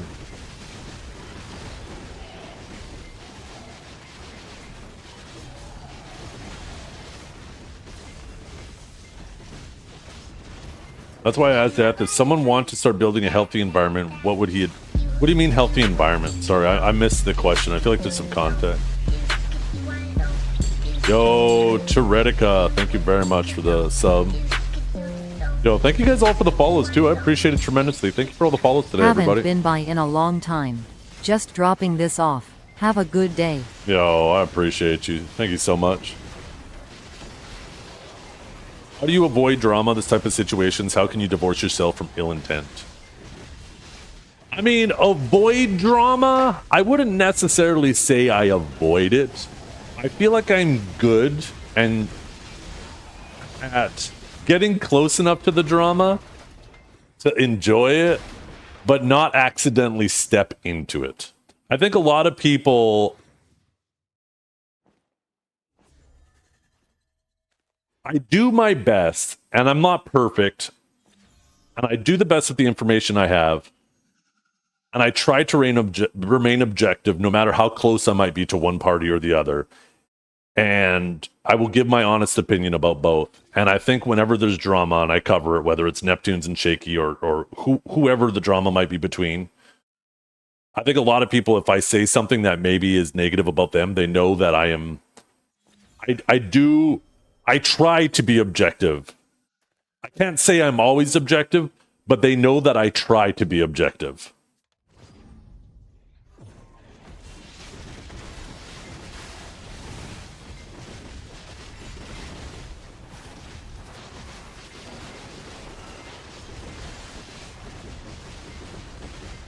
I'm employed. What did I miss? Everything. The whole world has changed.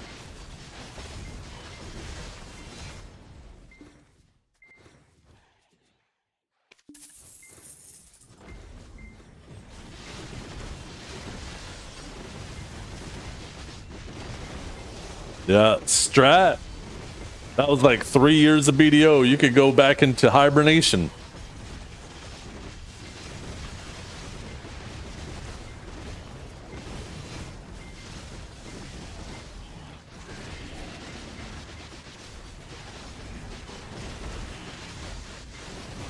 I'm Team Zethian? Hell yeah. Us Z's gotta stick together.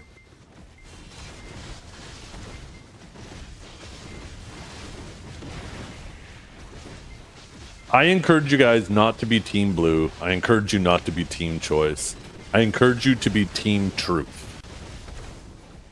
Do your best to seek the truth. Don't try to position yourself that identifies with one side or the other. Because the more you go down that road, the harder it will be for you to, like, the more you make one side part of your identity, the harder it will be to be objective when evidence comes that potentially could shift you.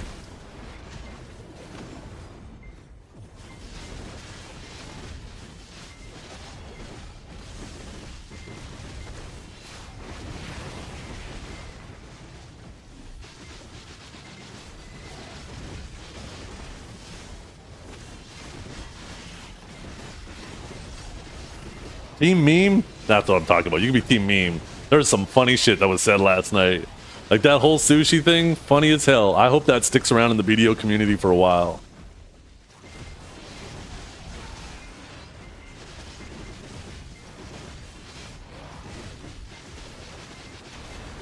Samuel, what are you doing? Harassing people on Arsha? Huh? What are you doing? You need to cut that shit out.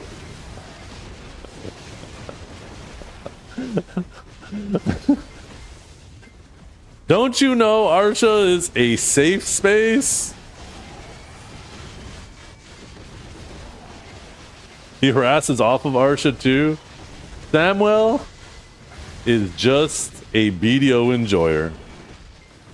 I genuinely believe Idania should be a permanent PvP zone on all regions. And if you want to have a safe space, you have to use Marnie.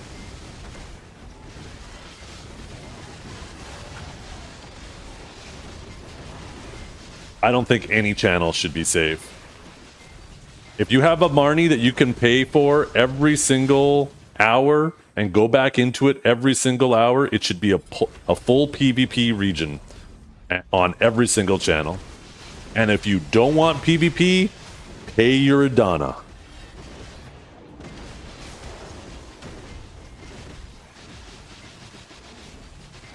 Throw a coin to your Idana.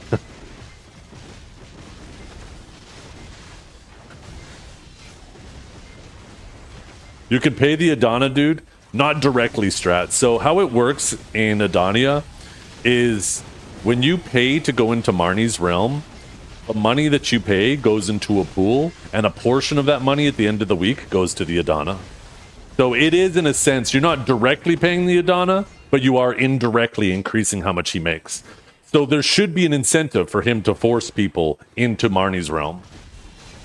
A portion is generous. It's fucking pennies on the dollar.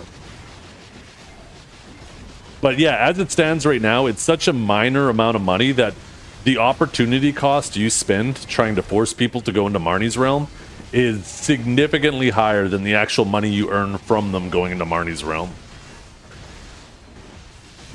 It's such an inconsequential amount. That's why I feel like Adania's realm should not only be full PvP for the Adana, but for everybody. I feel like everybody should go. Like, it should be the wild, wild fucking west out there. And if you want to save space, pay the Adana. Otherwise, you're at risk no matter what channel you're on by anybody. Anybody can come fuck with you. And then the benefit the Adana has is they don't have to go to node. They could respawn on the spot.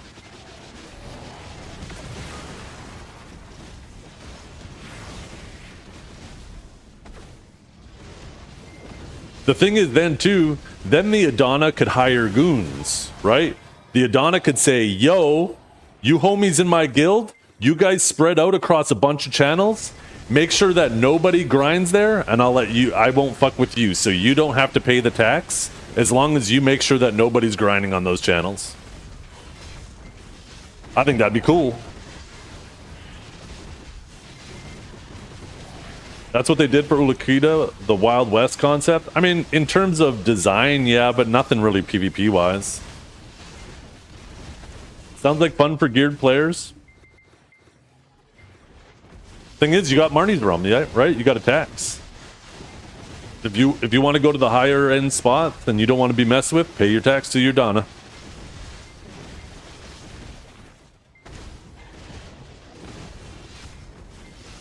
Not only is it fun for geared players, but it's inspiration for undergeared players to get geared.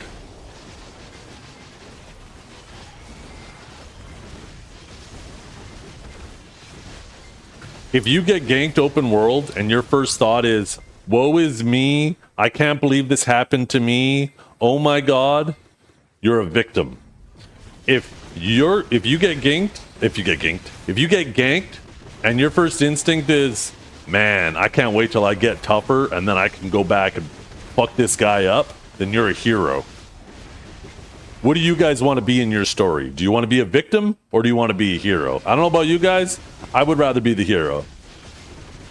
I would rather be the underdog that rises up and rains hell on my enemies.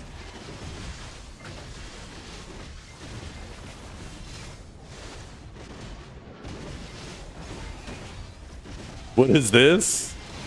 That's every other day, Strat.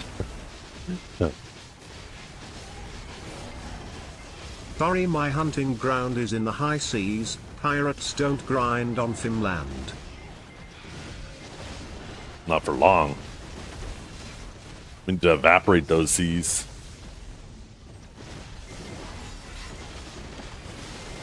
No, I actually didn't start BDO when it came out. And I used to get stream sniped by a lot of different people. And I handled it well. I also played a really bad class at the time. Warrior was absolutely fucking awful back in the main hand days.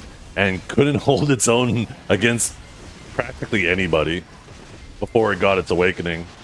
And yeah, I started a month late, and I had people who would show up and they would legit one-shot me. They would legit stand there while I'm trying to combo them, and they'd stand up and they'd just be typing the whole time. And I'm just like, stop! Stop! Stop typing! And they'd be just giggling away. And you know what that did? That fucking inspired me. That told me, hey, yo, I want to get geared. I want to be that powerful. I started years late. A month sounds nice. That's the thing, is the gap is so small now. The gap is smaller than it's ever been. People are so fucking geared. They throw so much money and silver at you. If you look at the proportionality of the gear difference between me and them now, I guarantee you it was way larger than you and I now. Or me and them then versus you and I now. It's all about that proportionality.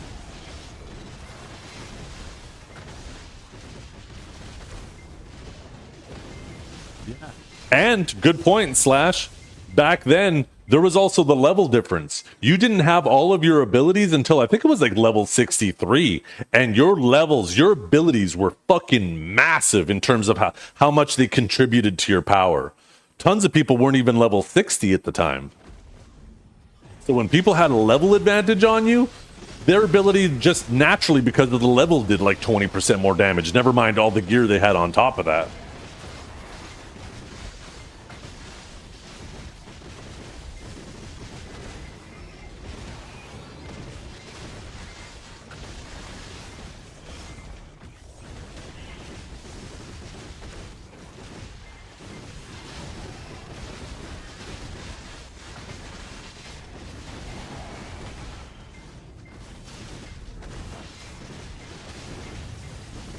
How did you feel when you made 61 and got that Kaposha ring?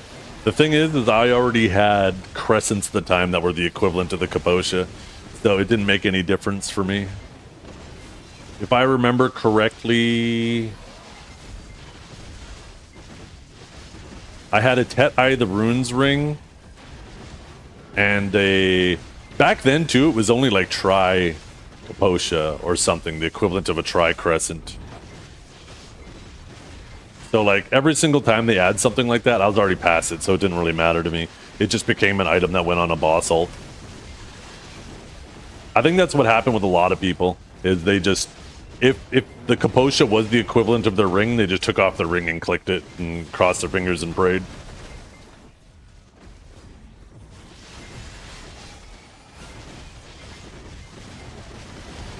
Why are Volterra belts being sold out? Probably for Essences of Dawn. I think that's about the only thing that they're used for now. I'm not entirely sure.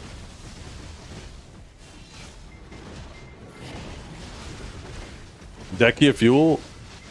Are people using Dechia Fuel right now? What Dechia spots are people grinding?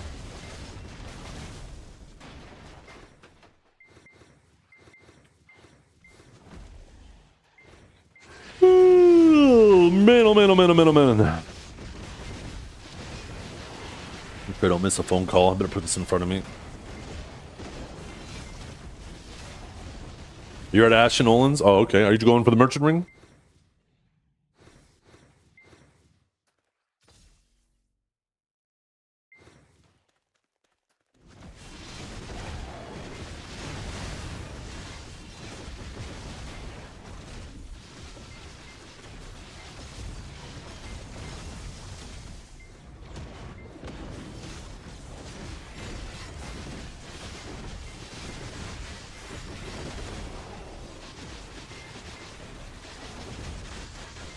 Tell the contractor to have off, you're at work.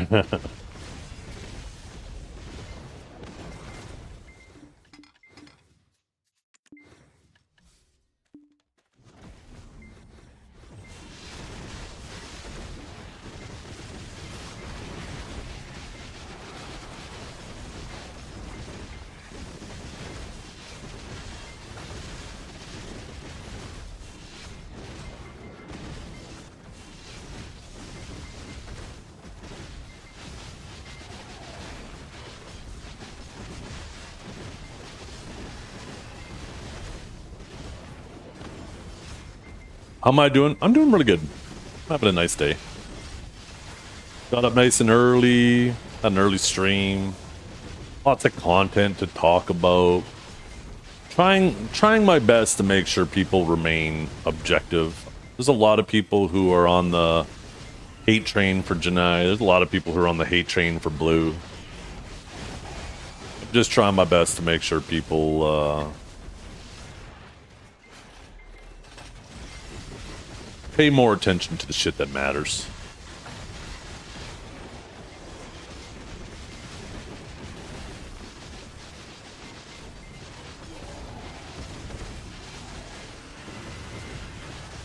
I feel like a broken record, but I think the reality is, and I've said this the other day, is we all in the BDO community, in this world, there's many roads that could have led us down different paths, to different areas, different things.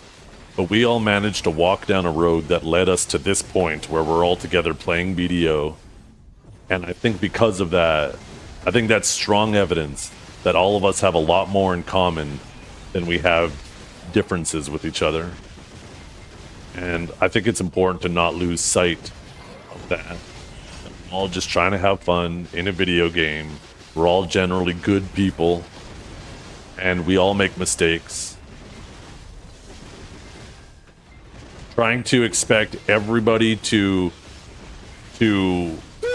act perfectly all the time is a completely unrealistic standard that you would never want people to try to hold you to.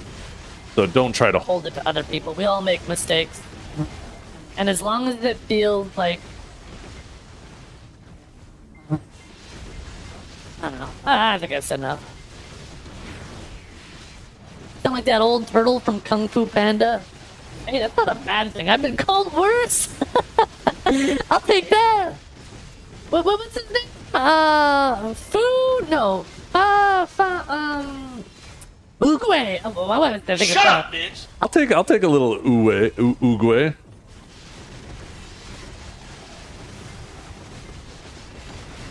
I want you to be saying these same things for when I come back to streaming and Viewbot to pay the bills. Yeah, you just got your name put on a list.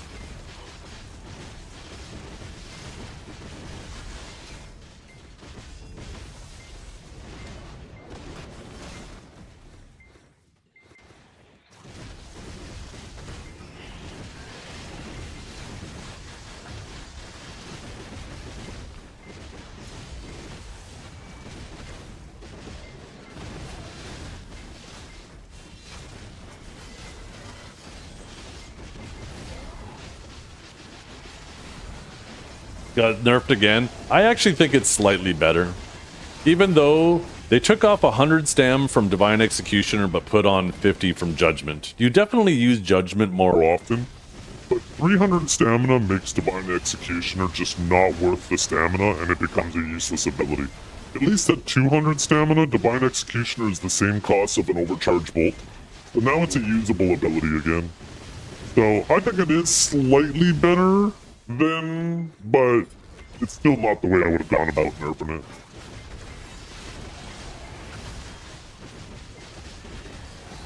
Shut up, bitch.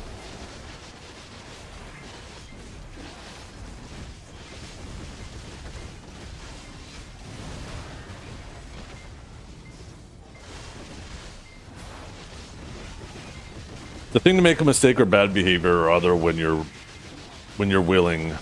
willingly not admitting it. I mean, some people are blinded by love though, right? Like, we've all done fucked up things for love, or looked past fucked up things for love. So, and once again, that doesn't mean that we shouldn't call out bad behavior when we see it. But I think, you know, that's just the reality of human nature.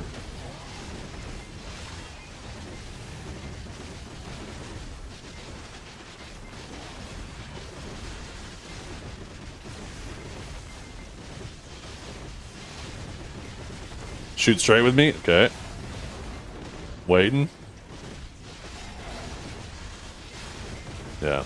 Yeah, you gotta remember, when you live with the person, if my wife did something fucked up and I called her out in public, like let's say we were at a family get-together or whatever, and she got into an argument with somebody and I started siding with the other person, she probably wouldn't say anything, and we'd go home and she'd be a little frustrated. In fact, she'd probably be a little happy, and I'd be kind of confused, but I'd be like, see, I guess I was right. And then in the middle of the night, I would wake up with a pillow over my face, and then the next day I'd be carried out in a body bag. So yeah, I ain't going against the wife publicly, not a fucking chance.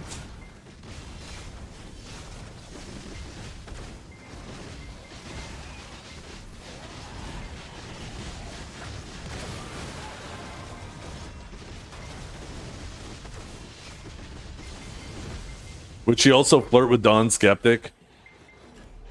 I mean, I think she said that jokingly, but it was an extremely inappropriate time to joke like that. After that man has been on stream battling for her for 6 hours, she was certainly a little disrespectful, but I do think people are blowing that a little out of proportion. But it was certainly disrespectful. It was bad taste. I think it was intended as a joke, though. I think if it was like a week separated from it going on, not in the minute of it going on, and she was like, yeah, Don, where were you? I should have had you defend me, and that conversation happened, I think it would have been much easier for people to take it as a joke.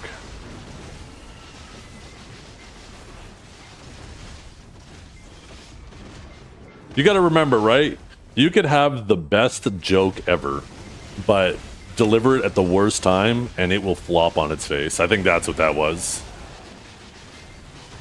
There's a reason why some comedians are goated and some comedians just, you know, kind of, for lack of a better word, flounder. Is because good comedians have timing. They know their audience. His timing is everything in comedy. Every fucking thing.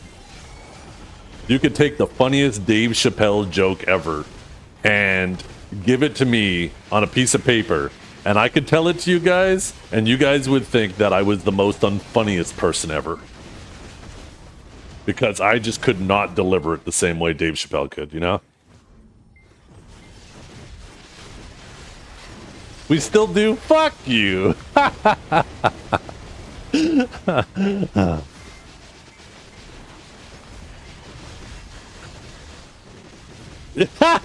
Strat. Yo, I don't think he's allowed to be saying this joke.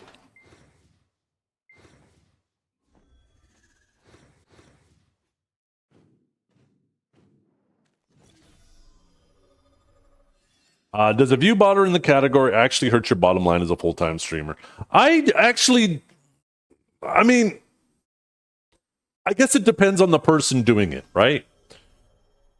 In the case of Janae, I actually don't think it negatively affects me at all. Let's assume that all the claims are true that Blue made, and she is botting 900 views or whatever, right? Let's pretend for a second that this is real, for the sake of this little thought experiment. I personally find her content very boring, and most of the time she's just sitting there, and I have periods of time where I do this too, and you'll see my chat activity just fucking drop off the planet, where I'm just sitting there, not commenting, not conversing with you guys at all, and there's nothing going on other than me hitting mobs, right?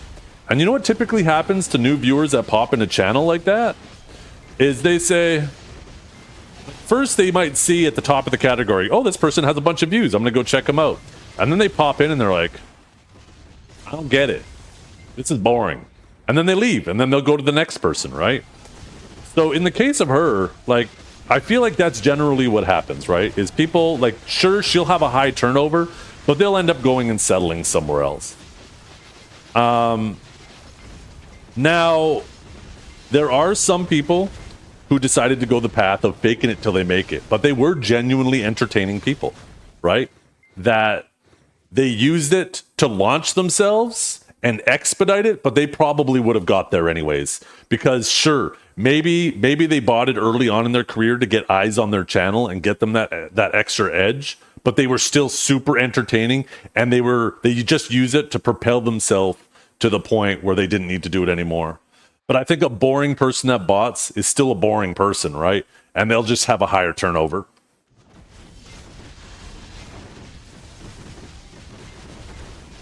Yo, good morning, Etsu. How you doing today?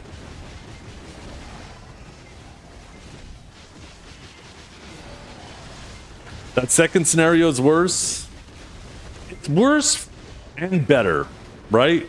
It's worse in the sense that, yeah, this person is entertaining and now they're soaking up views. But if they're more entertaining than me anyways, and people are staying there, then I just need to do better, right? Because I don't think it necessarily matters so much where people go initially. It matters where they stay and why they stay. And if they go to a stream because it has a lot of viewers, but they end up staying because the person's entertaining, then good on them, right? They're entertaining.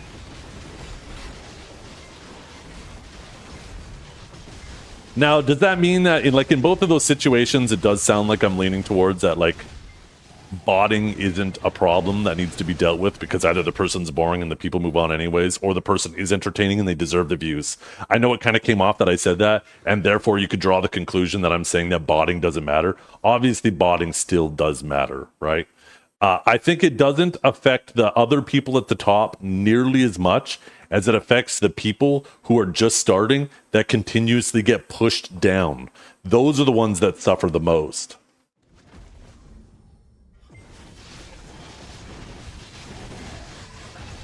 Because when you get, it's one thing to be pushed to second, third, or fourth place, or maybe even the second row.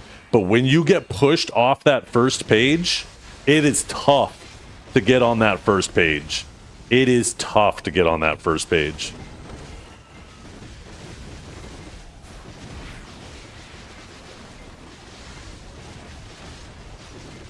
All you have to do is make one change and right above the camera, attractive woman with webcam.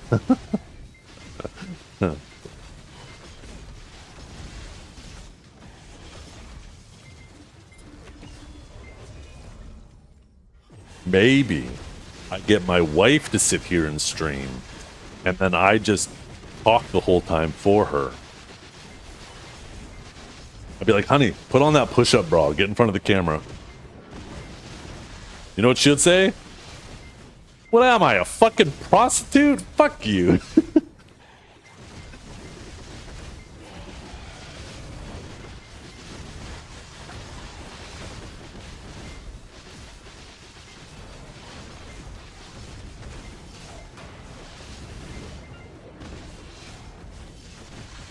Yeah, all of a sudden out of the blue.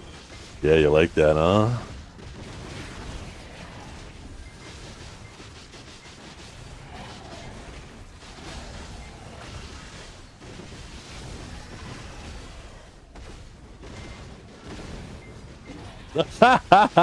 Pizza police, where did you find that? Holy shit, how long have you been saving that for?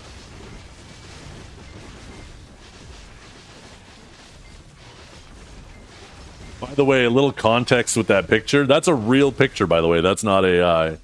But my daughter dressed up as Wonder Woman one year, and she had a wig, and I put it on and took the picture because the wig matched my fucking, like, it looked perfect. This is the picture for those of you who didn't click the link.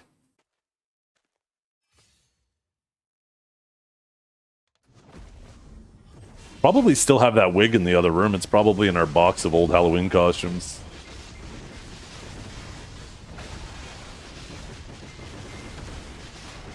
I wonder if I could go find it right now. It might be easy to access. Just 1 second.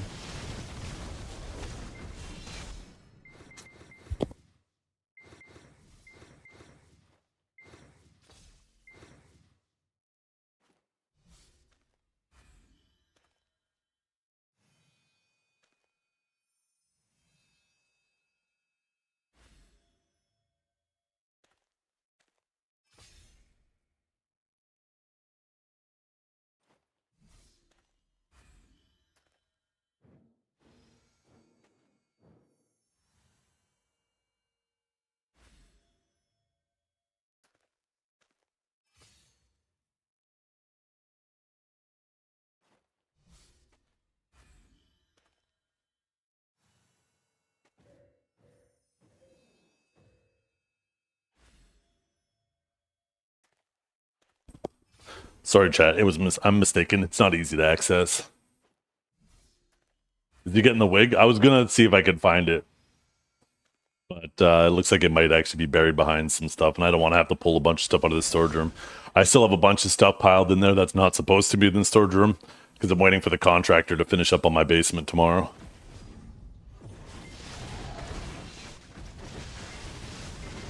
It should be in the bedroom now.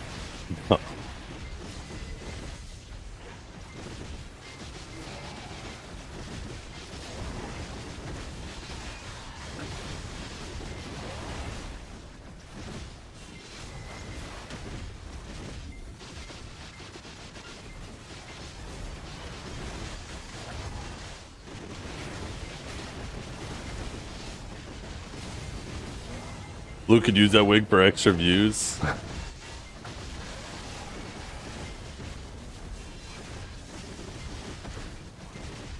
Wig stream Friday? Wig stream Wednesday, you mean? Oh, it is Wednesday too. Oh my god. Maybe I need to go try to dig it out. Thing is that I'd have to pull a desk and like 2 totes out of there, and I don't even know if it's still there. We might have got rid of it. I just know there was a couple boxes of Halloween stuff, and one was like some Halloween decorations for out front. I was hoping it was in that one, and that's the one I have access to, but the other one is like buried behind some stuff. Okay, fine. Fuck you. I'll take a little bit of a better look. It might take me 5 minutes. 1 sec.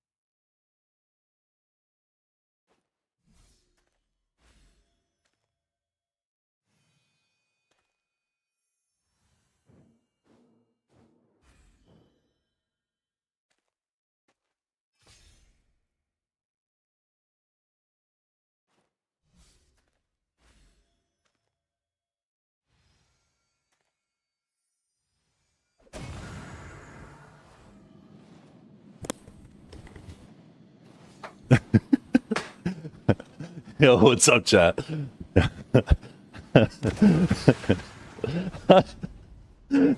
How y'all doing today?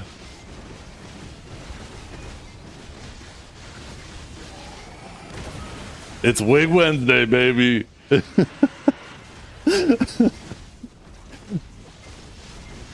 Yo, Nikki, how old do I look now?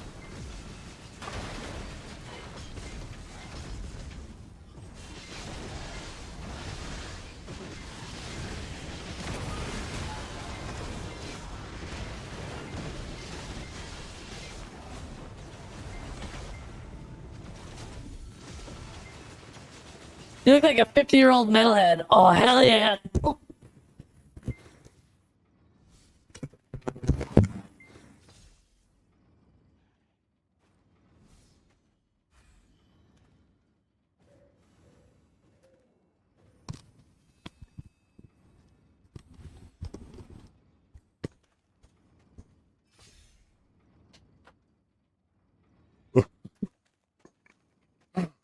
Who's this beautiful woman?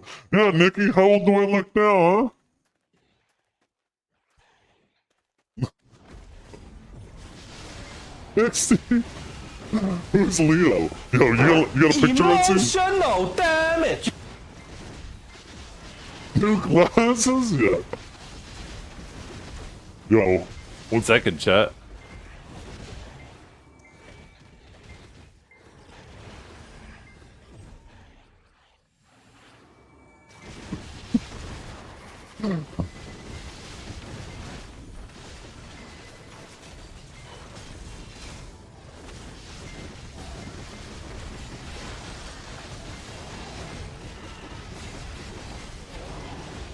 I feel like I messed it up a little bit. I feel like it looked a little bit better before.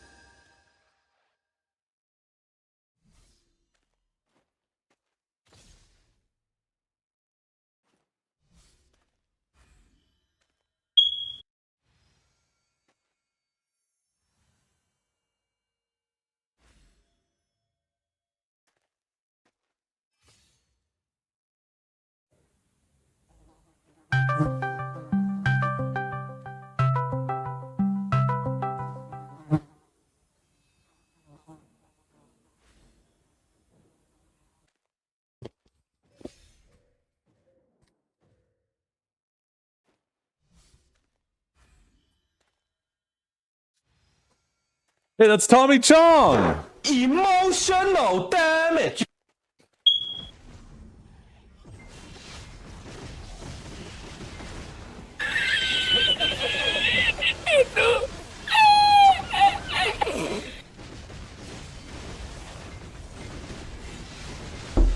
Yeah, now I'm gonna get all the views. All of them. They're all mine.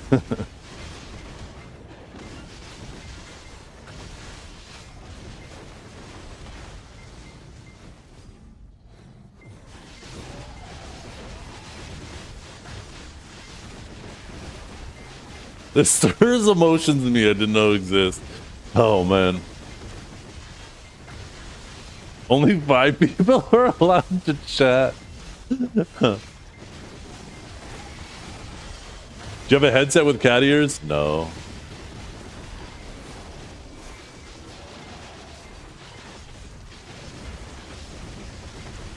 Oh my god, chat. It's me, Zethiana, who's ready to get their clams wet underwater.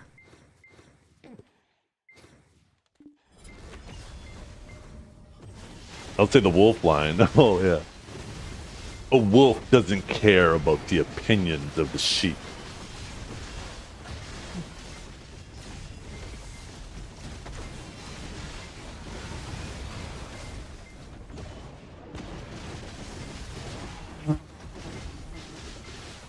No, oh, Etsu.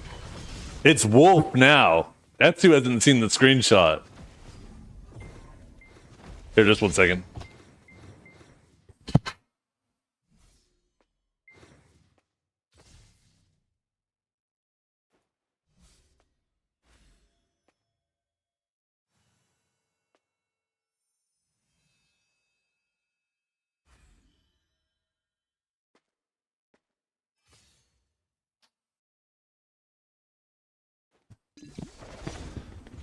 Since I have the Halloween costume bag open, one year my daughter went as a wolf. This is too small for my head. I can't get it to stay on. Between the wig and my giant fucking head, it doesn't stay on.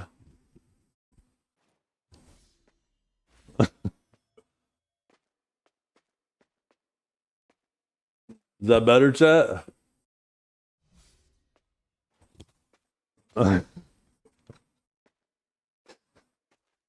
Weird looks back, yeah. Oh shit.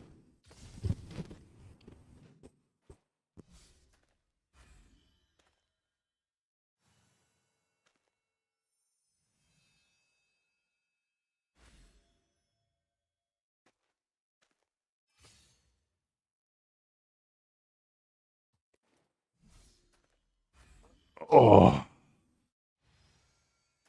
I don't know how people have hair that long. I was getting so fucking hot. Holy shit. I play this game way too fucking much.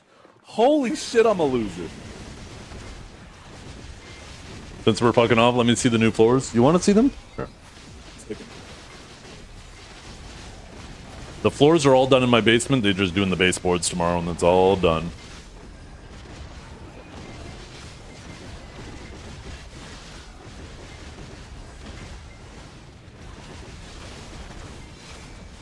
Cheer 1069 gotta throw a tip for that. Oh, yo, thank you so much for that. Okay, here, I'll show you my floors. How am I doing? I'm doing pretty good. How you doing, Rizuka? Okay,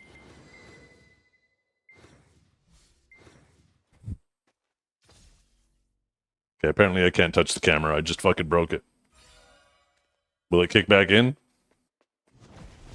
Apparently the USB-C cord is extremely sensitive.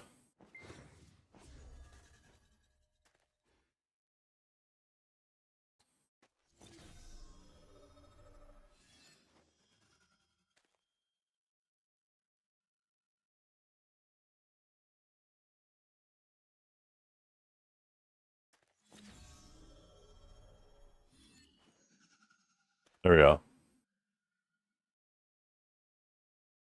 So yeah, these are the floors. They're fucking awesome.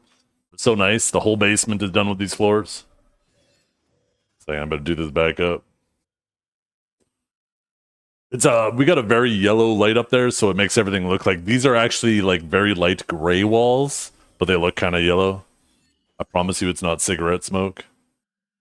Nobody smokes in my house. Where's my camera thing? I gotta set it back. Bing. There we go. Actually still slightly off. Hopefully I don't fuck it up again. I gotta figure out why that USB cord is so sensitive.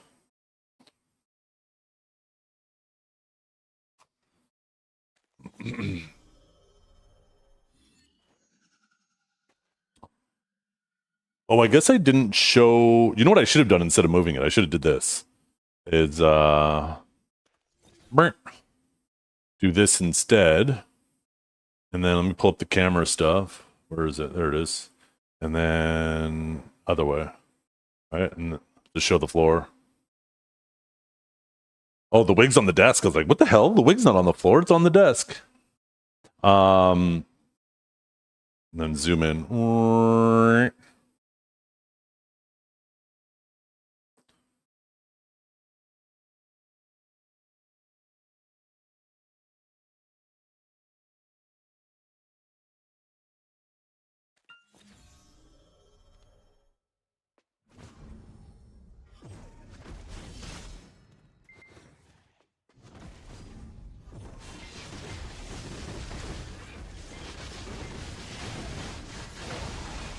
Oh, what is this deviled bean? I'm scared of any clips.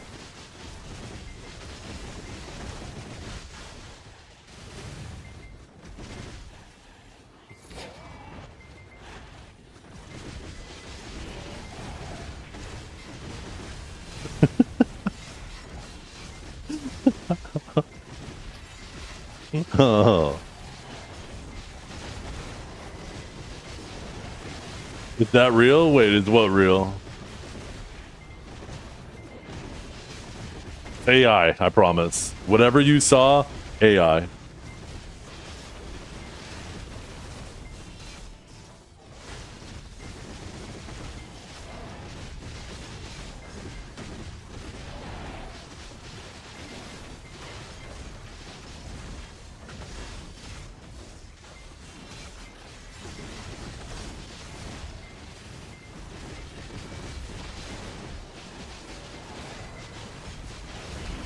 When your wife asks how your day was, show her that clip. I should.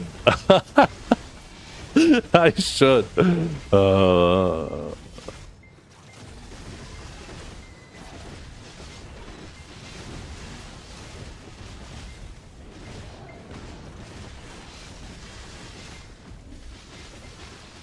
There's an old picture of me dressed as a unicorn. Went out trick-or-treating with my kids, and they wanted me to dress up. So they had... there was a unicorn outfit that my wife wore like a year or two prior, but it was way, way, way too big on her. So my kids wanted me to dress up, and I was like, ah, fuck it. So I barely squeezed into the fucking thing. It was so tight. It was like wedged up my ass, but you know, you do it for the kids. Did you fill your wife in on the drama? She had to listen to part of it. I picked her up from work and I had that shit playing on the radio in the car, on the Bluetooth on the car.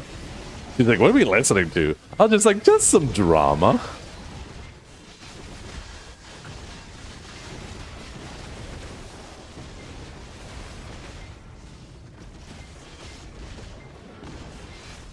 We chillin', living life, business is good, family is good. Kid number 2 is currently cooking in the belly oven. How are things with you and the fam? Yo, I'm happy to hear that, man. I'm happy to hear things are going good. Congratulations on the second baby on the way. It's fantastic here. Got a belly full of food, warm house, get to play video games with my favorite people. I cannot complain. I'm sure I can find something to complain about, but there's much more to celebrate.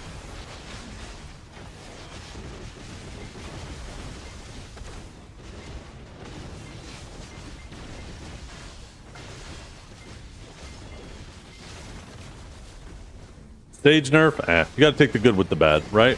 You gotta remember, the bad, it's the contrast that the bad provides that makes the good feel so much better.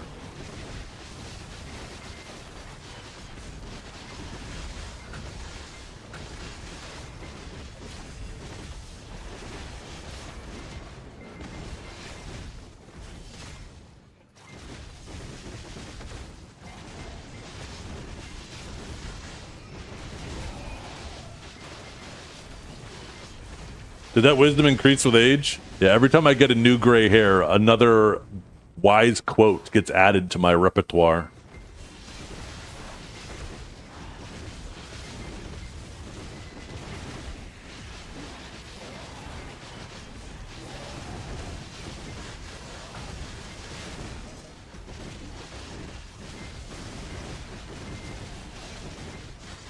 Pubes count for 2 points.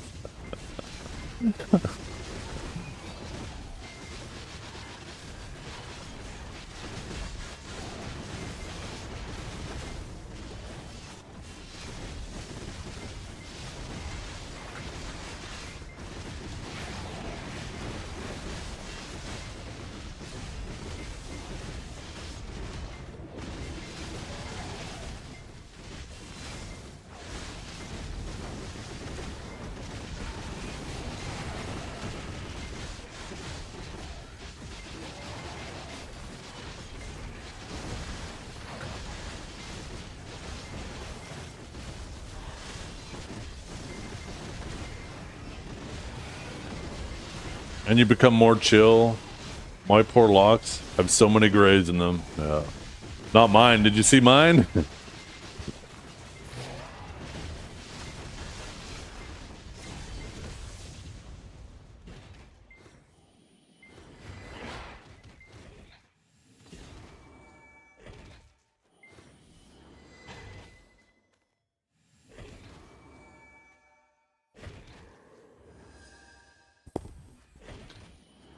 I actually need to dye my beard.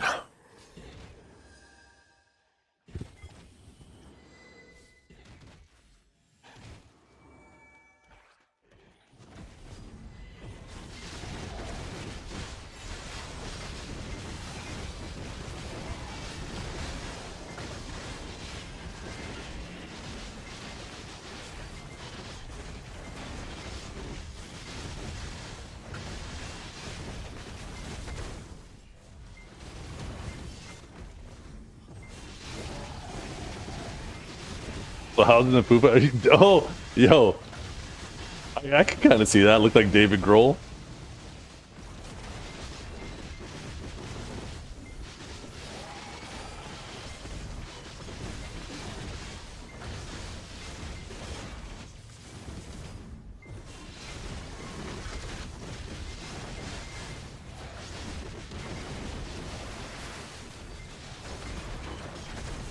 Maybe I need to change the camera to get rid of the background and make my camera bigger. How's that, chat?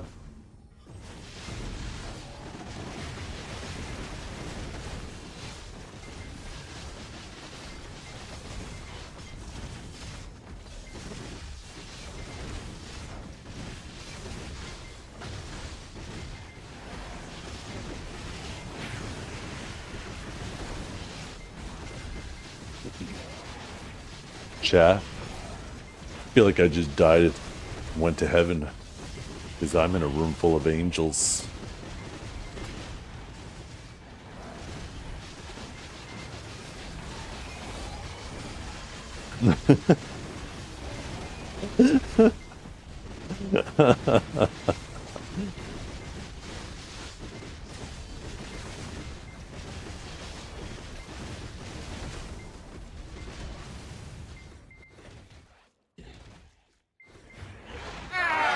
Actually, where's the on-screen chat?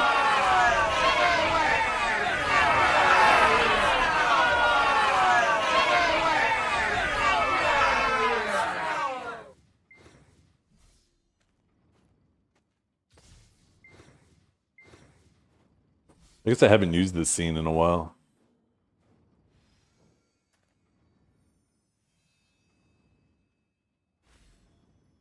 Oh, there it is.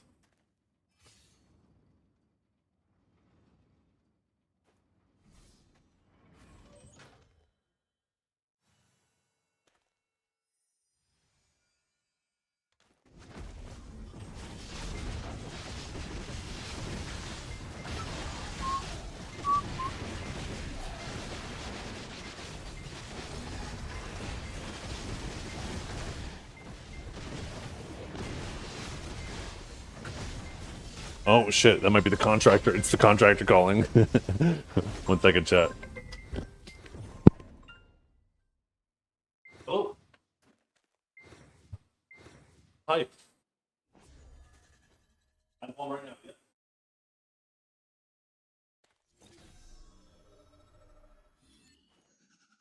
Oh my God, look at that I am beauty. cheating. I am a Sestiana looking extra sexy, and it's making me bark. Fuck!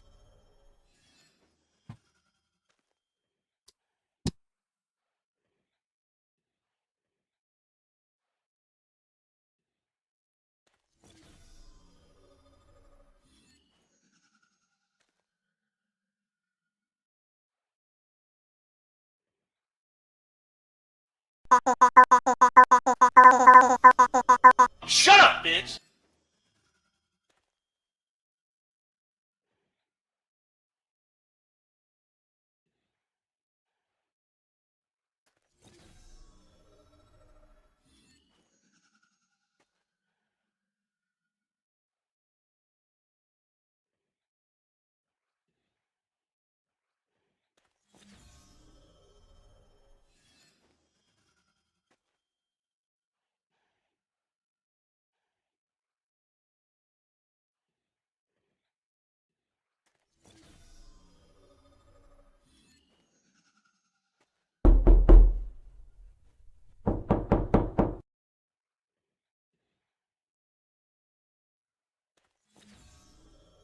OMG, Becky, look at me.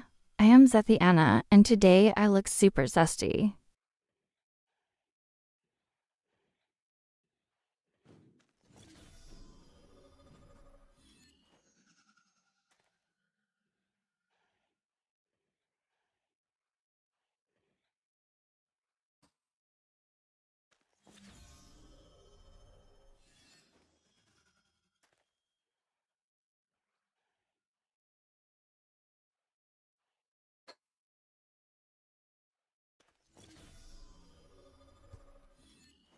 Okay, sorry about that, Chad. I'm gonna have to go AFK here in a little bit. They're gonna come and take a whole bunch of measurements. So we're gonna have to go AFK. It shouldn't take too long. They're just measuring a bunch of stuff so they know how much to bring in. But fun time's over.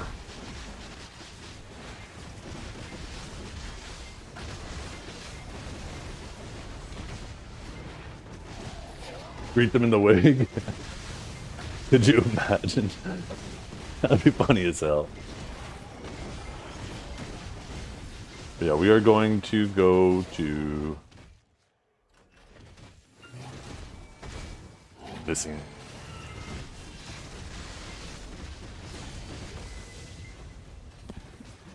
Because they got to take measurements in this room too.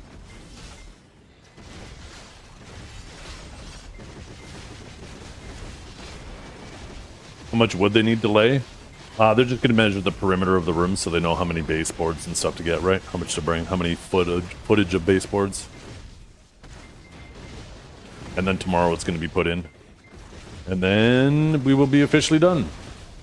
Hide the wig. I actually just put the wig away. The wig had to be put away in a hairnet to make sure like it's all held together properly and doesn't get all tangled. And then I put it back in the bag and then back in the bin and back under the table.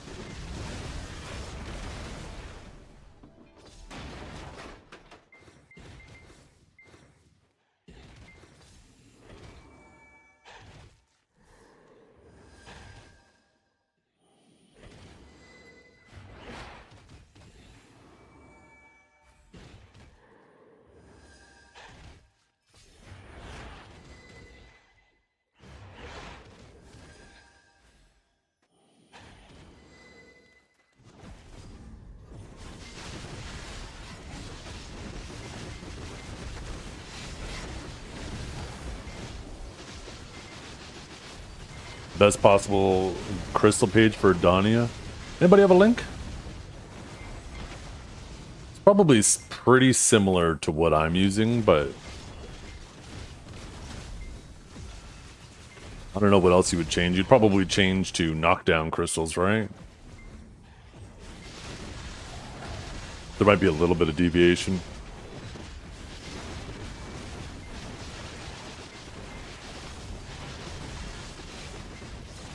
Ooh, there you go. Hell yeah.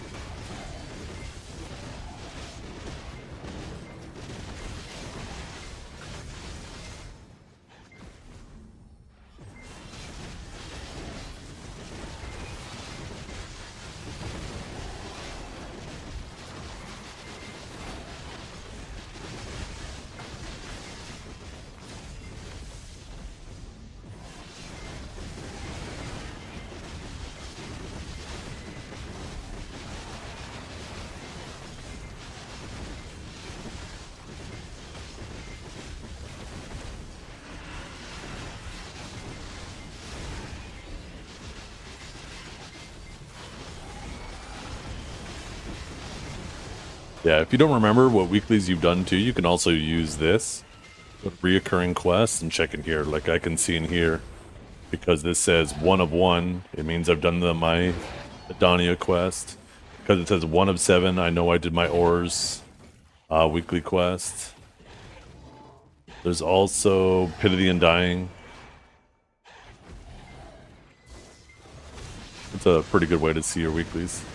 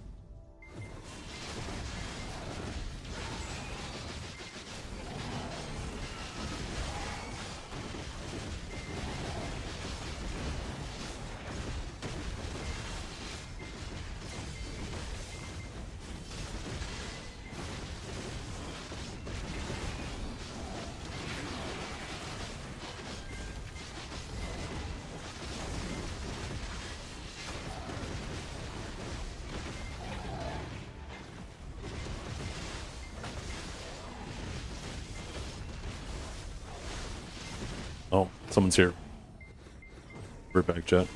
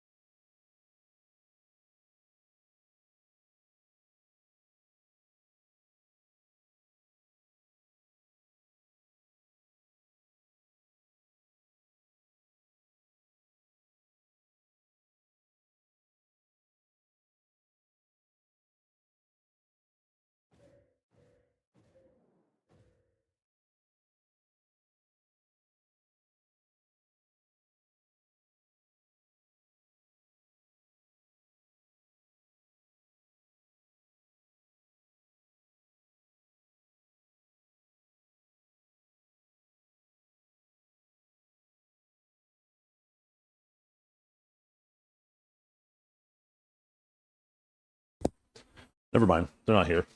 I think it was my dog jumping around or something.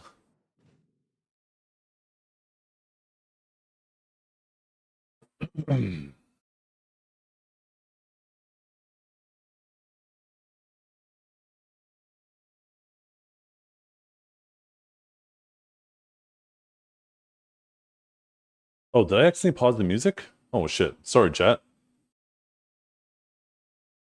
I paused the wrong thing. Well, it's a good thing it wasn't them, because you guys would have had to sit here in silence for a while.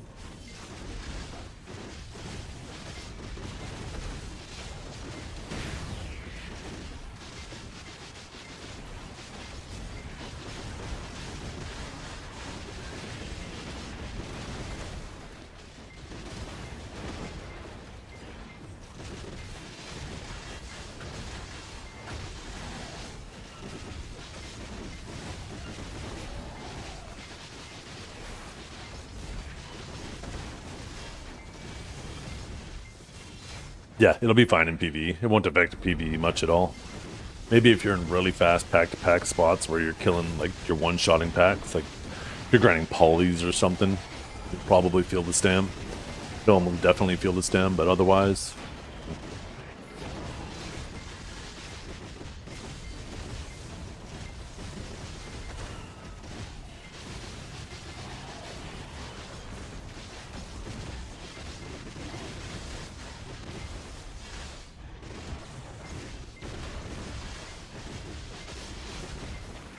PvP will be a lot more noticeable.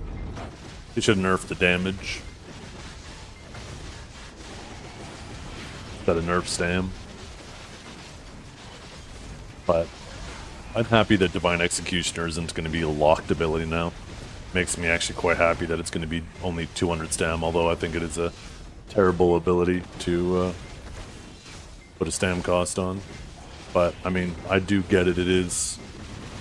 It does make sense to have movement abilities with stam. Just we have so little neutral in our kit.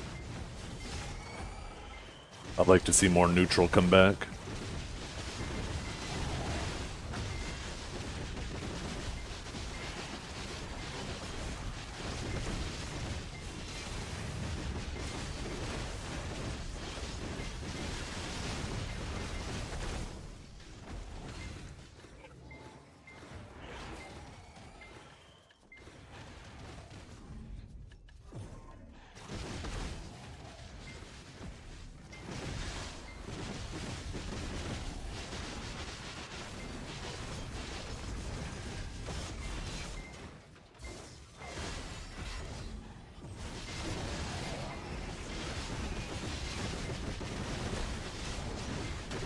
The thing is, though, about Sage, this is the thing that people don't like about it, is it actually kills you standing. It doesn't necessarily need to combo you, when it can just slowly chip away at you with fully protected movement.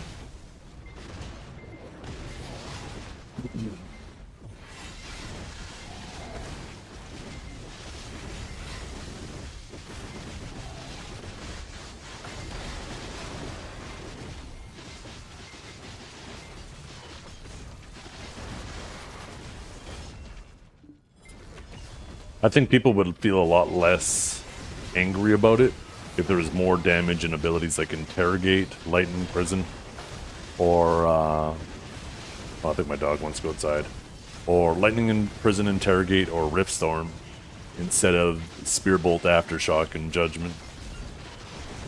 Because its first three abilities are all static abilities where you're standing still, and you can punish them with grabs or trade into it. Where those other 3 abilities where damage currently is are all fully protected movement abilities that are also doing damage.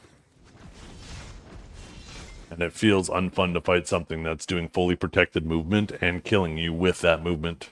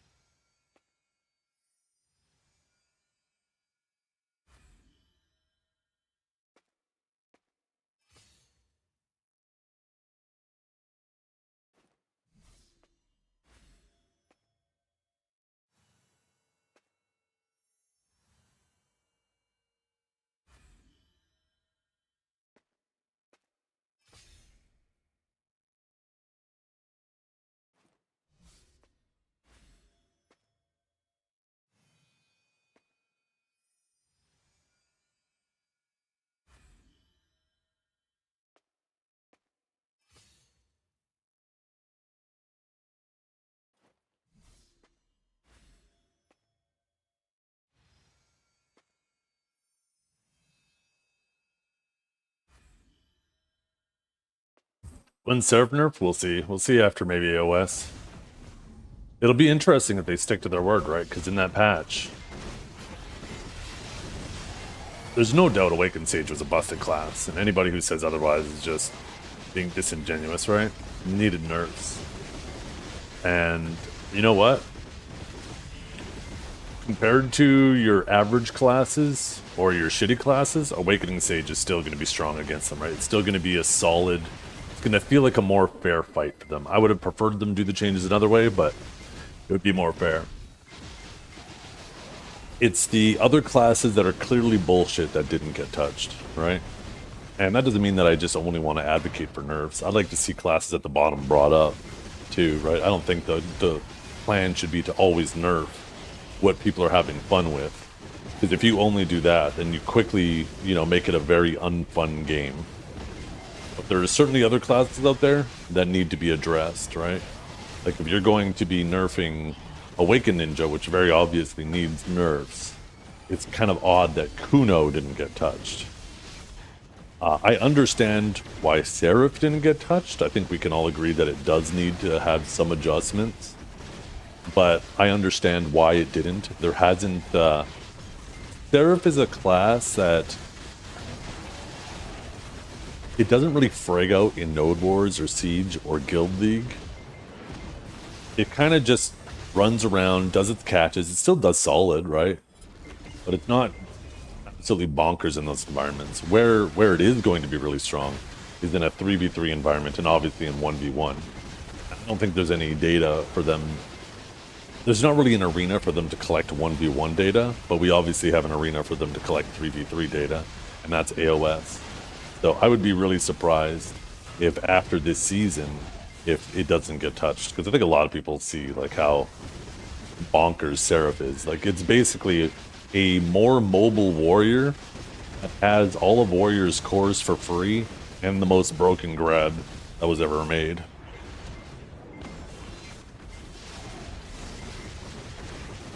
Now, will it perform the same way Awakened Sage did when it was at its most busted? I don't think so. I don't think it'll be that level of Thanos.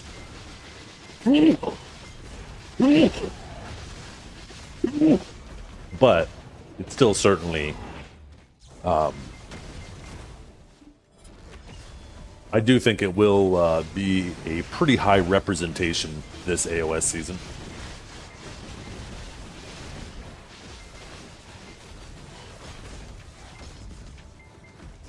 One second. I just heard something again. I swear to God, I must be just hearing things.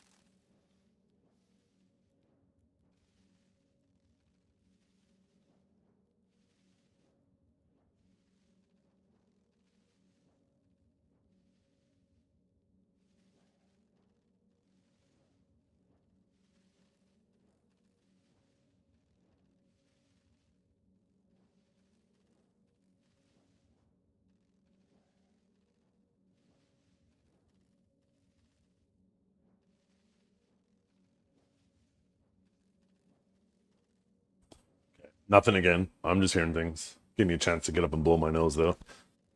Every time I sneeze, I don't know about you guys, it's like the waterworks opens up. By the way, thank you for all the follows today. We got a fuckload of follows. An unreal amount of follows. I appreciate you guys all coming and hanging out today. Just a heads up, too, to my regulars. I probably will not be streaming tomorrow. They're going to be coming. They're going to be working on the... finishing up my basement, so I might actually just take tomorrow off and actually get some stuff done. Would you say it's a suspicious amount of follows? No. Considering the content of today's stream, no. A day off, I know. I would much rather have been on another day, but you know, beggars can't be choosers. I'm going to be happy to have my basement finally finished. And then I can start putting stuff on the walls and my microphone won't sound so echoey. Right now, most of the walls down here are bare.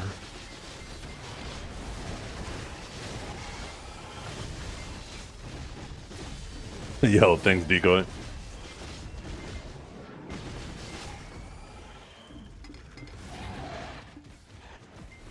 Your mic sounds fine. Yeah, it could be better though. I know that. It's it could be better, and it will be better once I get stuff on the walls. My voice won't be bouncing off the walls so much, and you'll notice it'll sound a bit better.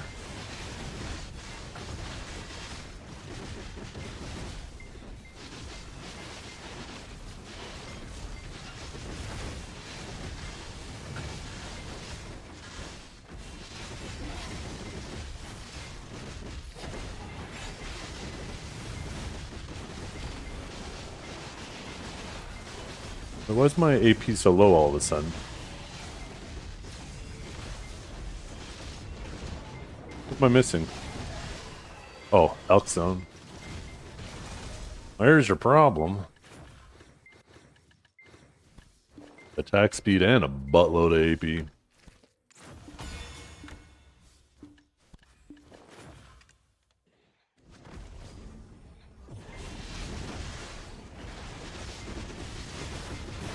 I'm doing pretty good, Renegade. You just get your first T5 pet. Are we able to change a T5 pet skill? I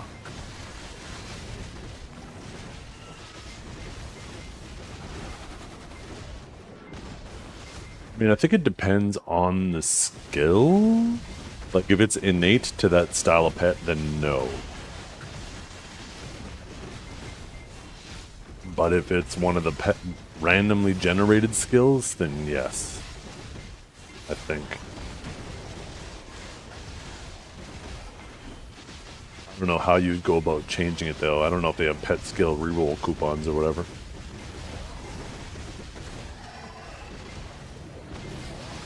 What's my stream title about? About last night. There was about a 7-hour yelling match between Blue Squadron and Choice, primarily revolving around Janae, but deviating from the actual crux of the conversation plenty of times.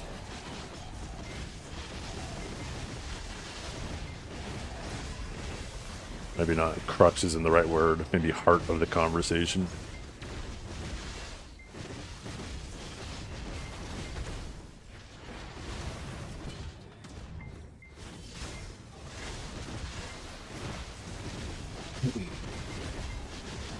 Was there a winner of the PvP? Pat was the winner, Janae was the loser. Choice and Blue Squadron were the gladiators. The second person he had there, I didn't actually catch that. I might have to go watch Blue's VOD later, but apparently he started having a conversation with Lunar after.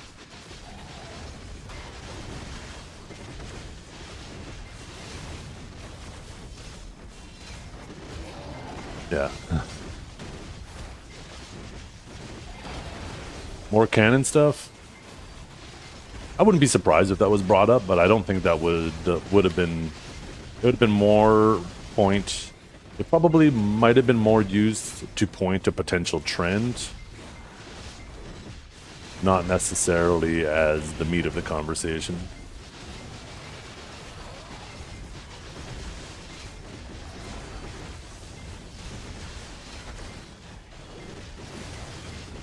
Did Blue release the sea monster hunting evidence? I mean, whether Choice swapped guilds and sea monster hunted or not, doesn't matter. Now, you can make a moral argument if he was doing RMT, which is against the terms of service, but if you can't show the proof of that, then there's no point mentioning you have proof of that. You can't just say, I have proof, but you're just gonna have to trust me, bro. It just feels like nonsense when you're doing that. Vice versa, Choice could have very much proved the claims that he was making about Janae's channel, about the revenue and about where her primary audience is, because all of that information is available on our dashboard. And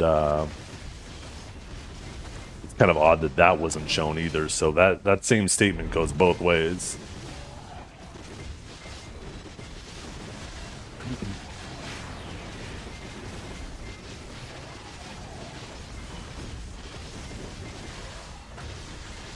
Blue, I only saw one screenshot Blue showed, and I might have missed something, right? Because I was out at the grocery store and stuff, but saw one screenshot where the person was asking to not have their information leaked.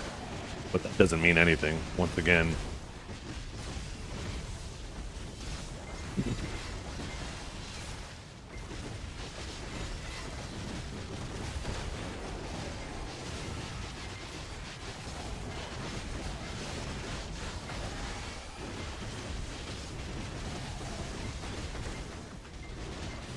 You can't use proof as leverage if you're not willing to show the proof. You can't say proof exists and therefore I have leverage, but I can't show you the proof.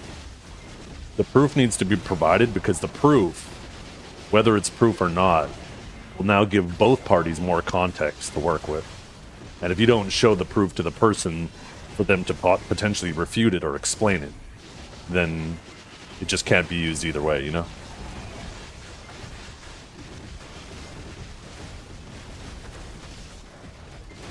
But, yeah. Choice did muddy the water in regards to sea monster hunting for a bit. It was verifiably false that sea monster hunting was way better than he was trying to make it seem. Way, way better than he was trying to make it seem it was. He was trying to say it was competitive with, like, top-tier Hystria when it was at its peak. Maybe I misunderstood. Maybe he was talking after nerfs, but I'm pretty sure when people refer to sea monster hunting, they're talking about it when it's at its peak.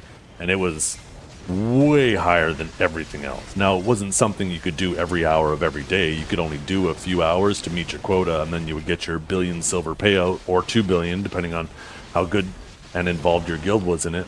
But it was typically just a few hours for like 1 to 2 billion silver back when people were grinding like 50, 100, maybe 150 mil an hour. But once again, like, if he was saying after the nerfs, then, like, what are we talking about? I think whenever anybody mentions... And that's what I mean about the water being so muddy with that conversation. There's so much deviation that was going on from points to things that really just don't matter. That it made the whole conversation muddy. Like getting into an argument about how many of the viewers in Janae's channel are fake and how many of them are real. Doesn't matter. Because whether it's 50, whether it's 100, whether it's all of them, you shouldn't be doing it, right?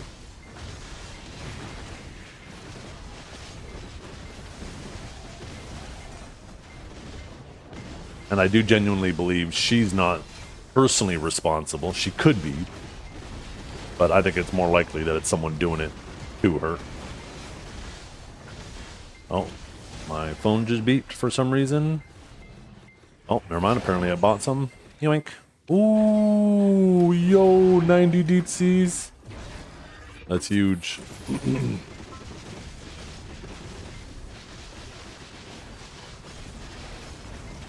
Bag of muddy water. Oh. I think I just heard my dog jump off the couch upstairs, which means someone's probably here. I'll be back, chat. We'll continue this conversation when I get back, if you remember where we're at.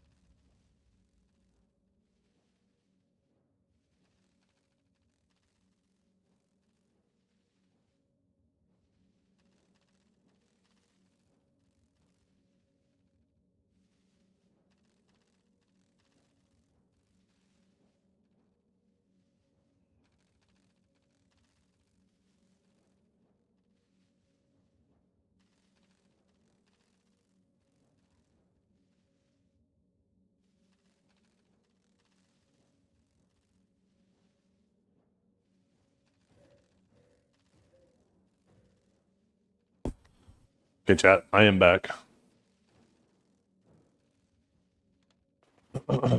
Sorry about that. Yo, how you all doing?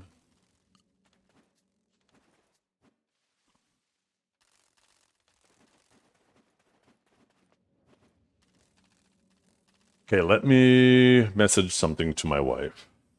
The person who was handling our case with our insurance, with our basement, the contractor, apparently doesn't work for them anymore. Which means a new person is being put on it, which I really don't like, because that means that a lot of the conversations that I had with the previous guy are now thrown out the door.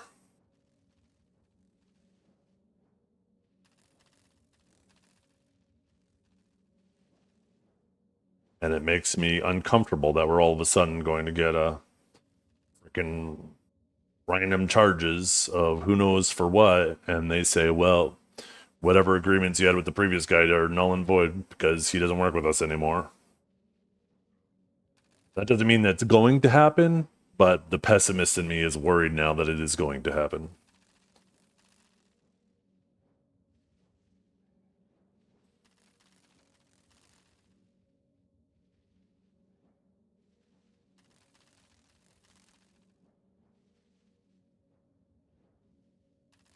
I don't think it'll happen because,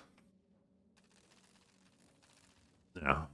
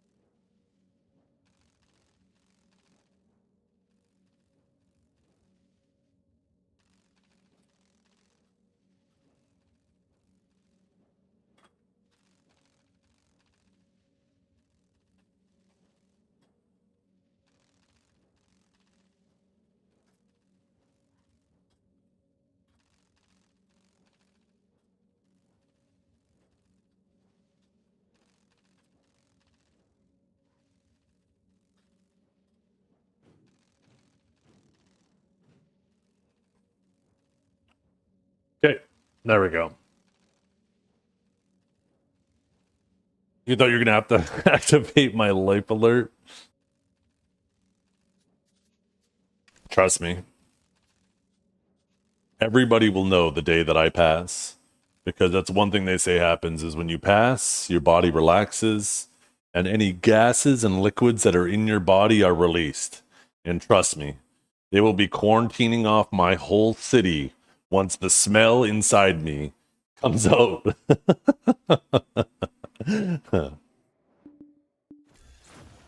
This city will be deemed a biohazard.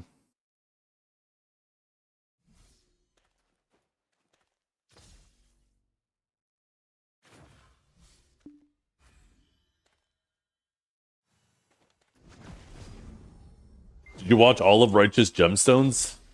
They're not making any more episodes, right? Because I do remember watching at least 2, maybe 3 episodes, or maybe more. We watched quite a bit of it. I know we watched all of what was available at the time.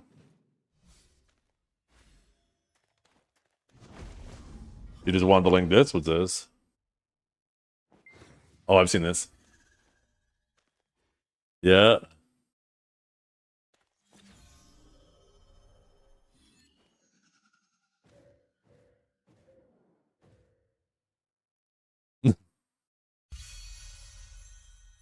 That was such a good show. I really like that show.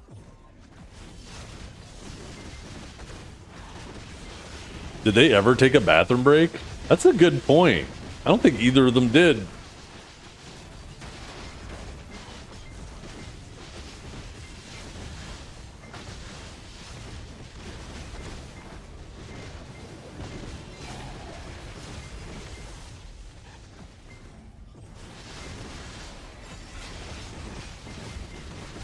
Oh, we can turn the camera back on now.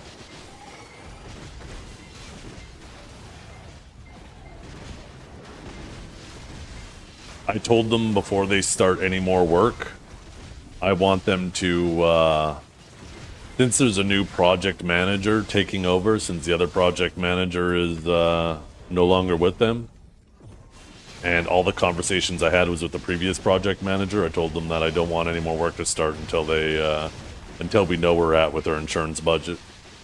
Just to make sure we're all on the same page. I don't want them to do more work if all of a sudden this new project manager starts adding in new things, right?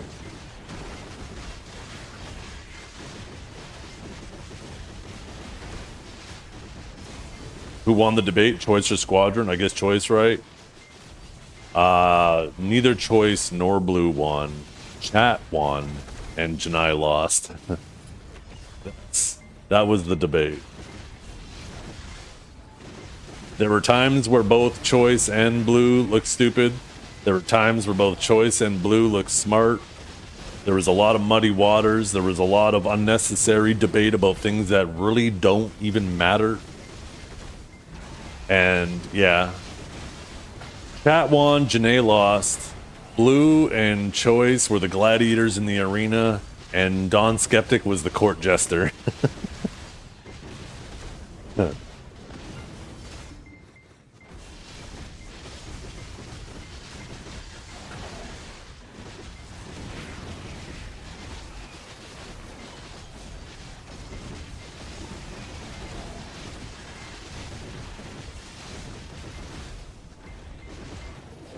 But yeah.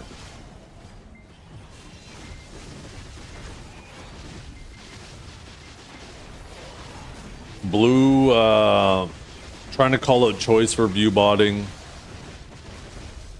I think it muddied the waters. I don't think I don't think Choice viewbotted. And I think even if it was to the degree that Blue is claiming it was, it's so impossible to prove at this point. I mean, it's already hard no matter what to prove that someone's viewbotting now. Never mind something they did potentially 5 years ago is obviously going to be significantly even harder to prove. That it just muddies the water. I think in terms of the beef of the conversation, like the real meat, the heart of everything that went on, Choice admitted that his girlfriend's viewership is questionable. It doesn't matter whether it's 50 views or 1,000 views. It's still inappropriate, and Choice acknowledged that the viewership is questionable and even alluded, although he may not have directly said, that it does feel that her channel does potentially have bots in it. And if that is the case, then if you know a channel potentially has bots in it, you would think it would be smart to not associate your channel with it, right?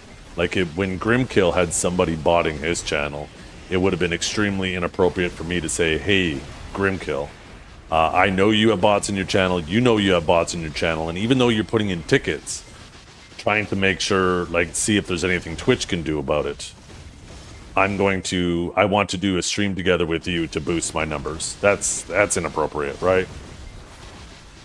And Choice acknowledging that her viewership is questionable, I think makes him look bad in regards to basically willingly benefit from it. Regardless of how much you feel like he truly does benefit from it, whether it's a little bit or a lot, doesn't matter, right? It's not like Choice needs the help. It's not like she needs the help, right?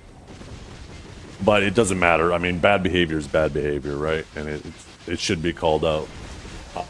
Any conversations about her taking advantage of him or whatnot? I mean, people are entitled to their opinion, but honestly, keep your opinion to yourself. It truly is none of your business. There are people, let's assume for a second it is true. There are people out there who like being taken advantage of. It's a fetish, right? Their business is not our business in regards to their relationship. But in the same breath, they cannot use this fact that they injected their relationship into this space and tried to use it as a smokescreen that now nobody's allowed to talk about it because they're in a relationship. That's not how that works, right? So this is the whole reason why HR exists in businesses. And when interbusiness relationships happen, they need to be reported to HR, because not only could it end badly for both parties involved in the relationship, but it creates a weird environment for everybody else in the workspace too, right? This is one of the main reasons why HR exists. And obviously there's no HR for Twitch, but it is worth to acknowledge that this creates a weird situation for everybody involved, not just them, but other partners, because myself and other streamers, other partners in the category, we don't want to play the Twitch police and be pointing fingers and say, you guys shouldn't be doing that, right? And it most certainly isn't our business to be telling people how they need to be managing their own relationships. So what does that mean for us? It creates this weird situation where if we want to voice our opinions, no matter what, now because their relationship is directly in the middle of this, it makes it feel weird for anybody to try to comment on it. So, and we should be allowed to comment on it. Not on their relationship specifically, but on anything that's happening in the workspace, right? So them trying to use a smokescreen, like, oh, just stay out of their relationship. If it's comments about their relationship specifically, I agree, stay the fuck out of it, that's their business. Otherwise, if it involves streaming in the streaming space, then it is all of our business. Right? This is our workspace. This is our office. The BDO category is our office.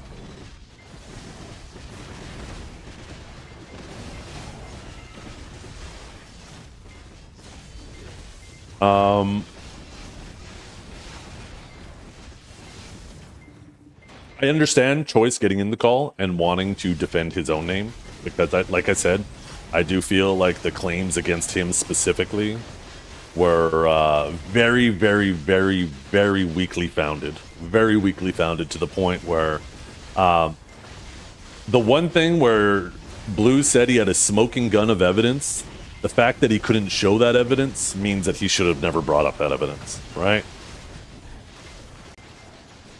You can't say, I have evidence and it's this smoking gun, but you're just going to have to take my word for it because I can't show you because the person asked me not to show you. If you can't show the evidence, then the evidence doesn't exist, period. Now, once again, the waters got muddied in regards to that conversation with Sea Monster Hunting. What if Choice and his girlfriend bring it up in order to shield from critics? Well, that's what I just said, Maverick, right? You can't do that. That's a deflection strategy. Anyways, yeah,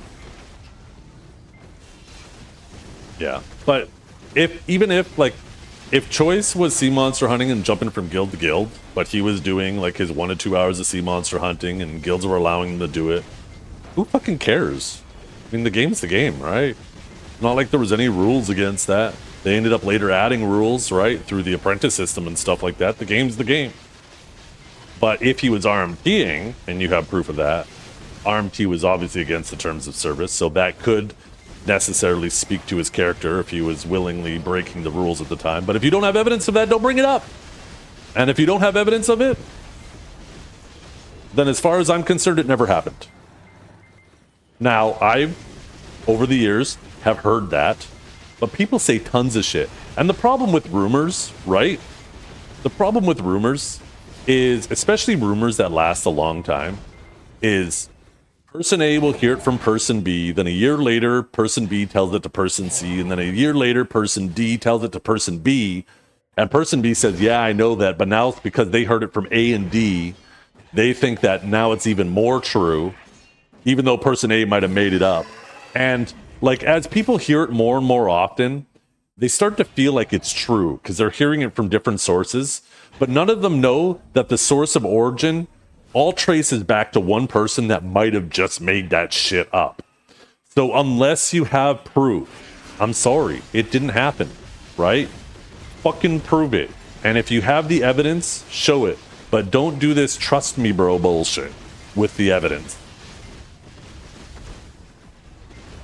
So as far as I'm concerned, all of the claims specifically against Choice in regards to him viewbotting and him arm-teeing for sea monster hunting, none of it is true, right? Until I see proof. And good luck with that.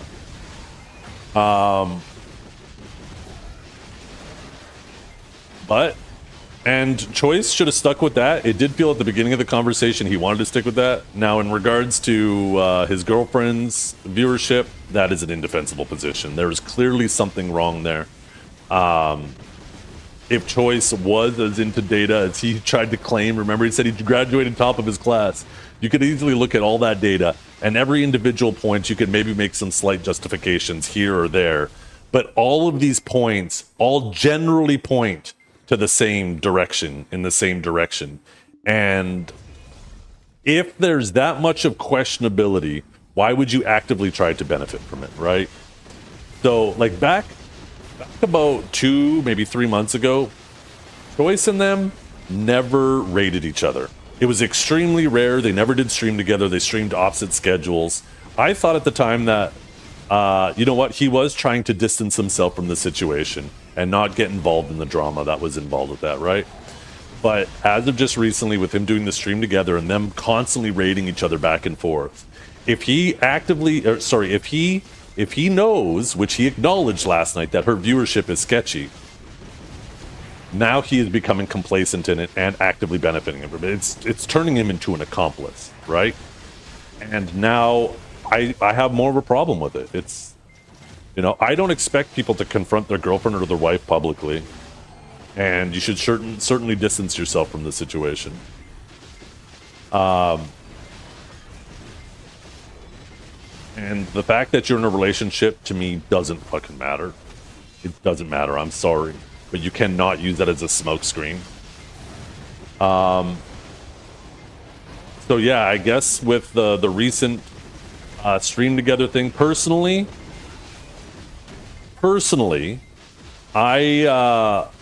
my name was brought up a fuckload last night, but I am not as upset as Blue made it seem about being in third place. I'm pretty confident I would have been in third place anyways, maybe second place, but it doesn't make any difference to me, because no matter what, my viewership was still higher than it normally would have been. I am very thankful for Pearl Abyss to have allowed me to participate in that event, and I am grateful for it. And I am not interested in causing a bunch of drama and complaining to them like they're mom and dad and they need to do something about it and making more work for them. Even though I do think it was inappropriate behavior, I am not going to make it more work for the CM team. Because you know what's going to happen? Is the CM teams are just going to say, you know what? Fine. If you guys are going to act like a bunch of squabbling children, we're not going to do these things for you guys anymore. And then we suffer, and then you guys suffer, the whole community suffers. So, I am grateful that I was involved in that. And, that's kind of it. But yeah, I do still think it was inappropriate. I don't take it as a personal attack on me either. I don't think Choice and Janae plotted like, oh, Zephian's doing good today. We better plot to make sure we push him down. I don't feel that way at all, right? I feel like they were playing the game, and yeah, they were in a relationship. You just have to say that you're fine when you're not really fine, and you just can't get into it because they would never understand. I think they were just playing the streaming game, and I do genuinely believe, to a certain degree, they just wanted to watch the thing together. So, like, I don't take it as a personal attack on me, but I do still think it was inappropriate, which is whatever. It's not. I'm not going to wave my finger at them. I'm not going to tell them that they need to do something different and they need to abide by my rules. We all make mistakes. I don't expect everybody to be perfect, because I don't want to be held to that standard. I don't want people to expect me to always do the right thing every fucking moment. And I'm gonna turn the sound effects off. I don't expect everybody to hold me to that standard, so I'm not going to hold other people to that standard.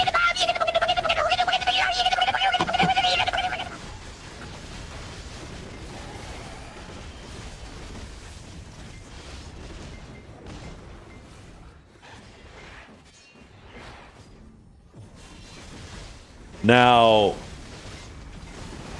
one thing, the comments Janae was making during his stream after he'd been defending her for 6 or 7 hours were crazy disrespectful. I do feel 100% they were said jokingly, but I feel like it was just bad fucking timing. You don't do it when he's still fighting for you. When he's fighting for you, you're standing by him, behind him, making jokes like that. That's something you do a couple days, maybe a week down the road. You don't do it while your husband's still at bat for you. That was kind of crazy. But I do believe it was just a badly timed joke.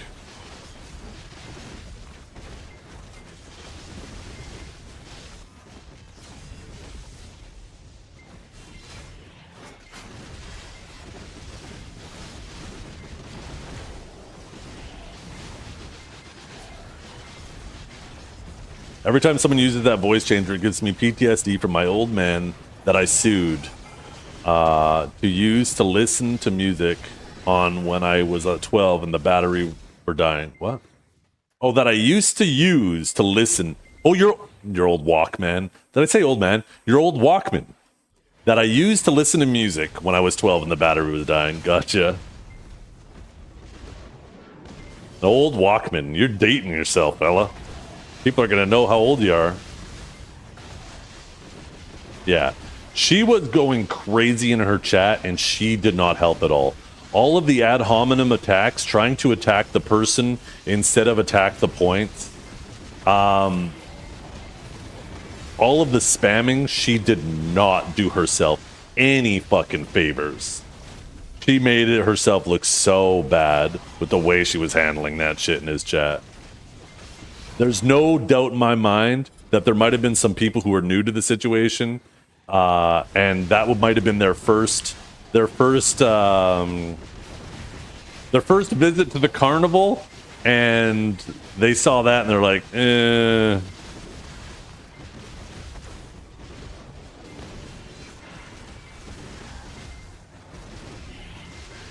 Guys, stop spamming, and it's 99. Well, that's reasonable, right? That's what I'd say too. If it was my wife, I'd be like, guys, can you please stop spamming? I'm not gonna call her out specifically. I am gonna speak more generally, so I get it.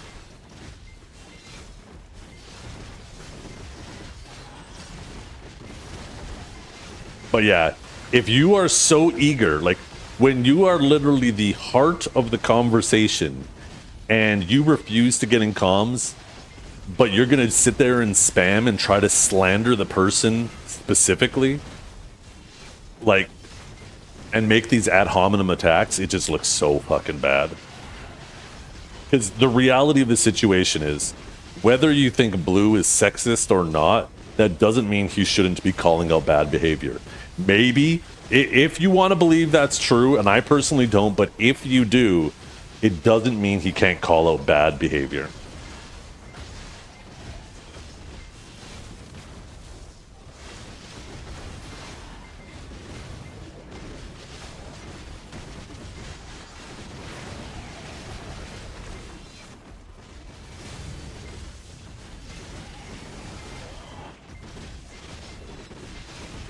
Is this Underwater Sakurai? It is. They buffed Underwater Sakurai. They made it a high-end spot. What sparked all of They this? should This have seems like taken one of the two options, either ignore it or join the call. She took the third option and asked Skeptic to replace Choice in her defense, which looked way worse. Yeah. It was said just jokingly, but it was bad timing. Bad time joke. And it was pretty disrespectful. The thing is a comment like that while your boyfriend's at bat fighting for you, a comment like that,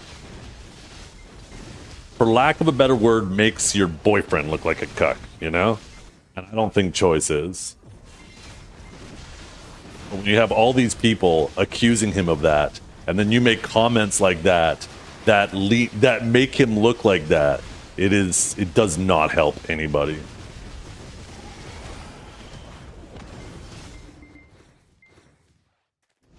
I like Choice. I like Choice a lot. Choice is a super helpful guy in the community. He's super nice. He always does his best to not have conflicts with people. He creates great content. He's trying to be super helpful. He's even putting his own money into an app to try to help people. I know some of you will make arguments that he's trying to do it for his own personal gain. Even still, who doesn't make stuff for their own personal gain? Obviously, they're motivated by their own personal gain a bit too, right? That doesn't mean that they're also not trying to help the community. But I do genuinely feel like Choice is a good guy. I think Blue's a good guy too. I think Blue's a little more outspoken. Yeah, he's a lot more willing to say the quiet part out loud, which is not necessarily a bad thing, but certainly will get a lot of negative attention sent your way.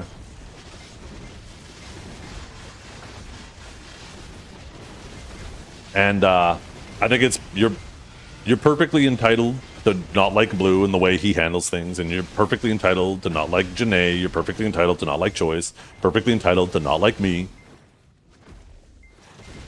But broken record. I think a lot of people need to realize that, and I'm going to say this almost the exact same way I said it earlier, we have all had many roads in our life that could have led us in many different ways, and it all led us to the same spot. We're all online, playing video games, playing the same video game, hanging out with each other. We all likely have way more in common than we do different with each other. And focusing on the one or two minor differences and trying to villainize each other over it, instead of celebrating like the things that have brought us together and all the things we have in common with each other. Now, that doesn't mean don't call out bad behavior, but at the same time, don't treat people like they can't change. We all make mistakes, right? If you treat people like they can't change, then you give them no incentive to change.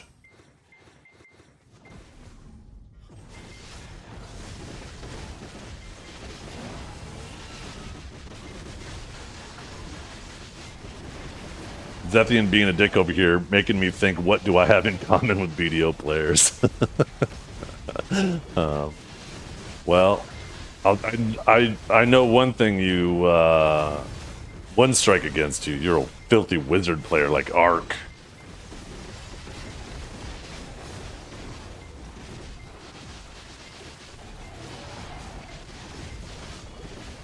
Did you see the KR Sage changes? Yeah, I'm happy, and I still am sad that they're focusing more on stamina, but I think dropping Divine Executioner from 300 down to 200 now makes it a usable ability, because it's the same as an overcharge bolt, right?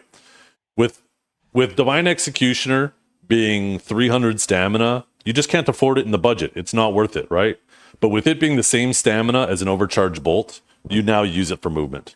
And the same thing with Judgment, right? It's now the same as an overcharge bolt. They bumped it up to 200. Now, if you don't play Sage, you might look at it. Oh, this is going from 300 to 200, but this is going 150 to 200. So they're dropping it by 100. They're raising another one by 50. That's a net gain. The reality is we use Judgment way more than we use Divine Executioner.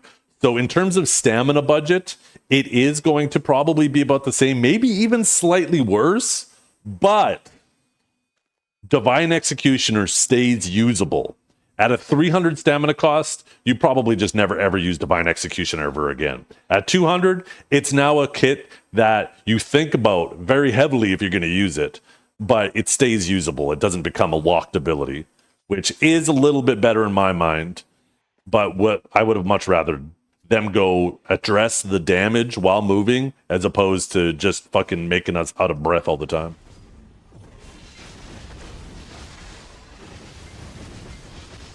Now we just get to wait and see. Are they going to stick to their guns? Are we going to see after a couple of weeks them make some rapid changes, or is it cooked? We will find out. I think it's more. I think it's important too, Kelb, that I said this earlier. Awakening Sage absolutely needed a nerf, and even I think post nerf, if you compare Awakened Sage to your average class or your weaker classes, Awakening Sage is still going to be it's going to be a competent class.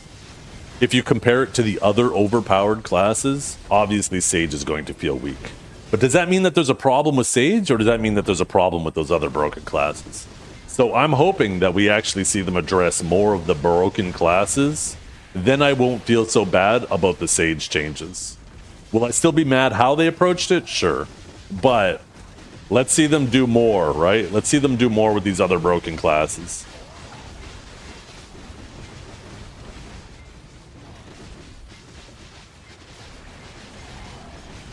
I want to see Suck Kuno in the next notes. Where that Kuno at? Where the Kuno notes at? Where's the Seraph notes at?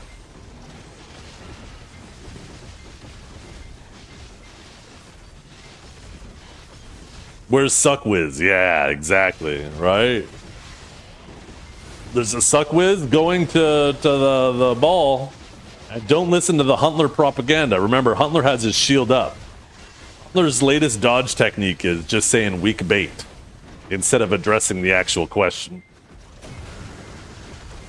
We all see through it now. Weak bait doesn't work on us. You used it too much. We built the tolerance.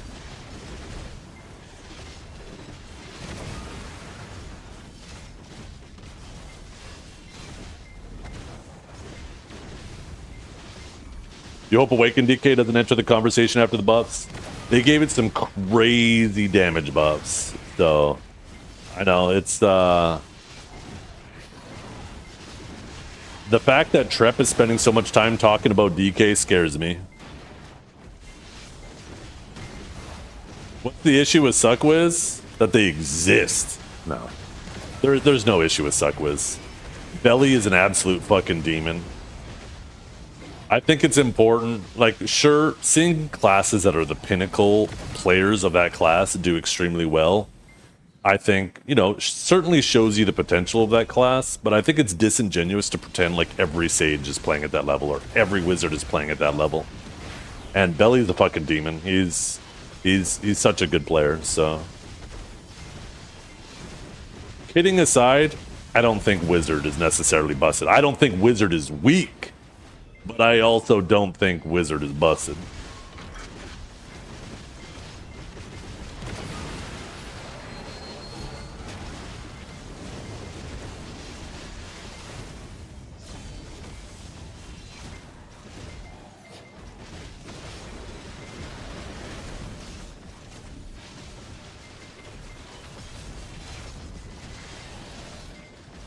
Awakamewa got another forward guard, you know, for like the 20th time. Forward guards aren't too bad. Depends on the range of the ability. Awaken Maewa's, it does have some abilities that are kind of medium range, right? It's not like Suck Striker where they got to be kissing you. But Awaken Maewa, I mean, it's nice to see them for what, like the second or third time in short time in the notes? This is what I would like to see more with classes. I think we can all acknowledge this. Instead of doing massive sweeping changes to a class that immediately makes it busted, just do a little bit every patch. Do a little bit, see how it plays out. Okay, it's still weak. Do a couple more buffs. See how it plays out. I feel like if they did that approach more often, we wouldn't end up in situations like we had with Suck Megu, like we saw with Awakened Drek, like we saw with Awakened Sage, like we saw with Suck Wizard. Like, there are so many different situations you can reflect upon where they did too many changes at once and made it fucking broken. I do like that they are doing just a little bit at a time, just a couple buffs. And we should keep seeing it in there until it becomes a playable class. Yeah, Awakened Drac is finally looking good again. Not busted, but looking like it can hold its own.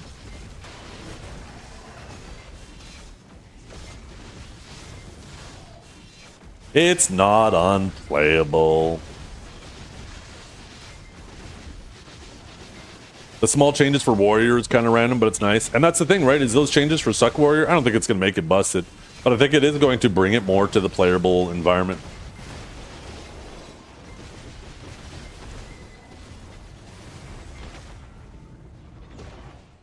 Rathian. Yeah, what happened to Rathian? God damn it. I miss him laying across his fucking computer chair, spinning around doing the helicopter.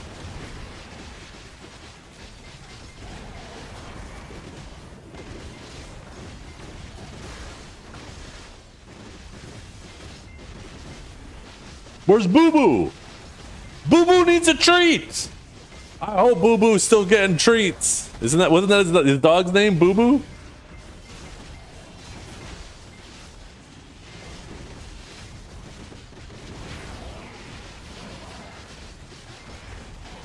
The shield tide change was the only one I was like, what? Yeah. I think they use that to justify putting more protections or CCs in other spots, right? You got to remember they added a super armor to Scars of Dusk, and they added a CC to Earth Tremor. So they tried to justify it by taking away half of a protection off an ability, right? It's overall a net gain. But, like, was Shield Tide really that much of a problem? Not really. I'm sure you could have left it as was.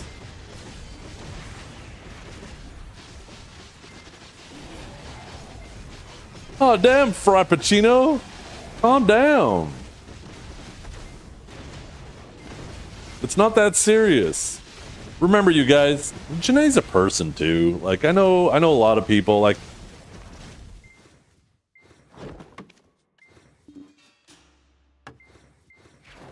she's a person too, okay? You might not like her. You might not like the way she conducts herself, but she is still a person.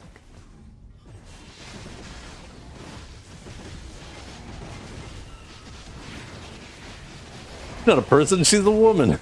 Okay, you need to calm down.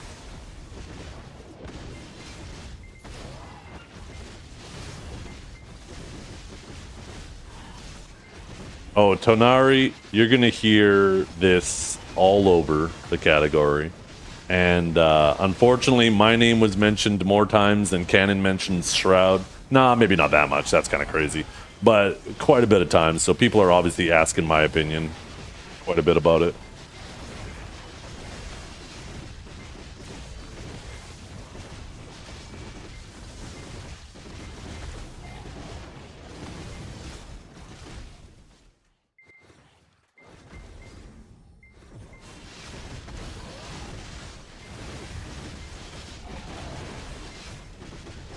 It was juicy drama. And it goes to show how much this community is driven by drama, right? We need more drama. But the problem is, this is the problem. This is all happening because one-sided decks have been removed. If we had an outlet in-game to create in-game drama with each other, this would have never have happened. But because, just like a container that's been sealed and is heating up, eventually it's gonna burst. And it blows up somewhere else, right? Instead of coming out of the release valve, it's blowing out the bottom, you know? This is Canon's fault. Yeah, thanks, Canon.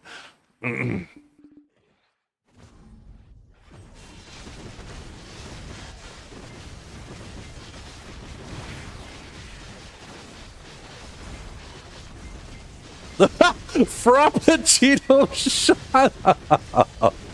Please, for the love of God, before you make me do something.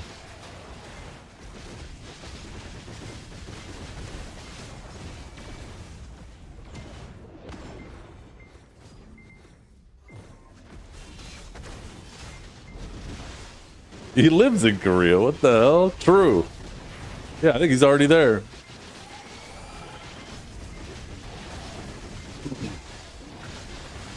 He mains in game? Yeah. They're gonna send him to Yukio Street or whatever it's called.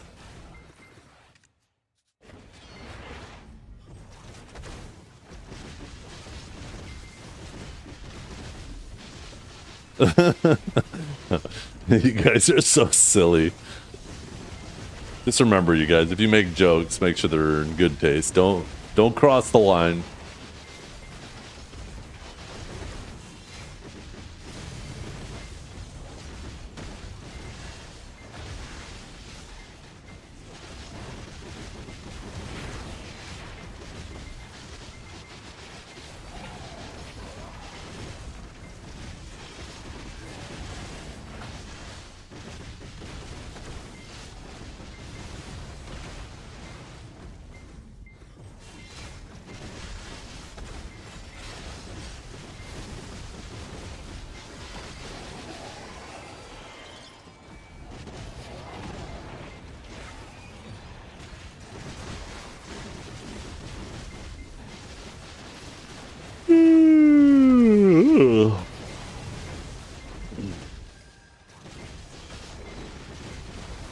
You're a dingus. What even is a dingus? What is a dingus? Dingus. Something whose name is either unknown or forgotten. A thingamajig. A fool or incompetent person. Or slang for a penis. Okay, so are you calling him a fool or are you calling him a penis?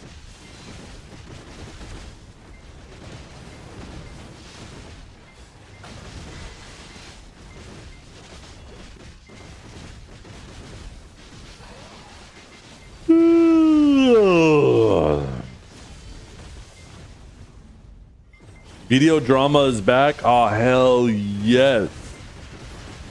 Hell yes.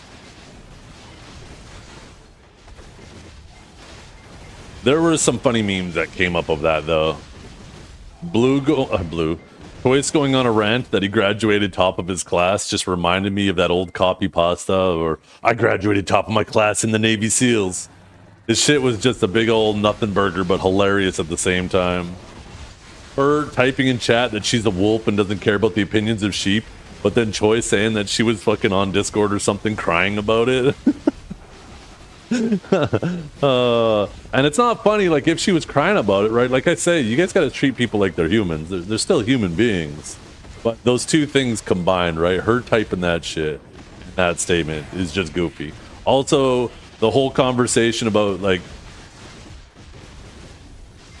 Blue trying to say that she's taking advantage of him in whatever way, and then Choice being like, well, she bought me sushi last week or some shit. It's just hilarious.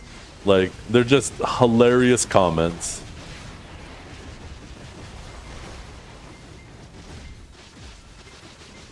So there was a lot of funny, oh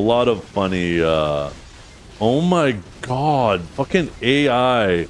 What the hell?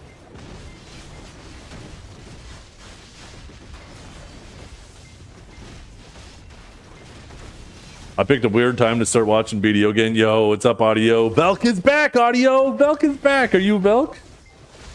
I'm fucking stuck. Actually, I don't know if Velk is back. Talk Velk looking a little bit better, that's for sure.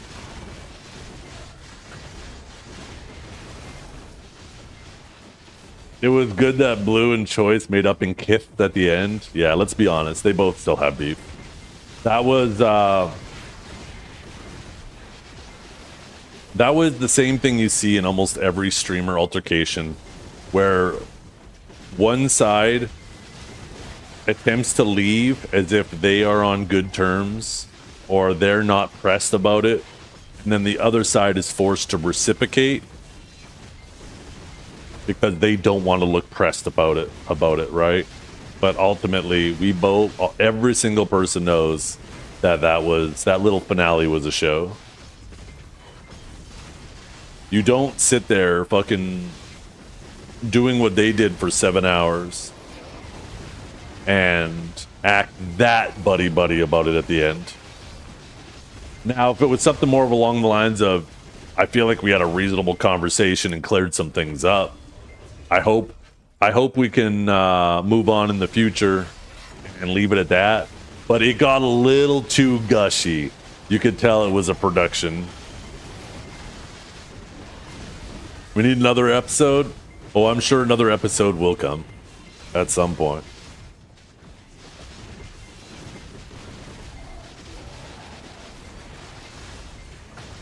Yeah, apparently there was extra credits at the end with Lunarly. I got to go back and watch that because after they hung up, I went upstairs and ran down to McDonald's and got a cheeseburger and some fries and some chicken nuggies.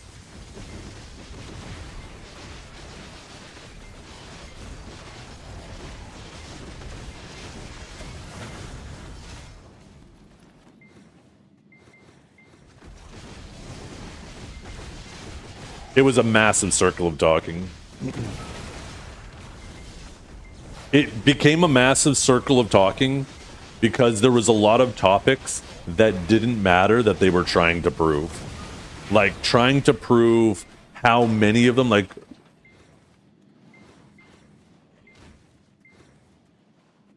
Blue trying to prove that it's mostly bot and Choice trying to prove that it's not mostly bot. Doesn't fucking matter. Doesn't matter if it's 50, 100, or 1,000, right?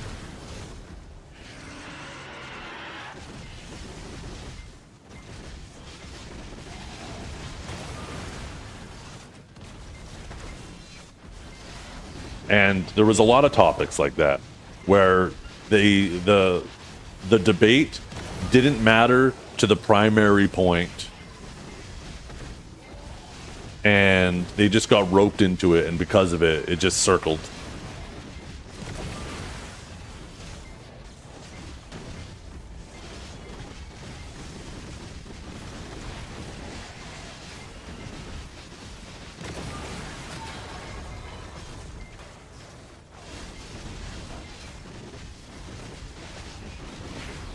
But I still have a lot of respect for both Blue and Choice.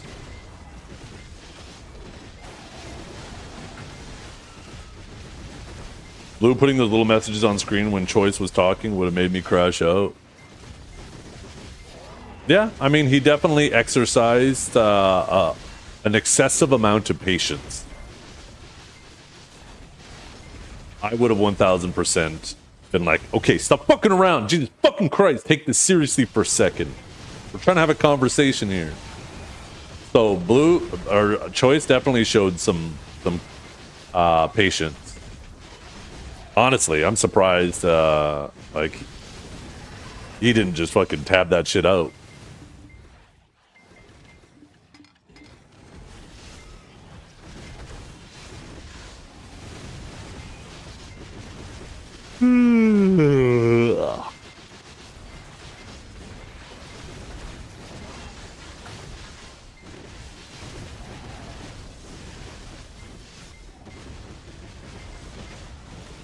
Maybe on too? Sorry. We've been talking about the same thing all morning, so... I need to decide if I'm going to just record my thoughts on it, or if I'm just going to try to find a section of my VOD where I feel like I covered everything. Because I don't want this to be a thing where it's every freaking day I'm having to, like, over the next week or 2 weeks, where we gotta have this conversation over and over again. It would be nice to kind of just summarize all my thoughts, put it in a quick little 3-minute video, and then just direct people to that.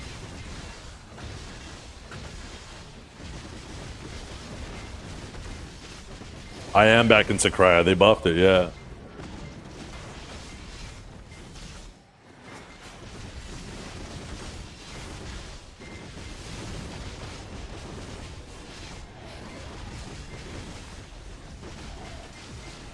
Is there a TLDR for a non-level 10 unemployed people?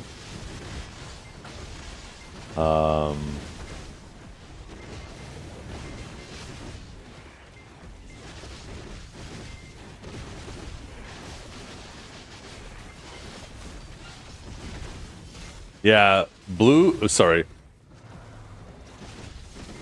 Lunarlay will make like what, a 1 or 2 hour long video out of like the whole canon thing. That shit was 7 hours. Fucking, we're about to end up with like a whole new One Piece fucking series in terms of length based on this.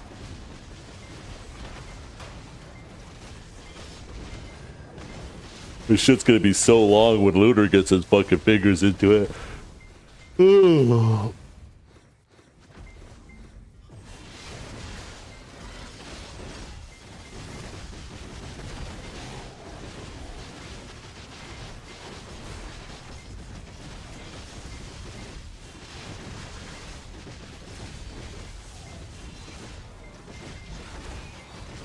Like 74.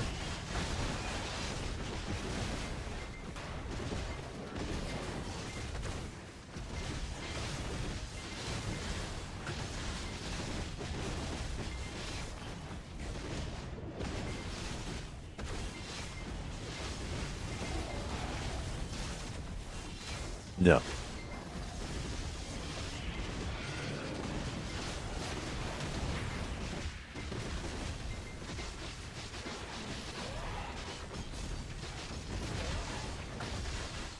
No, it was more than that. People try to use the fact that they're in a relationship as a smokescreen, and it doesn't do Blue any favors when he tries to convince Choice that she's taking advantage of him. Like, that just muddies the water.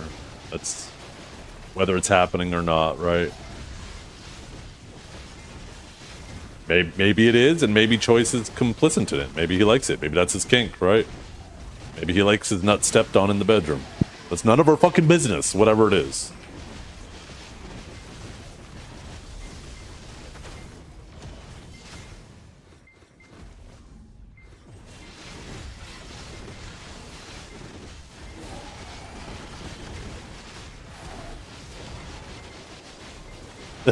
Shut up, John.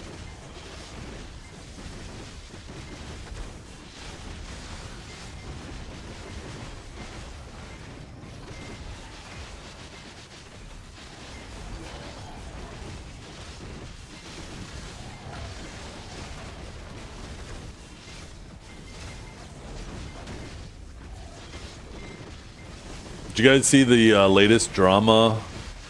No, I'm not gonna say it. I was gonna draw a correlation to a drama with another streamer, but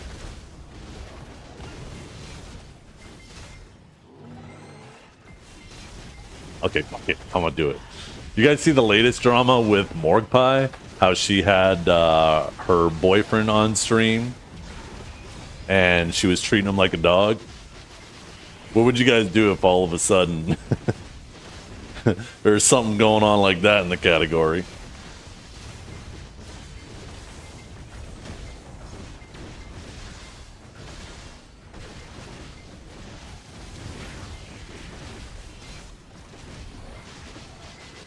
We start over. Nuke the whole generation. Oh, jeez. Reset humanity. Grab popcorn and grind. Lots of popcorn. Popcorn sales are up huge. I need to invest in big popcorn.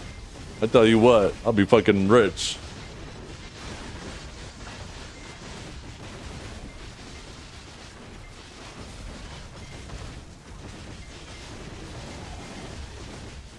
Fuck it, that guy's where he wants to be. Yeah, 100%, right? The thing is, like, other people's relationships are not our business. They're consenting adults. Whether it's Morgue Pie and her spouse or boyfriend, I'm not sure if they're married, or if it's Janae and Choice, it's none of our fucking business. But, once again, don't fucking use the fact that you put your relationship in the middle of this situation and try to use it as a smokescreen that now nobody can talk about it because you guys are in a relationship. It's just the weird thing that I've been seeing people try to say is like, oh my god, stay out of their relationship.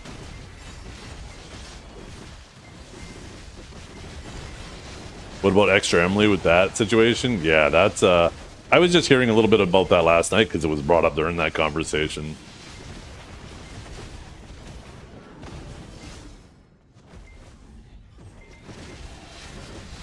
I hope that situation, if mods could purge that chat out too, just in case. I don't want anybody to accidentally click a link that, actually, if you could type !vanish, you can purge it yourself. But, yeah,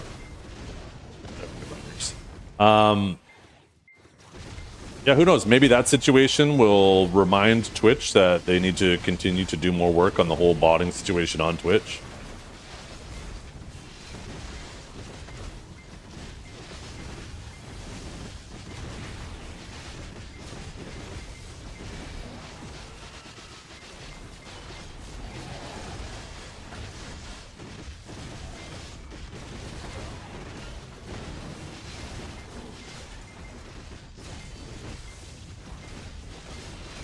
If Twitch don't police it, we will get these situations now and then. Yeah. And it's going to be an active thing that they got to constantly work on. Ultimately, at the end of the day, it's the police's job, or in this case, Twitch's job, to enforce the laws. But just because it's their job, that doesn't mean us, the bystanders, shouldn't report laws being broken. If you see somebody breaking the law, if you looked out your window and you saw the neighbor's house being broke into, right? What would you do? You would call the police, right?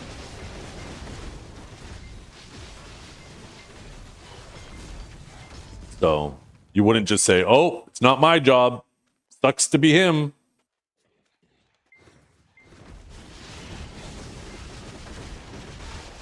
I'm grabbing the gat.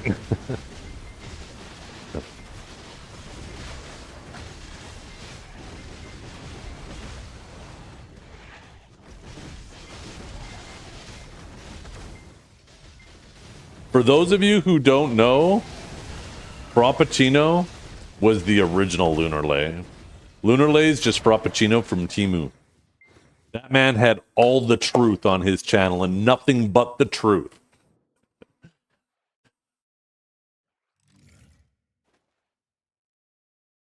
And that's the funny thing is, I don't think Choice was like I said, that whole situation, I don't feel like Choice was conniving with Janae, like, we need to push Zethian down. I don't feel that way at all. I don't feel like they were personally attacking me. Did it negatively affect me? Sure. Was it a lot? Was it a little? Who cares? I mean, it sucks, sure, but I would rather focus my energy on trying to create better content for you guys than trying to, pin somebody down.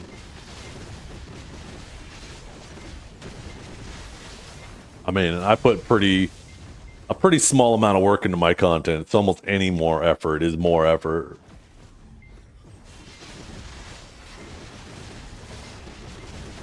But I don't feel slighted by Choice or Janae. I don't feel like it was intentional. If it did negatively affect me, it wasn't intentional. When it comes to drama, though, or drama aftermath, you're the low-key go-to. I feel, is that a good thing?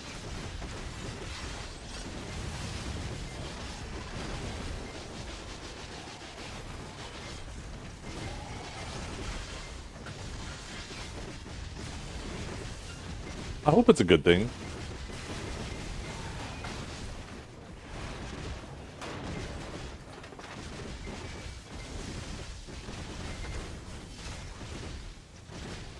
Yeah. I think it's because I try my best to stay out of the drama, but I do enjoy watching the drama. And because I'm not immediately in the circle of drama, it allows me to be a little more objective about it.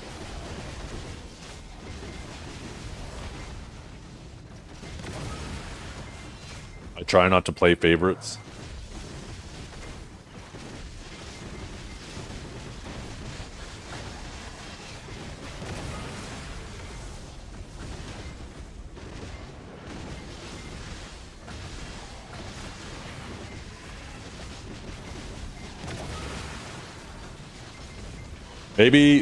maybe I should pack it up. Maybe it's time to quit video. Maybe if I'm such a trusted opinion in regards to commenting on news and drama, maybe I should start being a reaction streamer. Maybe that's my calling.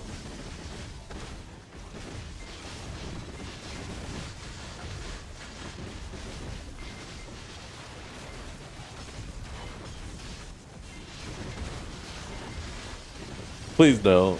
The meta, it really is the meta. React to reacting, yeah. The thing is I've always felt in regards to reaction streams is I like reaction streams where the person reacting to it is like an expert in that field and they could provide additional context and value to what they're reacting to. I'm typically not a big fan of reaction content where the person is just sitting there going, "Beast! Do you see that, chat? Ah, lol, lol, oh my god, on God, Jesus, holy." I find that reaction content very boring. At that point, I'd rather just go watch the video and not have somebody fucking yapping in my ear.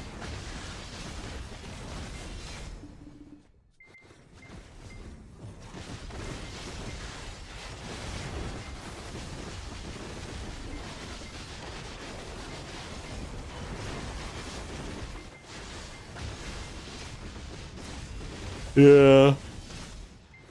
I need to bring back one-sided decks. The thing is one-sided decks will not save open world PvP. It will not.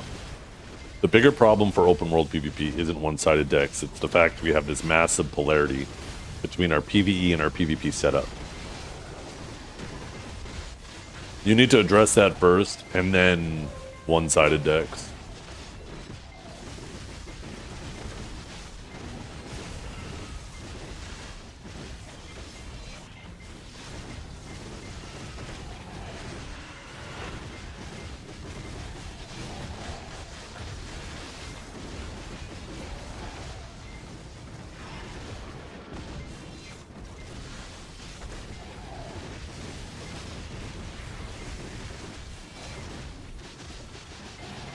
It kind of did.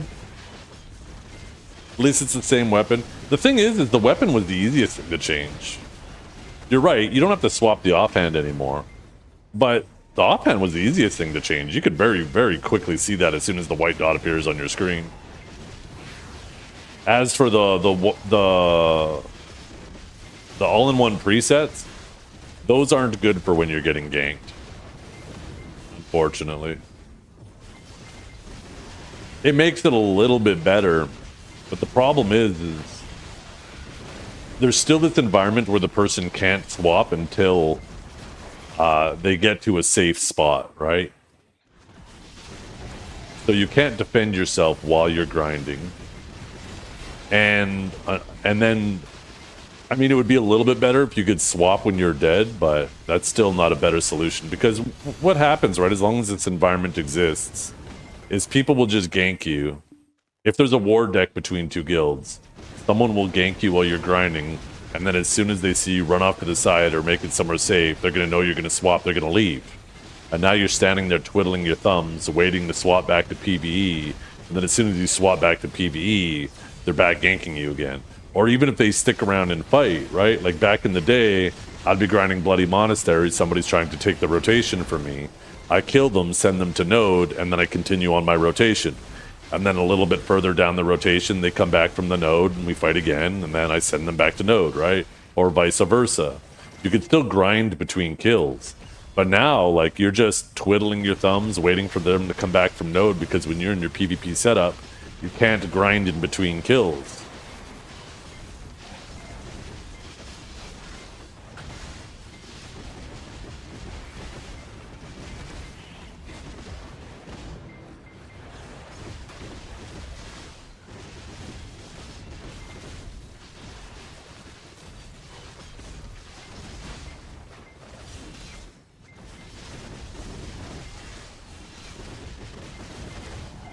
Yeah, I honestly think that there should be two, you should be able to have two setups equipped at the exact same time.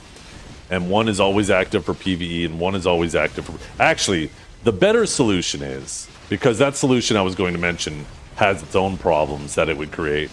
I think the better solution is, which they should have done when they revamped all of the grind spots and monster AP in the game, they should have removed monster AP and balanced the game around just your normal AP, and then this problem would have largely went away.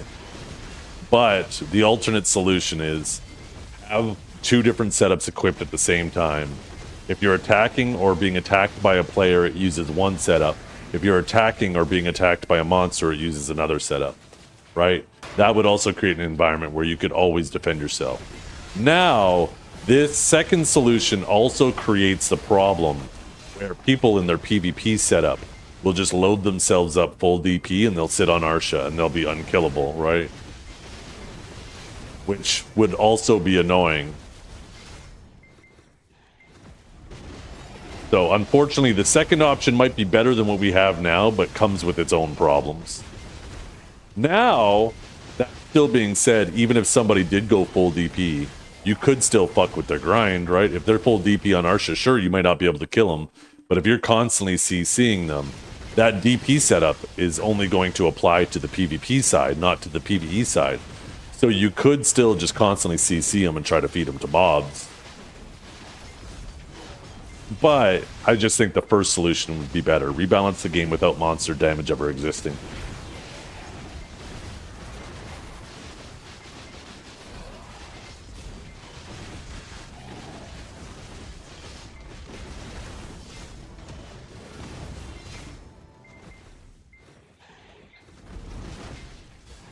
Yo, what's up, Flame?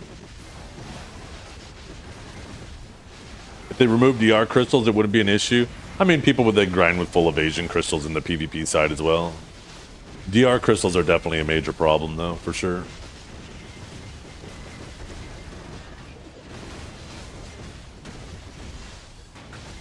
If they run 6 evasion, then I could run 6 accuracy when I gank them. True. You wouldn't even need to, right? I think typically 1 accuracy cancels. Well, maybe they are a little more equal. I know like 1 accuracy crystal used to cancel out like 2 evasion crystals. It might be 1-to-1, right? And technically that's still a net gain for the accuracy, because if you cancel out 1-to-1 in terms of accuracy and evasion, you still end up with way more AP in the accuracy side. So, but yeah. There's a sweet spot that I think we can all agree. It's annoying when people are immediately dying standing, and it's annoying when people are standing up from combos like nothing was even hitting them. The sweet spot is, if you catch somebody and you properly execute your combo, they die. If you don't properly execute your combo, then they stand up. That's the sweet spot where the game feels the best. And it's probably pretty hard with how much class diversity there is in the game. It's hard to maintain that balance across everything, right? I don't think they'll ever have it perfect. But that is the point where they should aim towards. So a combo damage, a bonus damage, well, that's the thing, is they tried to accomplish that, but in the opposite direction, right? Instead of a combo damage bonus, they then gave people super armor while they're on their feet. So they basically did the same thing, but different, right? Same, but different.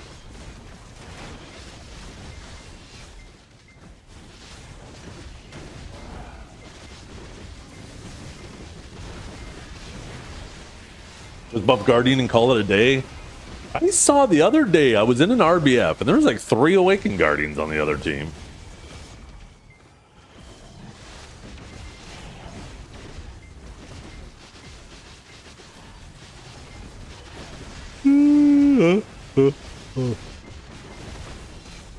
Oh shit, I gotta get going. I just noticed the time, chat. I almost got distracted there. I actually gotta leave the door here in 5 minutes. Good thing I didn't get distracted for another 10. Fuck, my daughter would have been standing outside. Dad, where are you? I haven't done that once in fucking 10 years. I ain't starting today. Thanks for hanging out today, everybody. I hope you all have a wonderful day. It was a juicy content day, that is for sure.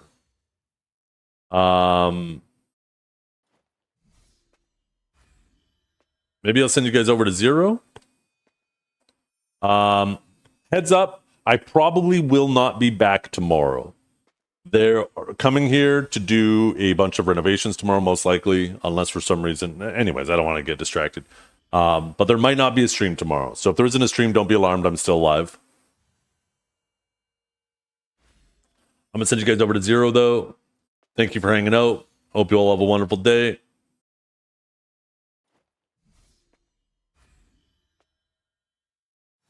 Where's the stream? I got to freaking copy and paste his name. Oh, he's watching this shit sped up.